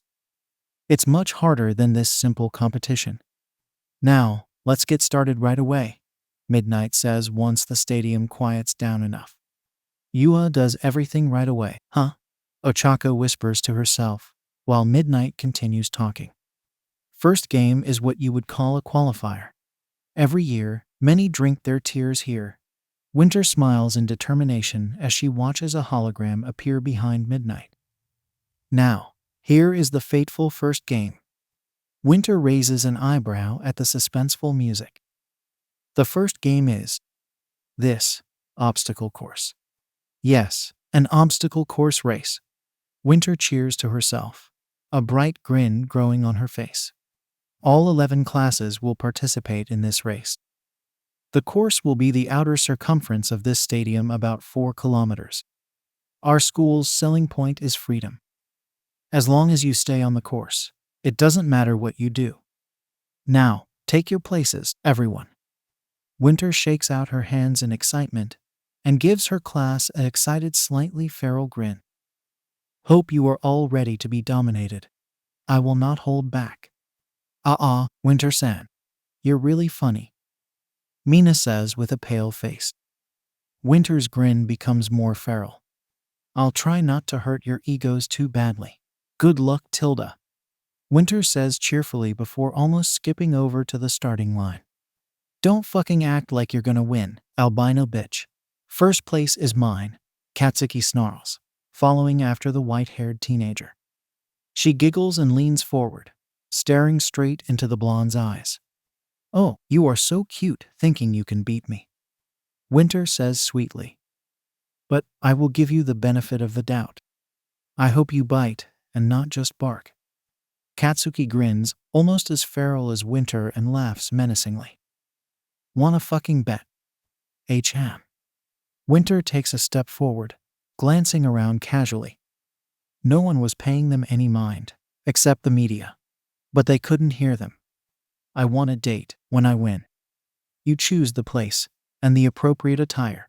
But I want the date to be this Saturday, Winter says quietly, ears and cheeks turning pink. Katsuki leans back in slight surprise, staring at her for a few moments. His face explodes in bright red, and he averts his gaze. He is so adorable when flustered, Winter thinks, stifling a giggle. Katsuki gets most of his surprise under control and smirks. Fine. But when I win, you cook me a good fucking dinner at your fucking mansion. One that you cook, not your multiple shitty chefs and cooks. And you redesign my hero costume for me, and I get to decide if I want to fucking use it or not, Katsuki says, making Winter laugh quietly. Her face becomes slightly pinker. Okay, deal. I look forward to that date, Katsuki, Winter says calmly, before turning around and starting her walk to the starting line again. She's incredibly excited. It's been a while since anyone was able to be a challenge for her. Winter stares up at the 3 green lights, watching as the first light goes out. She crouches down slightly, arms spread out. Her feral grin appears again. The second light goes out. Icy mist starts to appear out of Winter's hands, forming frost on her fingertips. The third light goes out. Start! Ice shoots out of Winter's hands, forcing her out of the crowd and into the air. She taps her heels together as she descends to the ground. Ice forms on the ground right before Winter lands, and she immediately starts skating. Lady Ravette flies out of the crowd and takes first place with her cool quirk. She is the first to reach the first obstacle. How about that zombie man? Present Mike's loud commentary doesn't break Winter's determination or focus as she starts to speed up. Depends on how well she can keep her spot. SHTA speaks through the microphone, sounding completely exhausted. Duck. Winter's instincts blare alarms in her head, and she forces herself to bend backwards, avoiding a giant robotic hand. Robots. Pretty easy to outmaneuver. Lady Ravette springs back with her creepy flexibility and avoids the zero-pointer's attack. She doesn't even break her momentum. Lady Ravette is giving everyone a run for their money. Winter twirls around the multiple zero-pointers and passes the first obstacle. She gains even more momentum, grin becoming even more feral. Todoroki SHTO, Bakugo Katsuki, and Yaoyorozu Momo quickly get out of the crowd and grabs second, third, and fourth place. The white-haired teenager hums at the information and turns her head. She sees one of Katsuki's giant explosions and laughs freely. This date is going to be fantastic. Winter faces forward and soon reaches the second obstacle. She laughs again and doesn't slow down. Nezu-sensei definitely asked for Miss Simmons's opinion. She thinks excitedly before lifting her right foot and skating on one of the cables attached to the cliff and the columns leading towards the other side of the course. Lady Ravette shows amazing skill and skates across one of the cables with complete ease. She isn't even surprised by the second obstacle. She's so cool. Present Mike shouts into the microphone, making the stadium cheer loudly. Todoroki-san and Bakugo-san quickly pass the first obstacle and are gaining ground on Lady Ravette. Will one of them take first place from her? Unlikely, but there is still a chance. Lady Ravette has 11 years of ice skating experience and has multiple medals and trophies to show her expertise. If her skates are compromised, she may not be able to win, SHTA informs tiredly, making Winter frown slightly. She almost falls off the cable when a loud explosion behind her startles her. What the fuck are you doing, albino bitch? Think you can win that easily, huh? Katsuki shouts angrily, a feral grin on his face. Winter looks up and sees Katsuki flying in the air with his explosions. She grins brightly and giggles, stopping once she reaches the other side of the obstacle. If you wanted me to hold back, you could have just asked. You fucking bitch. Winter laughs at the shout and continues to skate again. SHTO catches up with Katsuki and starts to fight him, making Winter smile. Boys. She thinks fondly as she gets to the last obstacle. Winter frowns when she sees dozens of small mounds of dirt across a long stretch of the course. Landmines. Winter gives her surroundings a quick glances before she crouches down. Right as she reaches the first row of landmines, she jumps up and taps her heels together. Before she falls onto the landmines, icy mist appears below her feet and shoots her up in the air. Shit! Winter wobbles in the air as she tries to keep herself balanced. When she knows she won't fall to the ground and on top of the landmines, she starts to slowly float over the minefield. Wah! Zombie man, what have you been teaching Lady Ravette? Lady Ravette is using her quirk to fly over the third obstacle with ease. She really is a prodigy. You can see that making herself fly is not easy. She clearly hasn't been able to train this skill and is pushing herself to get over the obstacle. It is rare to be able to fly and incredibly hard, SHDA argues with present Mike's praise. Winter smiles slightly, feeling warmth grow in her chest. It has been a while since someone really paid attention to when she should be praised or not. Winter gasps when her quirk stops for a moment, and she falls a few feet. She quickly focuses back on her quirk and glances down. Almost past the minefield. "Get the fuck away from me, icy hot." Winter hears Katsuki's shout and laughs quietly. She redirects her quirk, making her fall. She uses her quirk to make an ice slope and slides down it, avoiding the last bit of the minefield. Winter stumbles to a stop before she goes into a dead sprint. She grins brightly as she runs into the dark tunnel, hearing the loud, echoing cheers of the crowds. With no competition at all, Lady Ravette Winter dominates the obstacle course race and takes first place. Winter, Winter, Winter. Winter slows to a stop once she passes the finish line. She gives the cameras another heart with a cheerful smile. "Of course they're cheering for me," the white-haired teenager thinks bitterly, still smiling. She walks over to the raised podium, shaking out her hands with a small shiver. It shouldn't take too long for everyone else to finish. Winter's smile turns warm when she remembers her bet. "I wonder where he will take me." Winter rushes over to the out-of-breath Izuku and claps her hands in excitement. "Midoriya-kun, that was so amazing. That plan was ingenious." Thank you, Ravette-san, I mean Winter-san, but it wasn't that great." Izuku trails off his stuttering with a bright red face. Winter frowns slightly, making Izuku wave his hands nervously.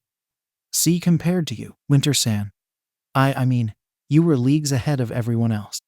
No one really stood a chance." He praises nervously, paling slightly when Winter frowns even more. She sighs quietly and pats the shorter teenager on the head. "So soft," Winter exclaims mentally, ruffling Izuku's hair. "I'm going to say this again. Don't downplay your own skill. To be honest, I got lucky with what the obstacles were." Winter glances over and sees a fuming Katsuki and an irritated SHTO.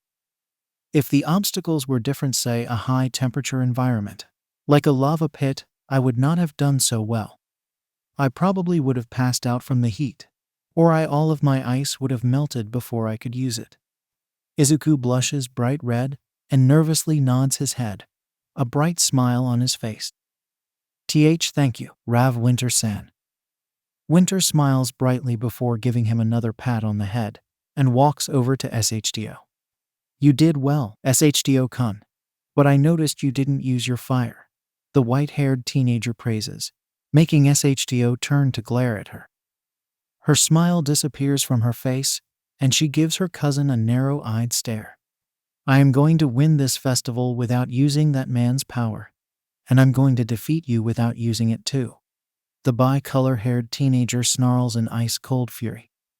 Winter stares at him for a few long moments. "So, what I am hearing is, you are going to half-ass the most important public event we will be doing this year to be petty." Winter doesn't move when SHTO takes a menacing step forward. "I am not being petty." "You are," Winter argues back. "But I do understand." No, you don't. Don't even fucking try to lie to me," SHTO snarls quietly. Winter's expression shifts to an ice-cold blank, shocking SHTO back a few steps. "I am not, nor will I ever, be a liar. Don't you dare insult me to my face again." Winter states in an icy calm. "I know your father does things under that stupid guise of training. I do. My mother does the same to me, only she does not deny that she tortures me or pretends it will make me better. I know, better than anyone here, why you want to prove to your father that you can win without using your fire. Do not let your hatred overcome you. Your quirk is half ice, half fire. It is yours. If you want to prove to your father and embarrass him, ruin his pride, then use your fire, your way. The white-haired teenager adds, softening her anger. Live your life, your way. I will be there for you, if needed. Our class will be there for you. She turns and walks towards Katsuki, finished with her piece. You did amazing. I watched the last bit. Winter compliments brightly. Smile much more subdued after talking with SHDO. Katsuki snarls angrily with true anger, making Winter sigh. Why are the boys so angsty today? Winter glances around, making sure no one was near them. Are you all right? You truly did good. I didn't even expect Midoriya-kun's plan. If that makes you feel better, she asks calmly. Katsuki's snarl slowly fades away, replaced by an exhausted blank expression. I'm fine. I'm going to fucking win. I will. Katsuki averts his gaze with a scowl. Winter blinks in surprise before tilting her head. Well, you have to defeat me, and I am not an easy opponent. And with a date on the line, I do intend to win, Winter comments with a teasing smile, making Katsuki snort with an eye roll and a small flush. Shut the fuck up, Katsuki says with a hidden smile. Winter smiles brightly, glad she was able to cheer him up a bit. The first game of the first year stage is finally over. Now take a look at the results, Midnight exclaims, waving a hand at the hologram behind her. First, Class 1A, Winter Ravette. Second, Class 1A, Izuku Midoriya. Third, Class 1A SHDO Todoroki. Fourth, Class 1A, Katsuki Bakugo. Fifth, Class 1B, Ibara Shiozaki. Sixth, Class 1B, Juzu Honuki. Seventh, Class 1A, Tenya Ida. Eighth, Class 1A, Fumikage Takoyami. Ninth, Class 1A, Hantasiro. 10th, Class 1A, Eijiro Kirishima. 11th, Class 1B, Tetsutetsu Tetsutetsu. 12th, Class 1A, Mashirawa Jiro. 13th, Class 1B, Yosu Uwase. 14th, Class 1A, Suyu Asui. 15th, Class 1A, Mizo SHGI.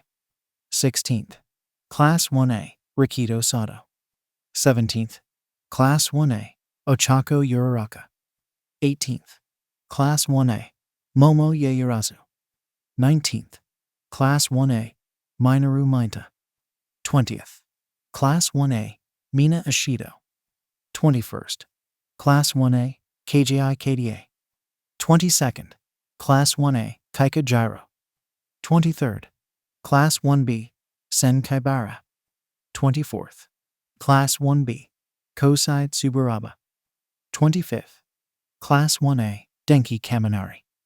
26th, Class 1B, Kajiro Bondo. 27th, Class 1B, Ryaiko Yanagi. 28th, Class 1A, Hitoshi Shinzo. 29th, Class 1B, Itsuka Kendo. 30th, Class 1B, Jiroda Shishida. 31st, Class 1B, Shihai Kirawara. 32nd, Class 1B, Yui Kodai. 33rd, Class 1B, Huryu Rin. 34th, Class 1B, Nyaranjeki Shota. 35th, Class 1B, Kinoko Komori. 36th, Class 1B, Tagaru Kamakiri. 37th, Class 1B, Mido Monoma. 38th, Class 1B, Pony Tsunatori. 39th, Class 1A, True Hagakure.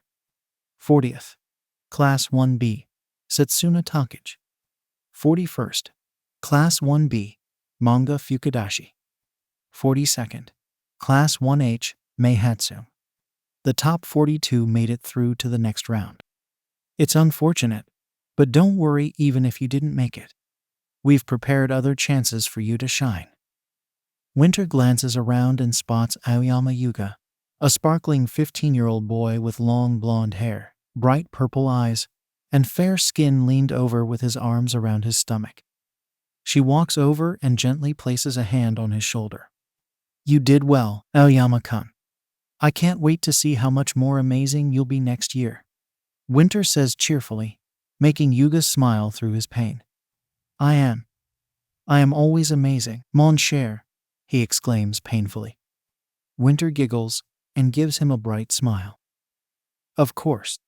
Would you like any help to get to recovery, girl? No, thank you, mon cher.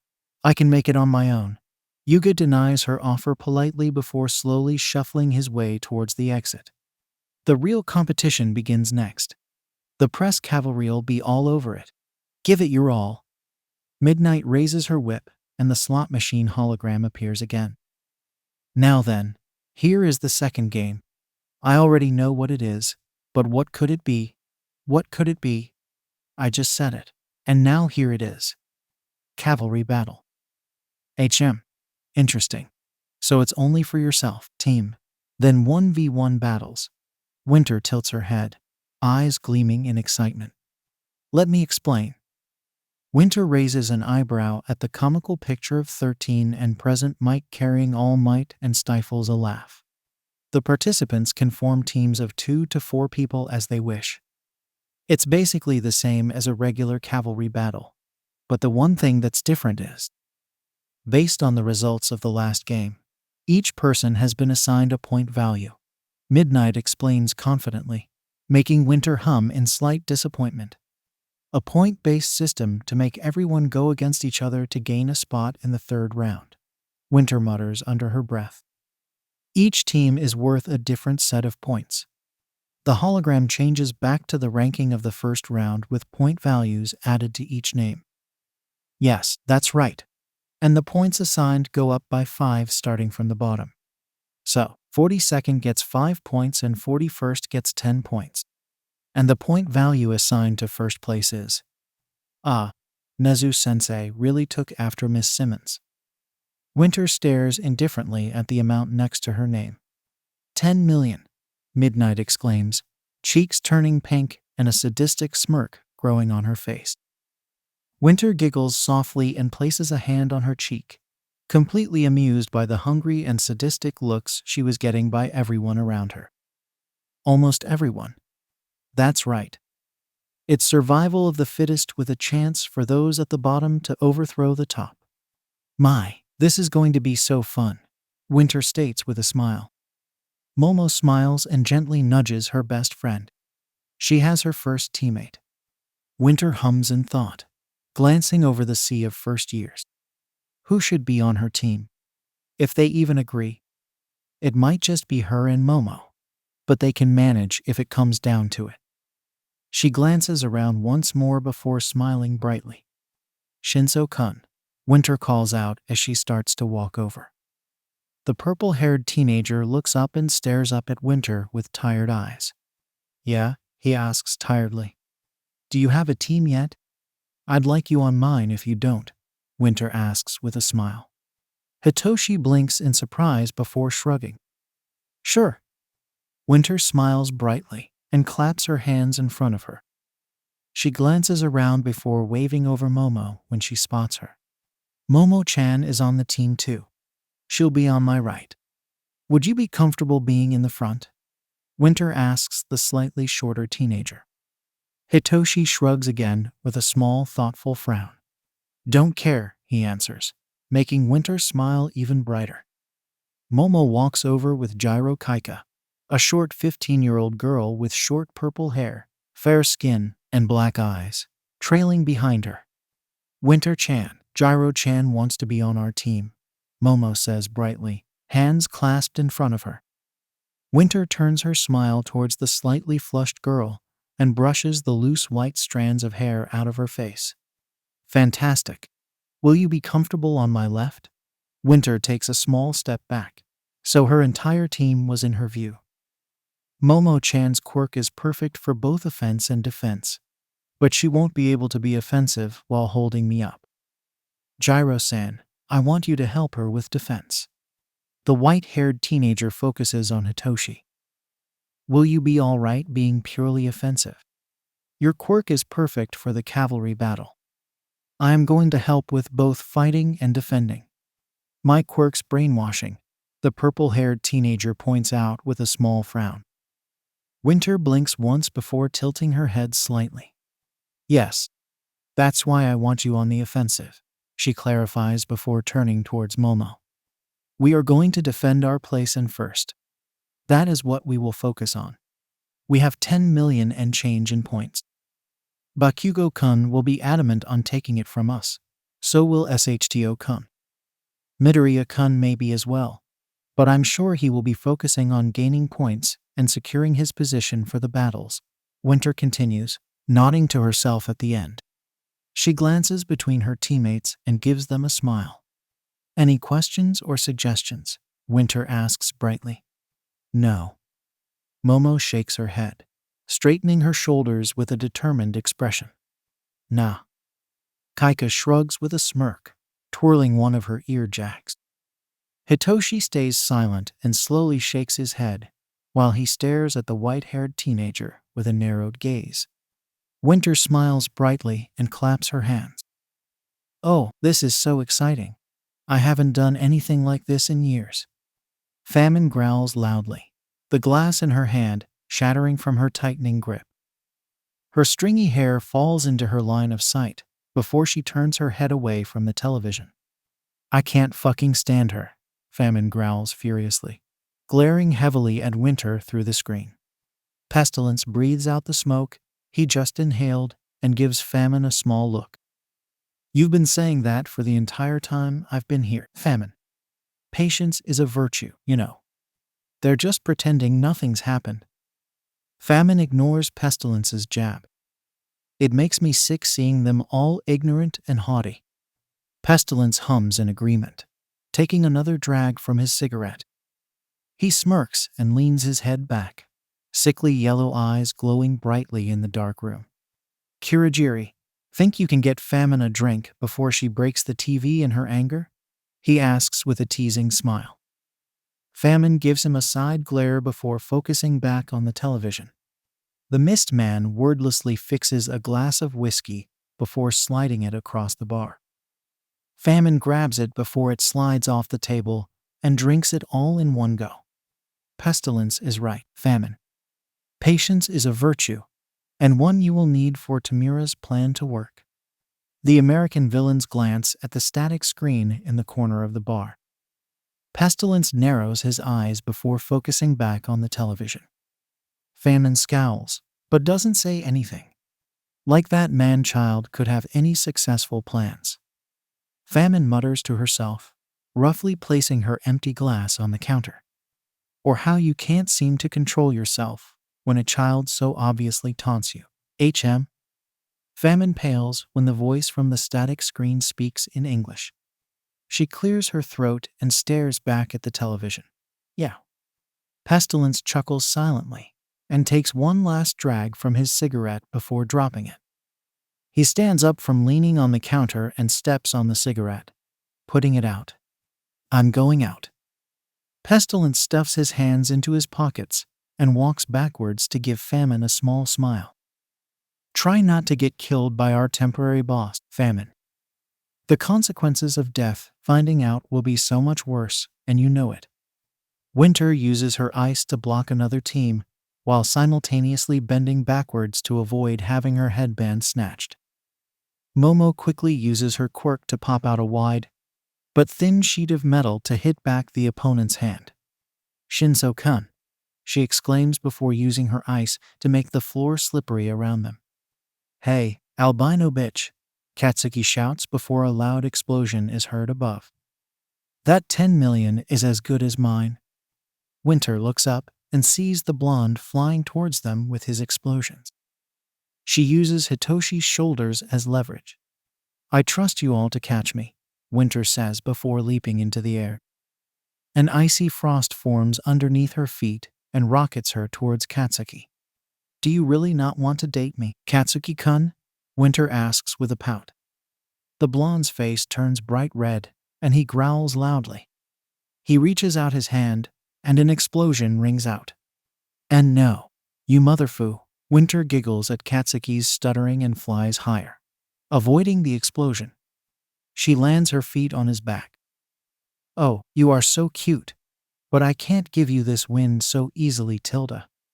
The white-haired teenager jumps back up, making Katsuki fall a few feet from the force. She hangs upside down and gives him a small wave and a wink. Bye-bye. She starts to fall, flipping through the air so her back faced the ground. "I'm gonna fucking kill you." Winter giggles at the scream before she feels herself land in a blanket. "Should you really be taunting Bakugo-kun?" Momo questions with a raised eyebrow, staring down at her slightly blushing best friend. Her eyes narrow as she quickly helps Winter back on her shoulder. "Oh, it's all in good fun, Momo-chan." Winter giggles again, face flushing more. "Besides, I have a bet to win against him." "What's a little teasing?" Momo hums suspiciously before she starts steering their team away from their opponents. Hitoshi rolls his eyes with a small huff before he focuses his tired gaze on an opponent team in front of them. "How's your head?" Hitoshi asks the person in front of the opponent's team. The girl scowls and glares straight at the purple-haired teenager. "What the he?" Her eyes glaze over with a gray film, making Hitoshi smirk. He helps steer the team around the opponent team. "Go to the farthest corner and stay there," he orders as Winter forms an ice wall behind them. A small smile forms on her face, glancing down at Hitoshi before she focuses on defending their place. 1 minute left, Midnight shouts with a smirk. Winter just giggles when the other teams start to increase their attempts at grabbing her headband. They're all so stubborn. "I wonder if Ba will get a high amount of exchange students next year," Winter comments aloud with a bright smile. Momo smiles slightly and shakes her head. "They always get dozens of exchange students every year," Momo points out with a slightly exasperated eye roll.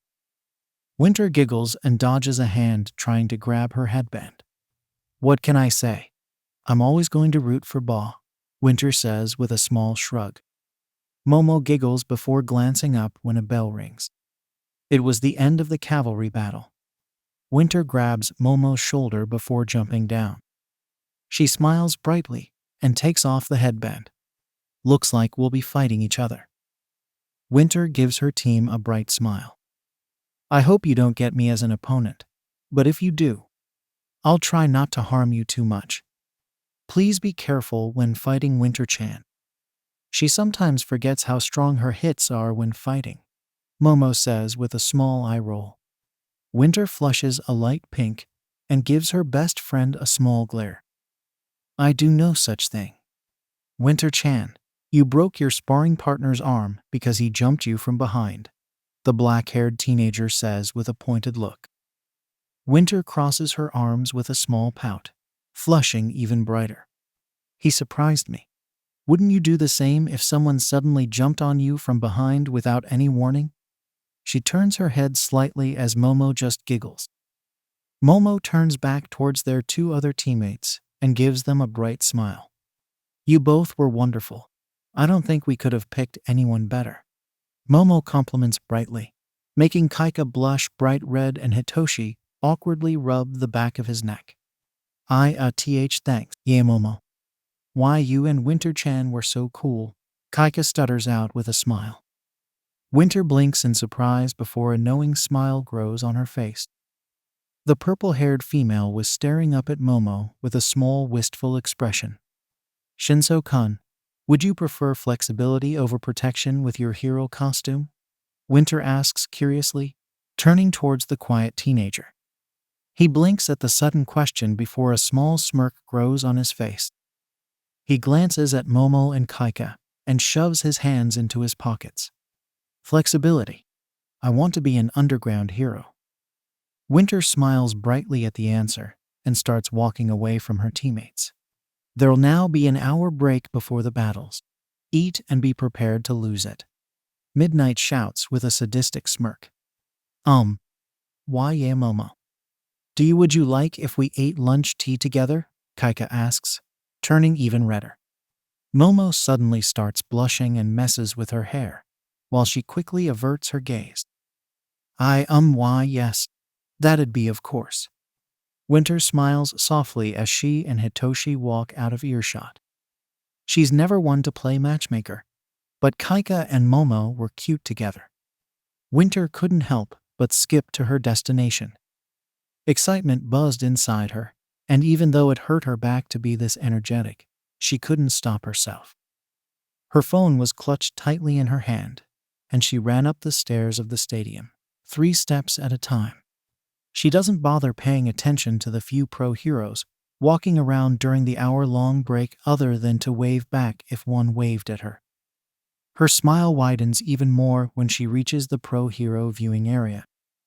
Without knocking, she opens the door and walks in. There she is. The statement was her only warning before she is pulled into a giant hug. Winter giggles loudly and wraps her arms around the tall woman's neck. "Maelstrom, it's so good to see you," Winter exclaims brightly as the American pro hero twirls her around. The 27-year-old woman was around 6 foot 4 inches with dirty blonde hair slicked back, stormy blue eyes surrounded by a black domino mask, and tan skin covered in freckles. She wore black padded leggings, a mesh navy blue skirt, and a sleeveless turtleneck, navy blue shirt. "Maelstrom, you're gonna make her sick like last time," a 32-year-old man says with a small eye roll, leaning against the wall. He had pale skin, bright ginger hair, and silver eyes. He wore a backless, sleeveless plum purple shirt, a black high-waisted mini skirt, black garters, and fishnet leggings. A dark purple eyeshadow surrounded his eyes, and a black matte lipstick painted his lips. "No. 3 American hero, Rain Hero." Maelstrom pouts before setting down the white-haired teenager. She keeps Winter close to her chest though, making Winter smile brightly. "Hi, succubus."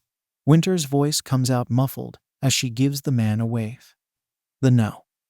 6 American hero, X-rated hero. Succubus gives a small wave and an easygoing grin. "Howdy, little raven." Maelstrom releases the white-haired teenager from her hug, making Winter finally notice the others in the room.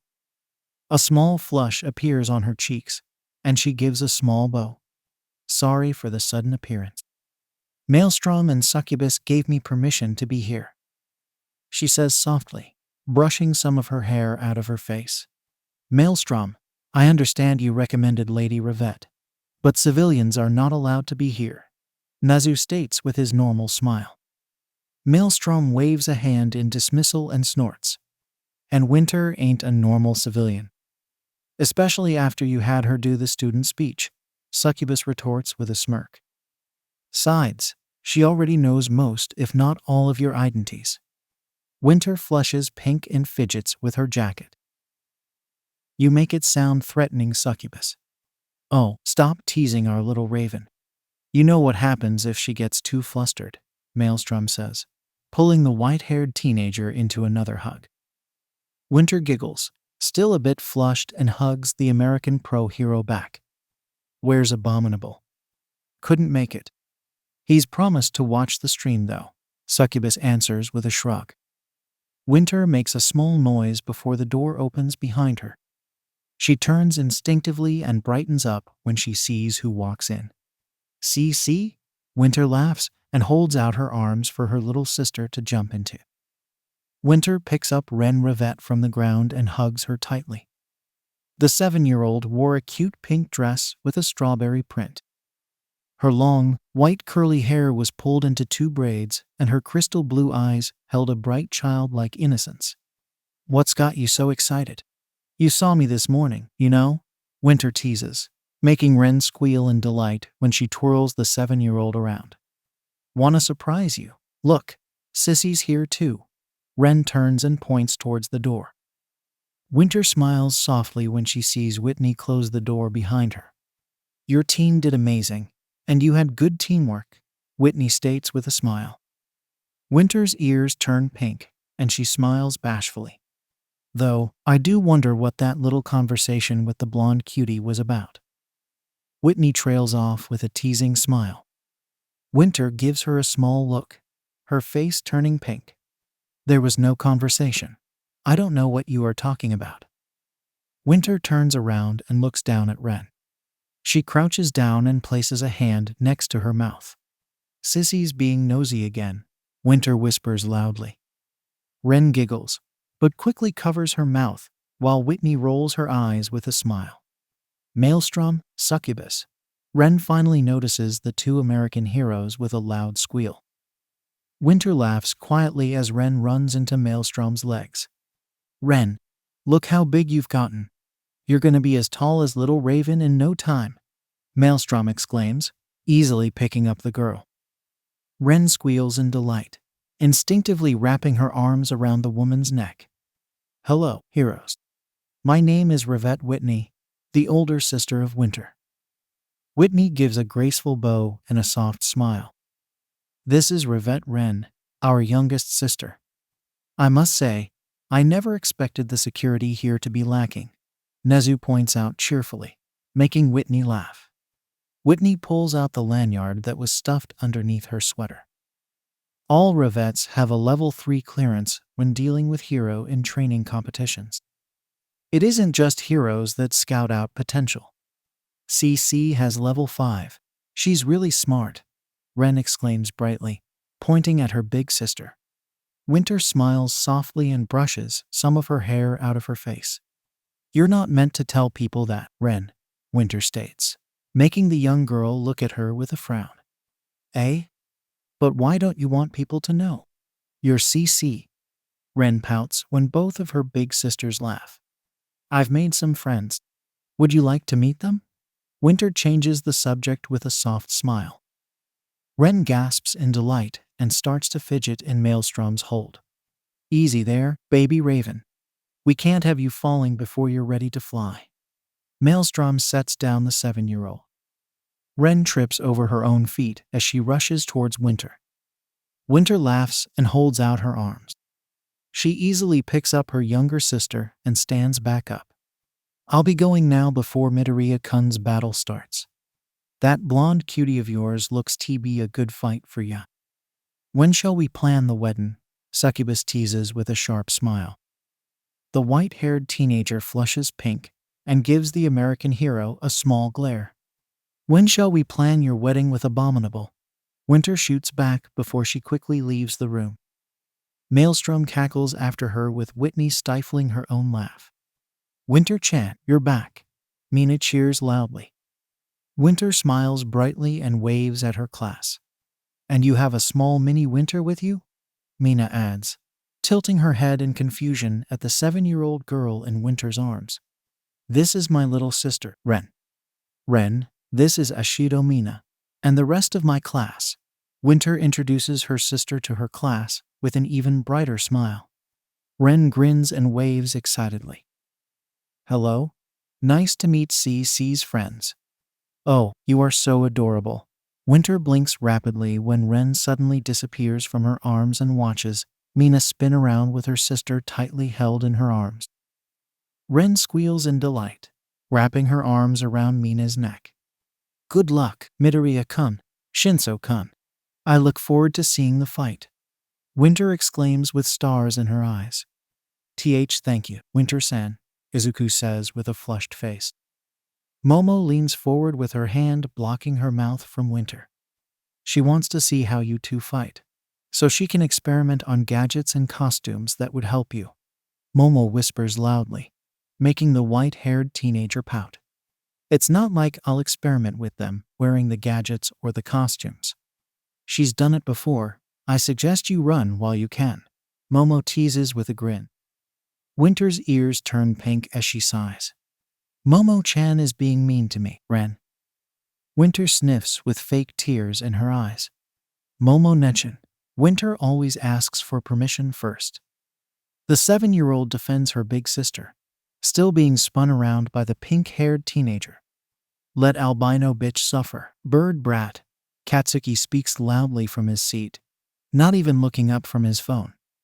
Well, at least you're not mean like peasant Blondie is, Ren says towards Momo before sticking her tongue out at Katsuki. The blonde teenager snaps his head up with a snarl. What'd you just call me? I called you a blondie, Ren shouts back. Katsuki growls as he promises murder through his glare. Winter watches the glare off with amused suspense and a stifled smile. Good luck, Midoriya-kun, Shinso-kun. Momo waves the two teenagers off. If you hear any fighting here, please ignore it. Ren punches first before talking. No, I don't, Ren immediately denies, blushing bright red and snapping her glare towards the black-haired teenager. Winter giggles behind her hand, walking over to her seat. Didn't you get into a fight with that Kazuo-kun in your class for calling Mama a ghost? Winter points out with a teasing smile. Ren pouts and crosses her arms with a harem. No, he tripped into my fist. How can someone trip into a fist? SHTO asks in genuine confusion. Winter sighs in exasperation and gives him a pat on his shoulder. An incredibly clumsy person. That Kazuo-kun is physically incapable of being because of his quirk. Well, he asked for it. Ren defends herself before turning her head away from the laughing class. Mina giggles as she sets the 7-year-old girl down. We have our own mini Blasty, Mina exclaims before grinning towards a fuming Katsuki. Bird brats a mini Hellion. That's what she is, Katsuki mutters under his breath, making Winter laugh brightly. I'm glad she likes the class. Mother failed to take that away from her, Winter thinks with a soft smile. She's protecting her sister right, and that's all that matters.